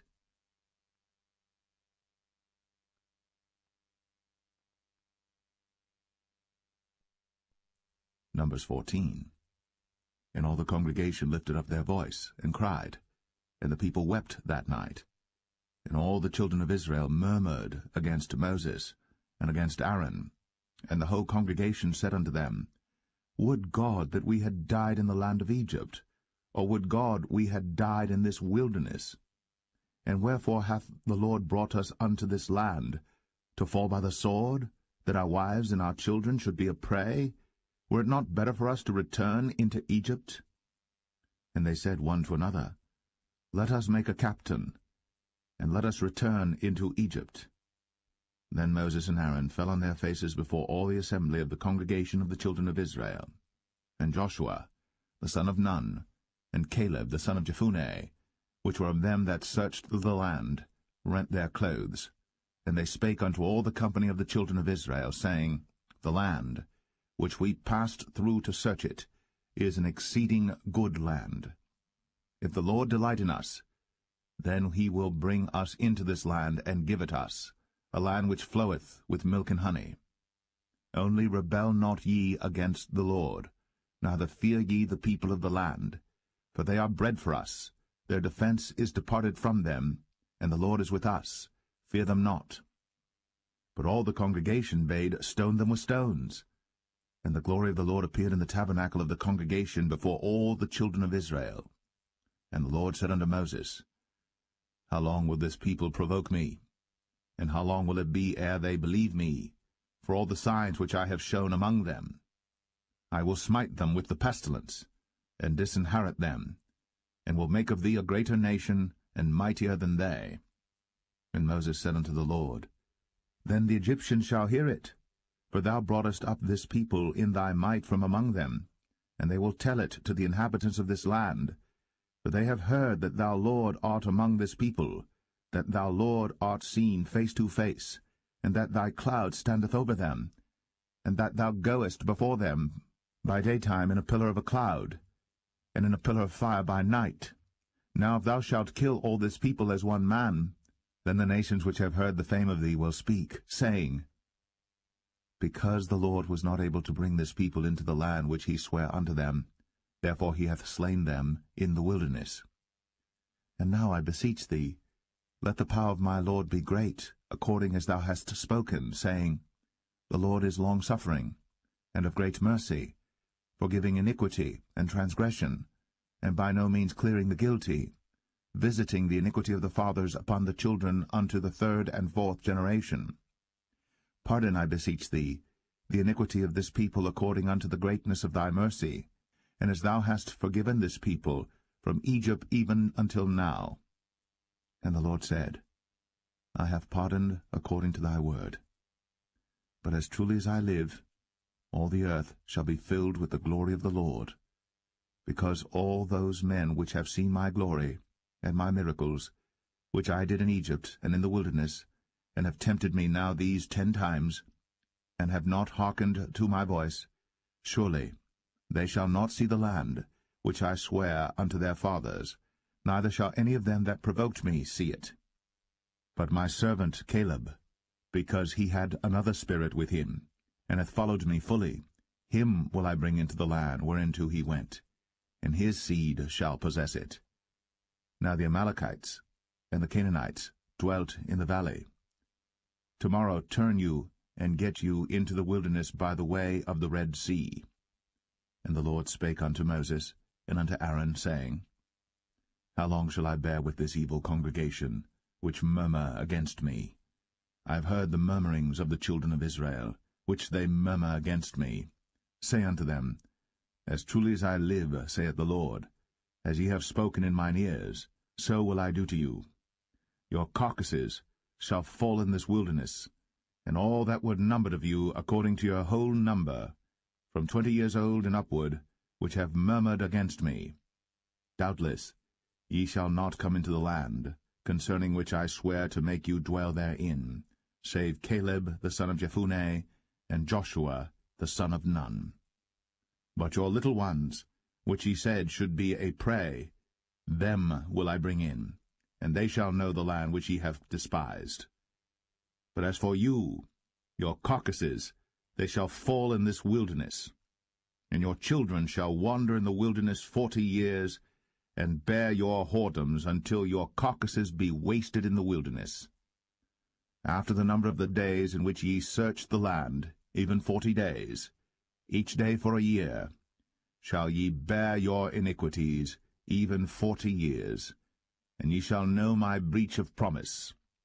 I the Lord have said, I will surely do it unto all this evil congregation that are gathered together against me. In this wilderness they shall be consumed, and there they shall die.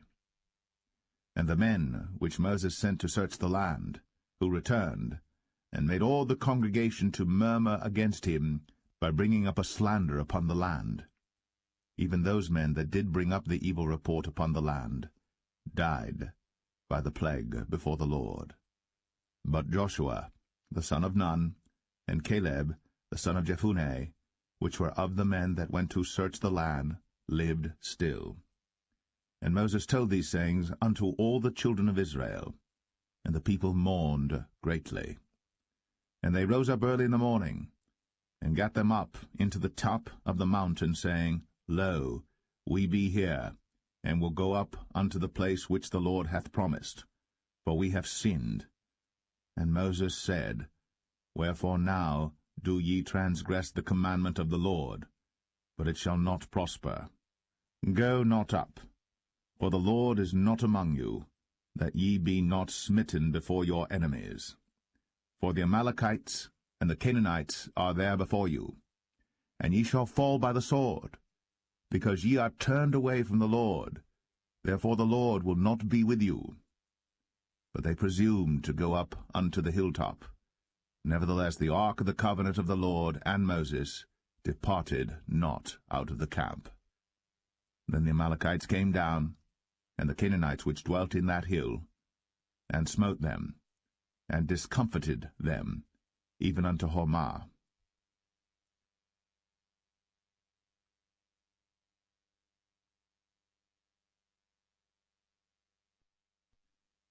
Numbers 15.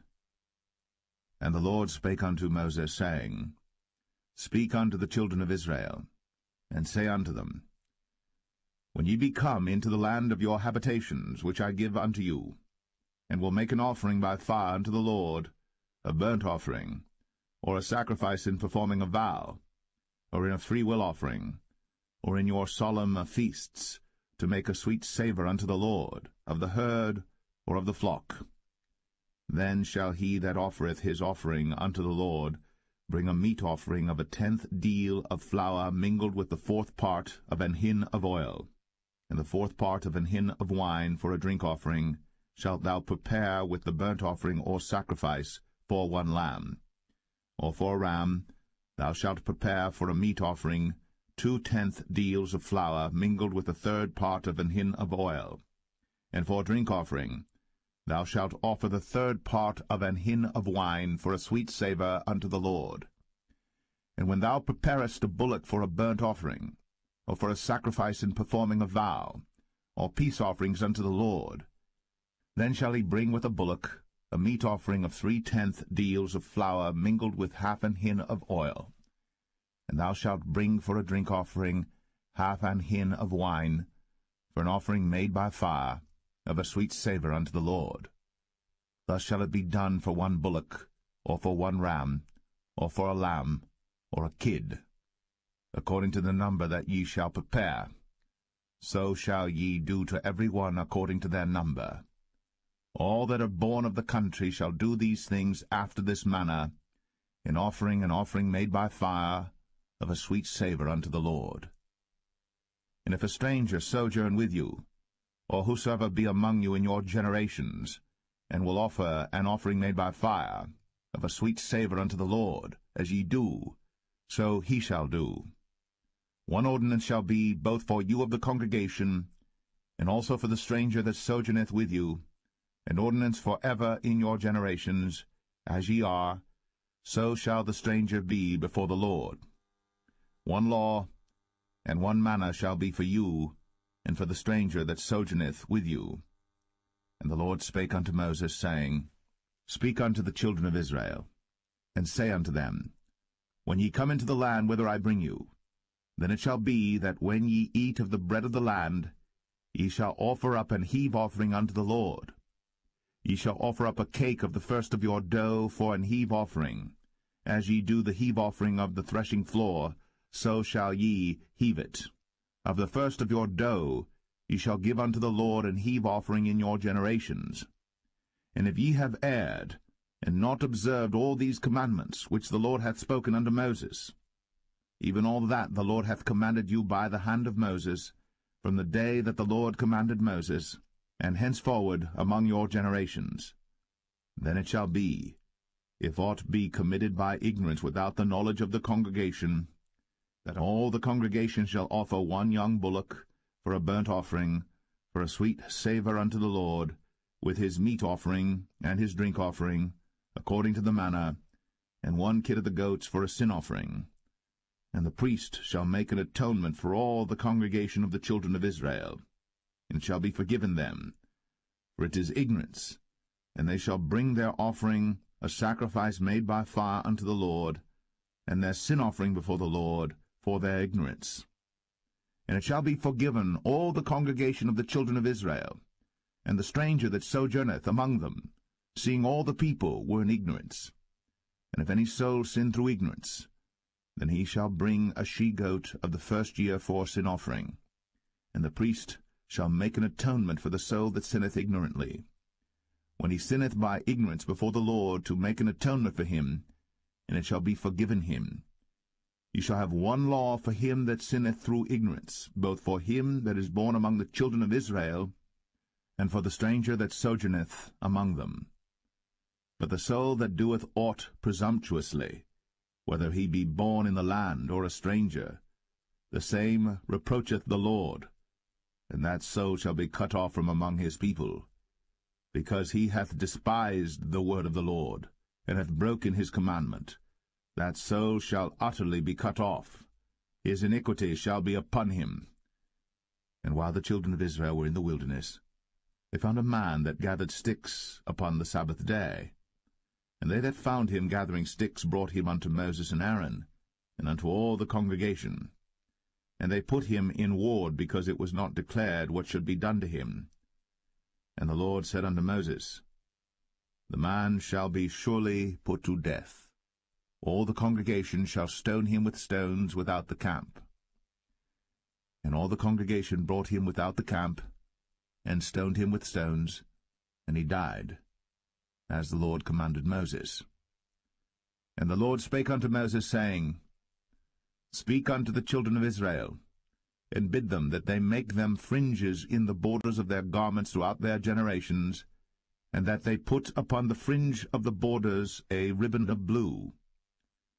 And it shall be unto you for a fringe, that ye may look upon it, and remember all the commandments of the Lord, and do them, and that ye seek not after your own heart, and your own eyes, after which ye used to go a-whoring, that ye may remember, and do all my commandments, and be holy unto your God.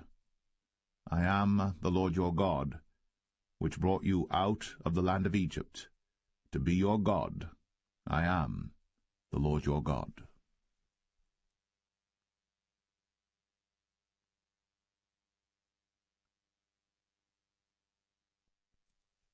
Numbers 16. Now Korah the son of Izhar, the son of Kohath, the son of Levi, and Dathan and Abiram, the sons of Eliab, and On, the son of Peleth, sons of Reuben, took men. And they rose up before Moses with certain of the children of Israel, 250 princes of the assembly, famous in the congregation, men of renown. And they gathered themselves together against Moses and against Aaron, and said unto them, Ye take too much upon you, seeing all the congregation are holy, every one of them, and the Lord is among them. Wherefore then lift ye up yourselves above the congregation of the Lord. And when Moses heard it, he fell upon his face. And he spake unto Korah and unto all his company, saying, Even tomorrow the Lord will show who are his, and who is holy, and will cause him to come near unto him. Even him whom he hath chosen will he cause to come near unto him. This do, take your censers, Korah, and all his company, and put fire therein, and put incense in them before the Lord tomorrow. And it shall be, that the man whom the Lord doth choose, he shall be holy. Ye take too much upon you, ye sons of Levi. And Moses said unto Korah, Hear, I pray you, ye sons of Levi. Seemeth it but a small thing unto you, that the God of Israel hath separated you from the congregation of Israel, to bring you near to himself, to do the service of the tabernacle of the Lord, and to stand before the congregation to minister unto them? And he hath brought thee near to him, and all thy brethren, the sons of Levi, with thee. And seek ye the priesthood also? For which cause both thou and all thy company are gathered together against the Lord? And what is Aaron, that ye murmur against him? And Moses sent to call Dathan and Abiram, the sons of Eliab, which said, We will not come up. Is it a small thing that thou hast brought us up out of the land that floweth with milk and honey, to kill us in the wilderness, except thou make thyself altogether a prince over us?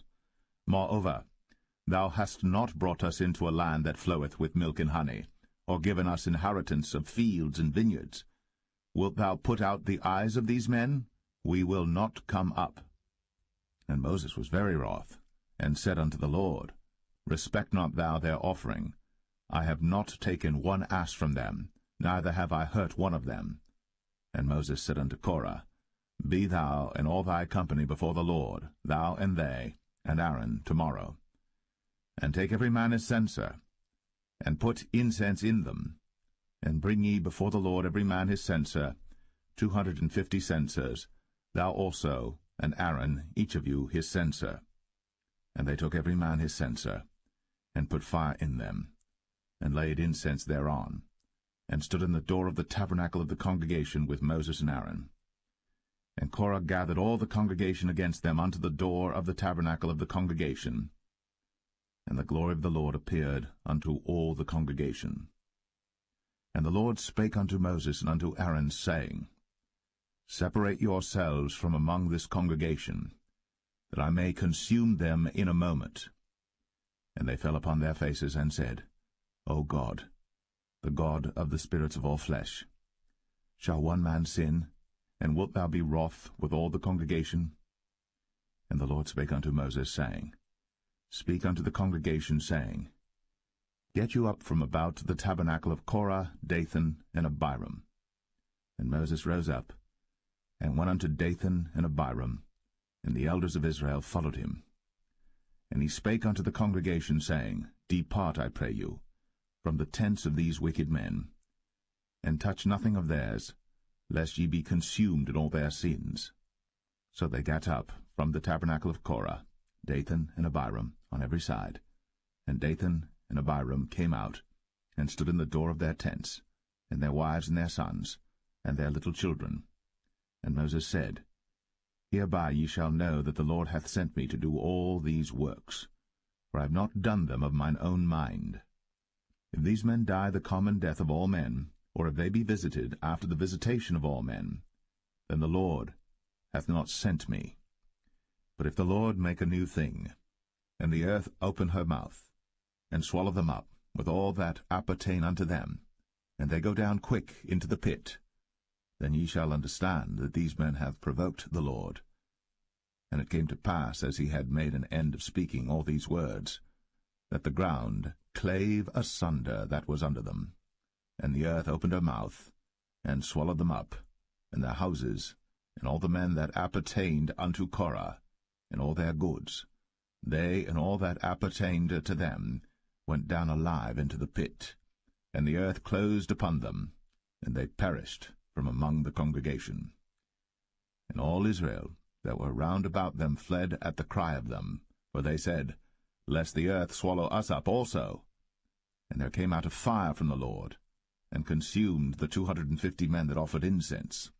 And the Lord spake unto Moses, saying, Speak unto Eleazar, the son of Aaron the priest, that he take up the censers out of the burning, and scatter thou the fire yonder, for they are hallowed.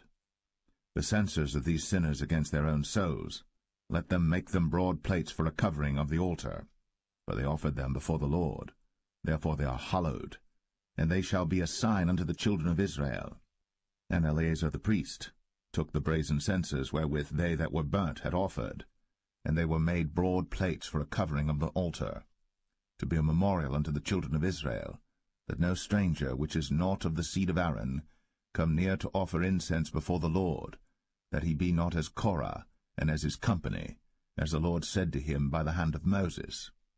But on the morrow all the congregation of the children of Israel murmured against Moses, and against Aaron, saying, Ye have killed the people of the Lord. And it came to pass, when the congregation was gathered against Moses and against Aaron, that they looked toward the tabernacle of the congregation, and behold, the cloud covered it, and the glory of the Lord appeared. And Moses and Aaron came before the tabernacle of the congregation. And the Lord spake unto Moses, saying, Get you up from among this congregation, that I may consume them as in a moment. And they fell upon their faces. And Moses said unto Aaron, Take a censer, and put fire therein from off the altar, and put on incense, and go quickly unto the congregation, and make an atonement for them. For there is wrath gone out from the Lord, the plague is begun. And Aaron took as Moses commanded, and ran into the midst of the congregation, and behold, the plague was begun among the people. And he put on incense, and made an atonement for the people. And he stood between the dead and the living, and the plague was stayed. Now they that died in the plague were 14,700, beside them that died about the matter of Korah. And Aaron returned unto Moses, unto the door of the tabernacle of the congregation, and the plague was stayed.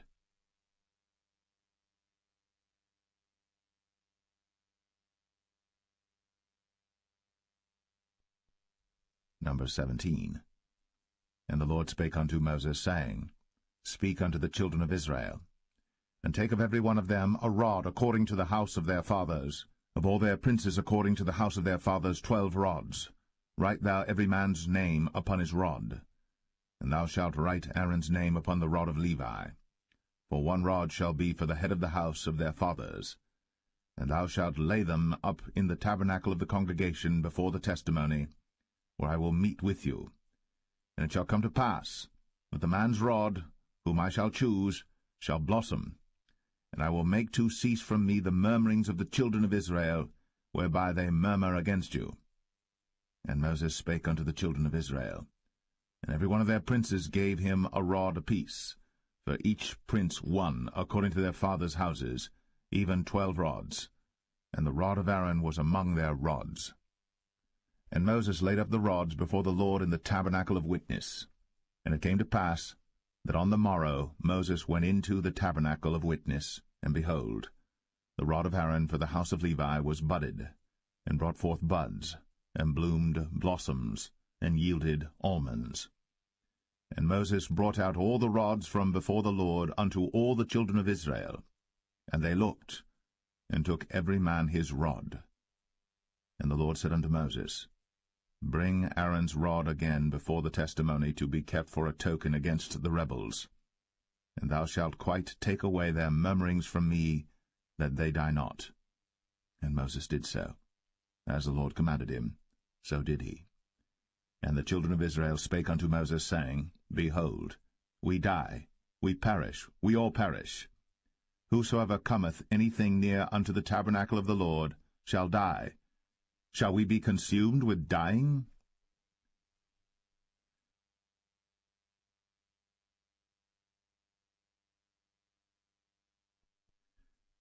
Numbers 18. And the Lord said unto Aaron, Thou and thy sons, and thy father's house with thee shall bear the iniquity of the sanctuary, and thou and thy sons with thee shall bear the iniquity of your priesthood. And thy brethren also of the tribe of Levi, the tribe of thy father, bring thou with thee, that they may be joined unto thee, and minister unto thee. But thou and thy sons with thee shall minister before the tabernacle of witness. And they shall keep thy charge, and the charge of all the tabernacle. Only they shall not come nigh the vessels of the sanctuary and the altar, that neither they nor ye also die. And they shall be joined unto thee, and keep the charge of the tabernacle of the congregation, for all the service of the tabernacle. And a stranger shall not come nigh unto you. And ye shall keep the charge of the sanctuary, and the charge of the altar, that there be no wrath any more upon the children of Israel. And I, behold, I have taken your brethren the Levites from among the children of Israel. To you they are given as a gift for the Lord, to do the service of the tabernacle of the congregation.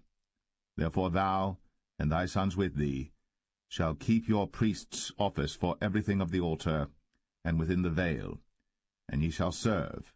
I have given your priest's office unto you as a service of gift, and the stranger that cometh nigh shall be put to death. And the Lord spake unto Aaron, Behold, I also have given thee the charge of mine heave offerings of all the hallowed things of the children of Israel. Unto thee have I given them by reason of the anointing, and to thy sons by an ordinance for ever. This shall be thine of the most holy things, reserved from the fire. every oblation of theirs, every meat offering of theirs, and every sin offering of theirs, and every trespass offering of theirs, which they shall render unto me, shall be most holy for thee, and for thy sons. In the most holy place shalt thou eat it, every male shall eat it. It shall be holy unto thee. And this is thine, the heave offering of their gift, with all the wave offerings of the children of Israel. I have given them unto thee, and to thy sons and to thy daughters with thee, by a statute for ever. Every one that is clean in thy house shall eat of it. All the best of the oil, all the best of the wine, and of the wheat, the firstfruits of them which they shall offer unto the Lord, them have I given thee. And whatsoever is first ripe in the land, which they shall bring unto the Lord, shall be thine. Every one that is clean in thine house shall eat of it. Everything devoted in Israel shall be thine. Everything that openeth the matrix in all flesh, which they bring unto the Lord, whether it be of men or beasts, shall be thine. Nevertheless, the firstborn of man shalt thou surely redeem, and the firstling of unclean beasts shalt thou redeem. And those that are to be redeemed from a month old shalt thou redeem, according to thine estimation, for the money of 5 shekels, after the shekel of the sanctuary, which is 20 gerahs. But the firstling of a cow, or the firstling of a sheep, or the firstling of a goat, thou shalt not redeem. They are holy. Thou shalt sprinkle their blood upon the altar, and shalt burn their fat for an offering made by fire, for a sweet savour unto the Lord. And the flesh of them shall be thine, as the wave breast and as the right shoulder are thine. All the heave offerings of the holy things which the children of Israel offer unto the Lord have I given thee, and thy sons and thy daughters with thee, by a statute for ever. It is a covenant of salt for ever before the Lord unto thee, and to thy seed with thee. And the Lord spake unto Aaron, Thou shalt have no inheritance in their land, neither shalt thou have any part among them. I am thy part, and thine inheritance among the children of Israel. And behold, I have given the children of Levi all the tenth in Israel for an inheritance, for their service which they serve, even the service of the tabernacle of the congregation. Neither must the children of Israel henceforth come nigh the tabernacle of the congregation, lest they bear sin and die. But the Levites shall do the service of the tabernacle of the congregation, and they shall bear their iniquity. It shall be a statute for ever throughout your generations, that among the children of Israel they have no inheritance. But the tithes of the children of Israel, which they offer as an heave offering unto the Lord, I have given to the Levites to inherit. Therefore I have said unto them, Among the children of Israel they shall have no inheritance. And the Lord spake unto Moses, saying, Thus speak unto the Levites, and say unto them, When ye take of the children of Israel the tithes which I have given you from them for your inheritance, then ye shall offer up an heave offering of it for the Lord, even a 10th part of the tithe. And this your heave offering shall be reckoned unto you, as though it were the corn of the threshing floor, and as the fullness of the winepress. Thus ye also shall offer an heave offering unto the Lord of all your tithes, which ye receive of the children of Israel, and ye shall give thereof of the Lord's heave offering to Aaron the priest. Out of all your gifts ye shall offer every heave offering of the Lord of all the best thereof, even the hallowed part thereof out of it. Therefore thou shalt say unto them, When ye have heaved the best thereof from it, then it shall be counted unto the Levites as the increase of the threshing floor, and as the increase of the winepress. And ye shall eat it in every place, ye and your households. For it is your reward for your service in the tabernacle of the congregation, and ye shall bear no sin by reason of it, when ye have heaved from it the best of it. Neither shall ye pollute the holy things of the children of Israel, lest ye die.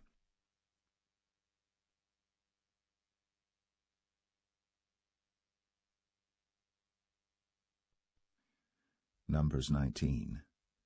And the Lord spake unto Moses and unto Aaron, saying, This is the ordinance of the law which the Lord hath commanded, saying, Speak unto the children of Israel, that they bring thee a red heifer without spot, wherein is no blemish, and upon which never came yoke. And ye shall give her unto Eleazar the priest, that he may bring her forth without the camp, and one shall slay her before his face. And Eleazar the priest shall take of her blood with his finger, and sprinkle of her blood directly before the tabernacle of the congregation 7 times. And one shall burn the heifer in his sight, her skin and her flesh and her blood, with her dung shall he burn. And the priest shall take cedar wood and hyssop and scarlet, and cast it into the midst of the burning of the heifer. Then the priest shall wash his clothes, and he shall bathe his flesh in water, and afterward he shall come into the camp, and the priest shall be unclean until the even. And he that burneth her shall wash his clothes in water, and bathe his flesh in water, and shall be unclean until the even. And the man that is clean shall gather up the ashes of the heifer, and lay them up without the camp in a clean place. And it shall be kept for the congregation of the children of Israel for a water of separation. It is a purification for sin. And he that gathereth the ashes of the heifer shall wash his clothes, and be unclean until the even. And it shall be unto the children of Israel, and unto the stranger that sojourneth among them, for a statute for ever. He that toucheth the dead body of any man shall be unclean 7 days. He shall purify himself with it on the 3rd day, and on the 7th day he shall be clean.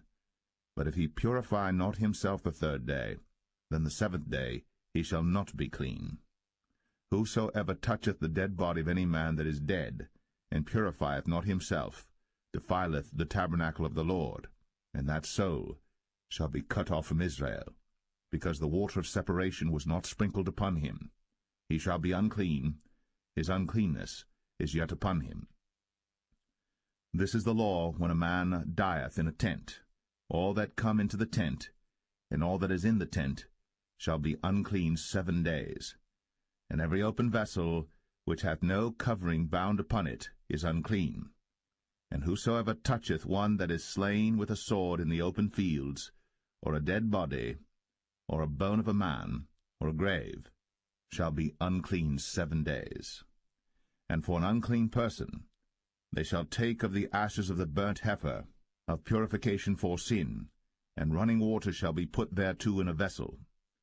And a clean person shall take hyssop, and dip it in the water, and sprinkle it upon the tent, and upon all the vessels, and upon the persons that were there, and upon him that touched a bone, or one slain, or one dead, or a grave. And the clean person shall sprinkle upon the unclean on the 3rd day, and on the 7th day. And on the 7th day he shall purify himself, and wash his clothes, and bathe himself in water, and shall be clean at even. But the man that shall be unclean, and shall not purify himself, that soul shall be cut off from among the congregation, because he hath defiled the sanctuary of the Lord. The water of separation hath not been sprinkled upon him. He is unclean. And it shall be a perpetual statute unto them, that he that sprinkleth the water of separation shall wash his clothes, and he that toucheth the water of separation shall be unclean until even. And whatsoever the unclean person toucheth shall be unclean, and the soul that toucheth it shall be unclean until even.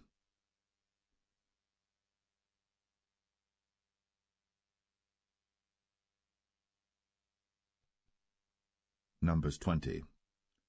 Then came the children of Israel, even the whole congregation, into the desert of Zin, in the 1st month, and the people abode in Kadesh. And Miriam died there, and was buried there. And there was no water for the congregation, and they gathered themselves together against Moses and against Aaron. And the people chode with Moses, and spake, saying, Would God that we had died when our brethren died before the Lord! And why have ye brought up the congregation of the Lord into this wilderness, that we and our cattle should die there? And wherefore have ye made us to come up out of Egypt, to bring us in unto this evil place? It is no place of seed, or of figs, or of vines, or of pomegranates, neither is there any water to drink. Then Moses and Aaron went from the presence of the assembly unto the door of the tabernacle of the congregation, and they fell upon their faces, and the glory of the Lord appeared unto them. And the Lord spake unto Moses, saying, Take the rod, And gather thou the assembly together, thou and Aaron thy brother, and speak ye unto the rock before their eyes, and it shall give forth his water. And thou shalt bring forth to them water out of the rock, so thou shalt give the congregation and their beasts drink. And Moses took the rod from before the Lord, as he commanded him. And Moses and Aaron gathered the congregation together before the rock, and he said unto them, Hear now, ye rebels, must we fetch you water out of this rock? And Moses lifted up his hand, and with his rod he smote the rock twice, and the water came out abundantly, and the congregation drank, and their beasts also. And the Lord spake unto Moses and Aaron, Because ye believed me not, to sanctify me in the eyes of the children of Israel, therefore ye shall not bring this congregation into the land which I have given them. This is the water of Meribah, because the children of Israel strove with the Lord, and he was sanctified in them. And Moses sent messengers from Kadesh unto the king of Edom. Thus saith thy brother Israel, Thou knowest all the travail that hath befallen us, how our fathers went down into Egypt, and we have dwelt in Egypt a long time, and the Egyptians vexed us and our fathers.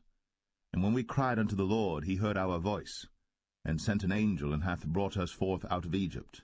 And behold, we are in Kadesh, a city in the uttermost of thy border. Let us pass, I pray thee, through thy country. We will not pass through the fields, or through the vineyards, neither will we drink of the water of the wells. We will go by the king's highway. We will not turn to the right hand, nor to the left, until we have passed thy borders.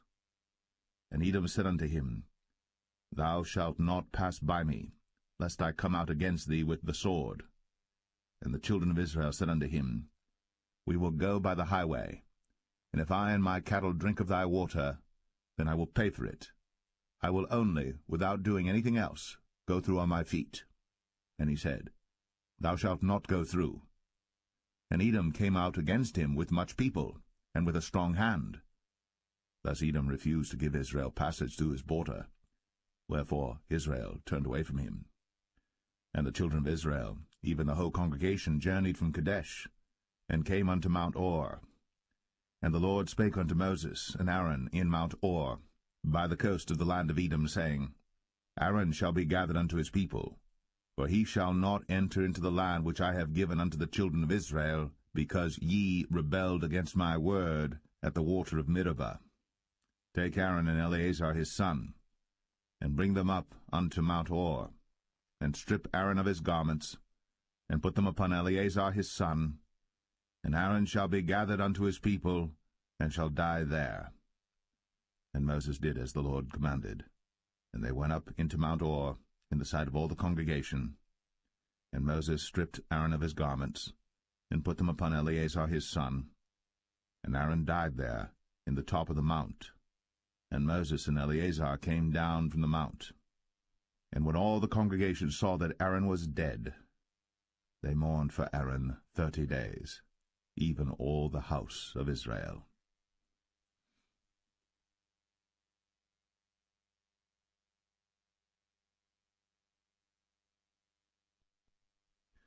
Numbers 21.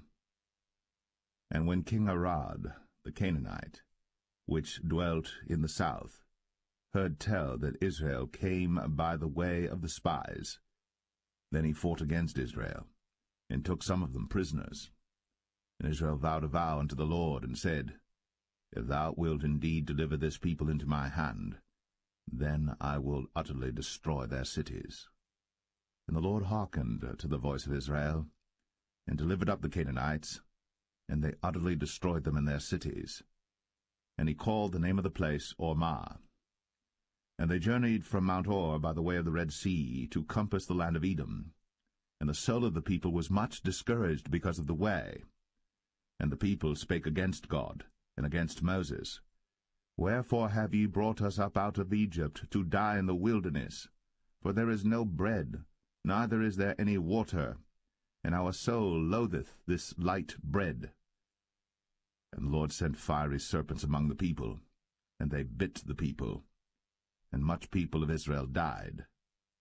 Therefore the people came to Moses and said, We have sinned, for we have spoken against the Lord, and against thee. Pray unto the Lord that he take away the serpents from us. And Moses prayed for the people. And the Lord said unto Moses, Make thee a fiery serpent, and set it upon a pole. And it shall come to pass, that every one that is bitten, when he looketh upon it, shall live.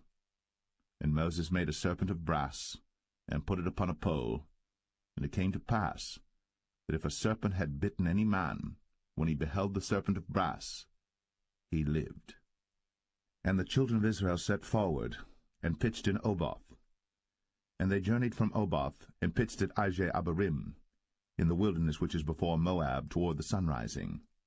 From thence they removed, and pitched in the valley of Zered. From thence they removed, and pitched on the other side of Arnon, which is in the wilderness that cometh out of the coasts of the Amorites. For Arnon is the border of Moab, between Moab and the Amorites. Wherefore it is said in the book of the wars of the Lord, what he did in the Red Sea, and in the brooks of Arnon, and at the stream of the brooks that goeth down to the dwelling of Ar, and lieth upon the border of Moab. And from thence they went to Beer, that is the well whereof the Lord spake unto Moses, Gather the people together, and I will give them water. Then Israel sang this song, Spring up, O well, sing ye unto it. The princes digged the well, the nobles of the people digged it, by the direction of the lawgiver, with their staves. And from the wilderness they went to Mattanah, and from Mattanah to Nahaliel, and from Nahaliel to Bamoth, and from Bamoth in the valley, that is in the country of Moab, to the top of Pisgah, which looketh toward Jeshimon. And Israel sent messengers unto Sihon, king of the Amorites, saying, Let me pass through thy land. We will not turn into the fields or into the vineyards, we will not drink of the waters of the well, but we will go along by the king's highway until we be past thy borders. And Sihon would not suffer Israel to pass through his border. But Sihon gathered all his people together, and went out against Israel into the wilderness. And he came to Jahaz, and fought against Israel. And Israel smote him with the edge of the sword, and possessed his land from Arnon unto Jabbok, even unto the children of Ammon. For the border of the children of Ammon was strong.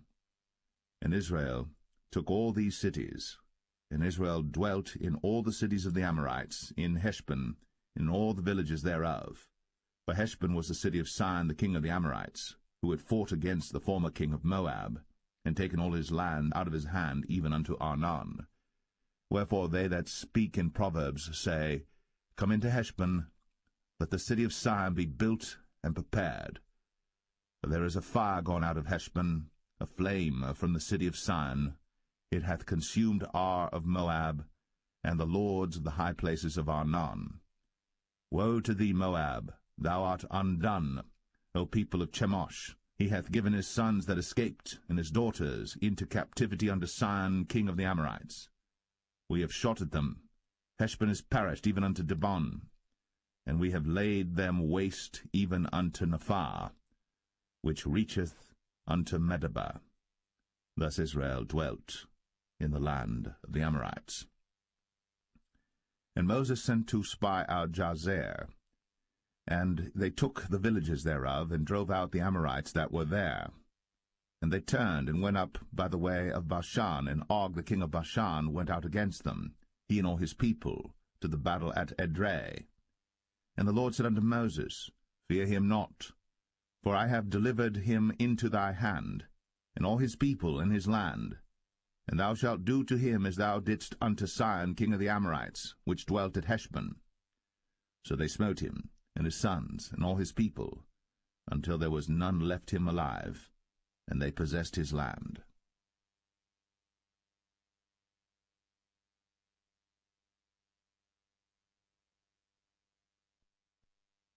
Numbers 22. And the children of Israel set forward, and pitched in the plains of Moab, on this side Jordan, by Jericho. And Balak the son of Zippor saw all that Israel had done to the Amorites. And Moab was sore afraid of the people, because they were many. And Moab was distressed because of the children of Israel.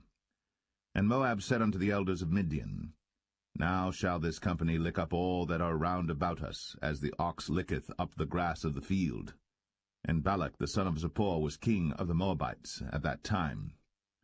He sent messengers, therefore, unto Balaam the son of Beor to Pethor, which is by the river of the land of the children of his people, to call him, saying, Behold, there is a people come out from Egypt. Behold, they cover the face of the earth, and they abide over against me. Come now, therefore, I pray thee, curse me this people, for they are too mighty for me. Peradventure I shall prevail, that we may smite them, and that I may drive them out of the land. For I wot that he whom thou blessest is blessed, and he whom thou cursest is cursed. And the elders of Moab and the elders of Midian departed with the rewards of divination in their hand. And they came unto Balaam, and spake unto him the words of Balak. And he said unto them, Lodge here this night, and I will bring you word again, as the Lord shall speak unto me. And the princes of Moab abode with Balaam. And God came unto Balaam, and said, What men are these with thee? And Balaam said unto God, Balak the son of Zippor, king of Moab, hath sent unto me, saying, Behold, there is a people come out of Egypt, which covereth the face of the earth. Come now, curse me them. Peradventure I shall be able to overcome them, and drive them out. And God said unto Balaam, Thou shalt not go with them. Thou shalt not curse the people, for they are blessed. And Balaam rose up in the morning, and said unto the princes of Balak, Get you into your land, for the Lord refuseth to give me leave to go with you. And the princes of Moab rose up, and they went unto Balak, and said, Balaam refuseth to come with us. And Balak sent yet again princes, more and more honorable than they. And they came to Balaam, and said to him, Thus saith Balak the son of Zippor, Let nothing, I pray thee, hinder thee from coming unto me. For I will promote thee unto very great honor, and I will do whatsoever thou sayest unto me. Come therefore, I pray thee, curse me this people. And Balaam answered and said unto the servants of Balak, If Balak would give me his house full of silver and gold, I cannot go beyond the word of the Lord my God, to do less or more. Now therefore I pray you, tarry ye also here this night, that I may know what the Lord will say unto me more. And God came unto Balaam at night, and said unto him, If the men come to call thee, rise up and go with them. But yet the word which I shall say unto thee, that shalt thou do. And Balaam rose up in the morning, and saddled his ass, and went with the princes of Moab. And God's anger was kindled because he went. And the angel of the Lord stood in the way for an adversary against him. Now he was riding upon his ass, and his 2 servants were with him. And the ass saw the angel of the Lord standing in the way, and his sword drawn in his hand. And the ass turned aside out of the way, and went into the field. And Balaam smote the ass, to turn her into the way. But the angel of the Lord stood in a path of the vineyards, a wall being on this side, and a wall on that side. And when the ass saw the angel of the Lord, she thrust herself unto the wall, and crushed Balaam's foot against the wall. And he smote her again. And the angel of the Lord went further, and stood in a narrow place, where was no way to turn either to the right hand or to the left. And when the ass saw the angel of the Lord, she fell down under Balaam, and Balaam's anger was kindled, and he smote the ass with a staff. And the Lord opened the mouth of the ass, and she said unto Balaam, What have I done unto thee, that thou hast smitten me these 3 times? And Balaam said unto the ass, Because thou hast mocked me. I would there were a sword in mine hand, for now would I kill thee. And the ass said unto Balaam, Am not I thine ass, upon which thou hast ridden ever since I was thine unto this day? Was I ever wont to do so unto thee? And he said, Nay. Then the Lord opened the eyes of Balaam, and he saw the angel of the Lord standing in the way, and his sword drawn in his hand. And he bowed down his head, and fell flat on his face. And the angel of the Lord said unto him, Wherefore hast thou smitten thine ass these 3 times? Behold, I went out to withstand thee, because thy way is perverse before me. And the ass saw me, and turned from me these 3 times. Unless she had turned from me, surely now also I had slain thee, and saved her alive. And Balaam said unto the angel of the Lord, I have sinned, for I knew not that thou stoodest in the way against me. Now therefore, if it displease thee, I will get me back again.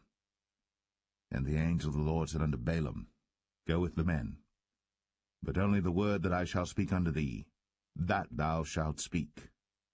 So Balaam went with the princes of Balak. And when Balak heard that Balaam was come, he went out to meet him unto a city of Moab, which is in the border of Arnon, which is in the utmost coast. And Balak said unto Balaam, Did I not earnestly send unto thee to call thee? Wherefore camest thou not unto me? Am I not able indeed to promote thee to honour? And Balaam said unto Balak, Lo, I am come unto thee. Have I now any power at all to say anything? The word that God putteth in my mouth, that shall I speak. And Balaam went with Balak, and they came unto Kirjath-Uzoth. And Balak offered oxen and sheep, and sent to Balaam, and to the princes that were with him. And it came to pass on the morrow that Balak took Balaam, and brought him up into the high places of Baal, that thence he might see the utmost part of the people.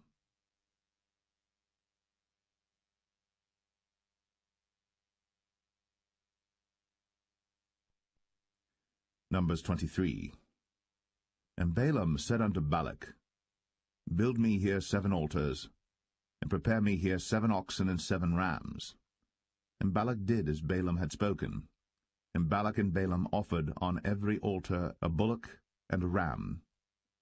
And Balaam said unto Balak, Stand by thy burnt offering, and I will go. Peradventure the Lord will come to meet me, and whatsoever he showeth me, I will tell thee. And he went to an high place. And God met Balaam, and he said unto him, I have prepared 7 altars, and I have offered upon every altar a bullock and a ram. And the Lord put a word in Balaam's mouth, and said, Return unto Balak, and thus thou shalt speak. And he returned unto him, and lo, he stood by his burnt sacrifice, he and all the princes of Moab.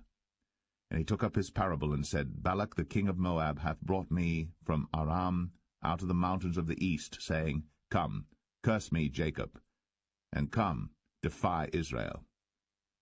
How shall I curse whom God hath not cursed? Or how shall I defy whom the Lord hath not defied? For from the top of the rocks I see him, and from the hills I behold him. Lo, the people shall dwell alone, and shall not be reckoned among the nations. Who can count the dust of Jacob, and the number of the 4th part of Israel? Let me die the death of the righteous, and let my last end be like his. And Balak said unto Balaam, What hast thou done unto me? I took thee to curse mine enemies, and behold, thou hast blessed them altogether. And he answered and said, Must I not take heed to speak that which the Lord hath put in my mouth? And Balak said unto him, Come, I pray thee, with me unto another place, from whence thou mayest see them. Thou shalt see but the utmost part of them, and shalt not see them all. And curse me them from thence. And he brought him into the field of Zophim, to the top of Pisgah, and built 7 altars, and offered a bullock and a ram on every altar. And he said unto Balak, Stand here by thy burnt offering, while I meet the Lord yonder. And the Lord met Balaam, and put a word in his mouth, and said, Go again unto Balak, and say thus. And when he came to him, behold, he stood by his burnt offering, and the princes of Moab with him. And Balak said unto him, What hath the Lord spoken? And he took up his parable, and said, Rise up, Balak, and hear. Hearken unto me, thou son of Zippor. God is not a man, that he should lie, neither the Son of Man, that he should repent. Hath he said, and shall he not do it? Or hath he spoken, and shall he not make it good? Behold, I have received commandment to bless, and he hath blessed, and I cannot reverse it. He hath not beheld iniquity in Jacob, neither hath he seen perverseness in Israel. The Lord his God is with him, and the shout of a king is among them. God brought them out of Egypt.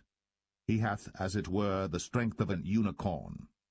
Surely there is no enchantment against Jacob, neither is there any divination against Israel. According to this time it shall be said of Jacob and of Israel, What hath God wrought? Behold, the people shall rise up as a great lion, and lift up himself as a young lion. He shall not lie down until he eat of the prey, and drink the blood of the slain. And Balak said unto Balaam, Neither curse them at all, nor bless them at all. But Balaam answered, and said unto Balak, Told not I thee, saying, All that the Lord speaketh, that I must do? And Balak said unto Balaam, Come, I pray thee, I will bring thee unto another place. Peradventure it will please God that thou mayest curse me them from thence. And Balak brought Balaam unto the top of Peor, that looketh toward Jeshimon. Then Balaam said unto Balak, Build me here 7 altars, and prepare me here 7 bullocks and 7 rams. And Balak did as Balaam had said, and offered a bullock and a ram on every altar.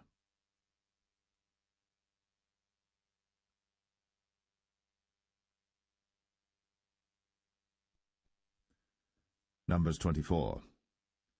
And when Balaam saw that it pleased the Lord to bless Israel, he went not, as at other times, to seek for enchantments, but he set his face toward the wilderness. And Balaam lifted up his eyes, and he saw Israel abiding in his tents according to their tribes. And the Spirit of God came upon him. And he took up his parable, and said, Balaam the son of Beor hath said, and the man whose eyes are open hath said. He hath said, which heard the words of God, which saw the vision of the Almighty, falling into a trance, but having his eyes open, How goodly are thy tents, O Jacob, and thy tabernacles, O Israel! As the valleys are they spread forth, as gardens by the river's side, as the trees of lign aloes which the Lord hath planted, and as cedar trees beside the waters. He shall pour the water out of his buckets, and his seed shall be in many waters, and his king shall be higher than Agag, and his kingdom shall be exalted. God brought him forth out of Egypt. He hath, as it were, the strength of an unicorn. He shall eat up the nations, his enemies, and shall break their bones and pierce them through with his arrows. He couched, he lay down as a lion, and as a great lion. Who shall stir him up? Blessed is he that blesseth thee, and cursed is he that curseth thee. And Balak's anger was kindled against Balaam. And he smote his hands together. And Balak said unto Balaam, I called thee to curse mine enemies, and behold, thou hast altogether blessed them these 3 times. Therefore now flee thou to thy place. I thought to promote thee unto great honour, but lo, the Lord hath kept thee back from honour. And Balaam said unto Balak, Spake I not also to thy messengers which thou sentest unto me, saying, If Balak would give me his house full of silver and gold, I cannot go beyond the commandment of the Lord, to do either good or bad of mine own mind. But what the Lord saith, that will I speak. And now behold, I go unto my people. Come therefore, and I will advertise thee what this people shall do to thy people in the latter days. And he took up his parable, and said, Balaam the son of Beor hath said, and the man whose eyes are open hath said. He hath said, which heard the words of God, and knew the knowledge of the Most High, which saw the vision of the Almighty, falling into a trance, but having his eyes open. I shall see him, but not now. I shall behold him, but not nigh. There shall come a star out of Jacob, and a scepter shall rise out of Israel, and shall smite the corners of Moab, and destroy all the children of Sheth. And Edom shall be a possession, Sire also shall be a possession for his enemies. And Israel shall do valiantly. Out of Jacob shall come he that shall have dominion, and shall destroy him that remaineth of the city. And when he looked on Amalek, he took up his parable, and said, Amalek was the first of the nations, but his latter end shall be that he perish for ever. And he looked on the Kenites, and took up his parable, and said, Strong is thy dwelling place, and thou puttest thy nest in a rock. Nevertheless, the Kenites shall be wasted, until Ashur shall carry thee away captive. And he took up his parable, and said, Alas, who shall live when God doeth this? And ships shall come from the coast of Chittim, and shall afflict Ashur, and shall afflict Eber, and he also shall perish for ever. And Balaam rose up, and went, and returned to his place. And Balak also went his way.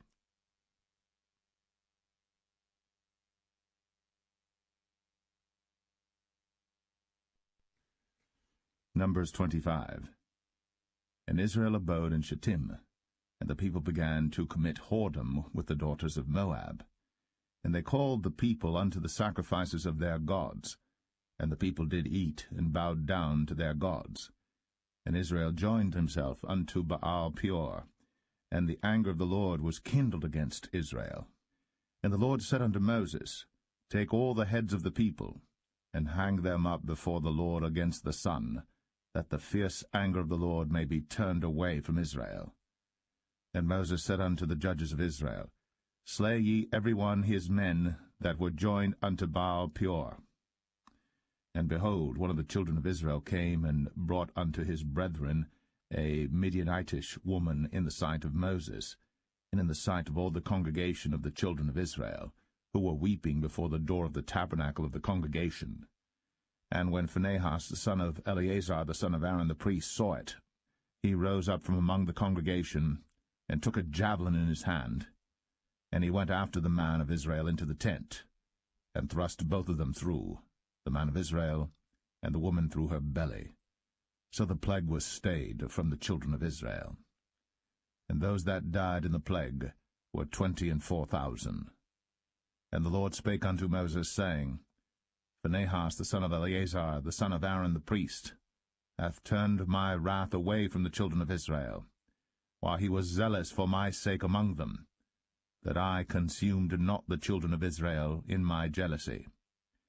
Wherefore say, Behold, I give unto him my covenant of peace, and he shall have it, and his seed after him, even the covenant of an everlasting priesthood, because he was zealous for his God, and made an atonement for the children of Israel.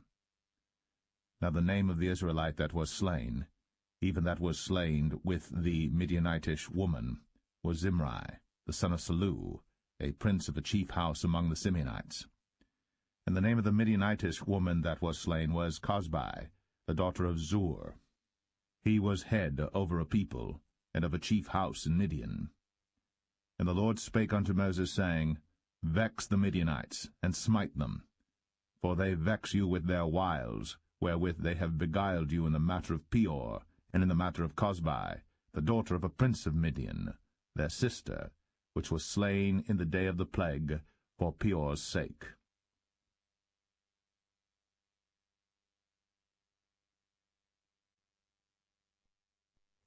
Numbers 26.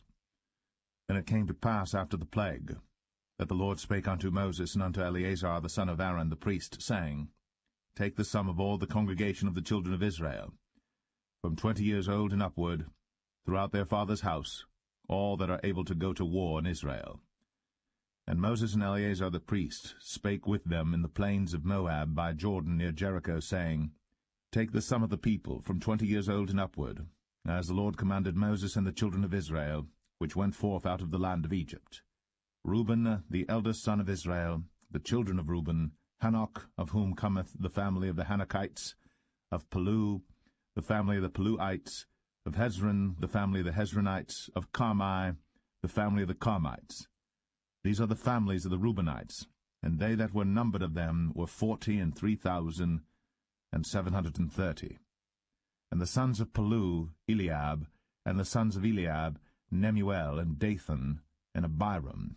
This is that Dathan and Abiram which were famous in the congregation, who strove against Moses and against Aaron in the company of Korah, when they strove against the Lord. And the earth opened her mouth, and swallowed them up together with Korah, when that company died, what time the fire devoured 250 men, and they became a sign. Notwithstanding, the children of Korah died not. The sons of Simeon after their families, of Nemuel, the family of the Nemuelites, of Jamin, the family of the Jaminites, of Jachin, the family of the Jachinites, of Zerah, the family of the Zarhites, of Shaul, the family of the Shaulites. These are the families of the Simeonites, 22,200. The children of Gad after their families, of Zephon, the family of the Zephonites, of Haggai, the family of the Haggites, of Shunai, the family of the Shunites, of Ozni, the family of the Oznites, of Eri, the family of the Erites, of Arad, the family of the Aradites, of Arali, the family of the Aralites. These are the families of the children of Gad according to those that were numbered of them, 40,500. The sons of Judah were and Onan, and and Onan died in the land of Canaan. And the sons of Judah after their families were, of Shelah, the family of the Shelonites, of Pharez, the family of the Pharzites, of Zerah, the family of the Zarhites. And the sons of Pharez were, of Hezron, the family of the Hezronites, of Hamul, the family of the Hamulites. These are the families of Judah according to those that were numbered of them, 16,500. Of the sons of Issachar after their families, of Tola, the family of the Tolaites, of Puah, the family of the Punites, of Jashub, the family of the Jashubites, of Shimron, the family of the Shimronites. These are the families of Issachar according to those that were numbered of them, 64,300. Of the sons of Zebulun after their families, of Sered, the family of the Sardites, of Elon, the family of the Elonites, of Jaleel, the family of the Jaleelites. These are the families of the Zebulunites, according to those that were numbered of them, 64,500.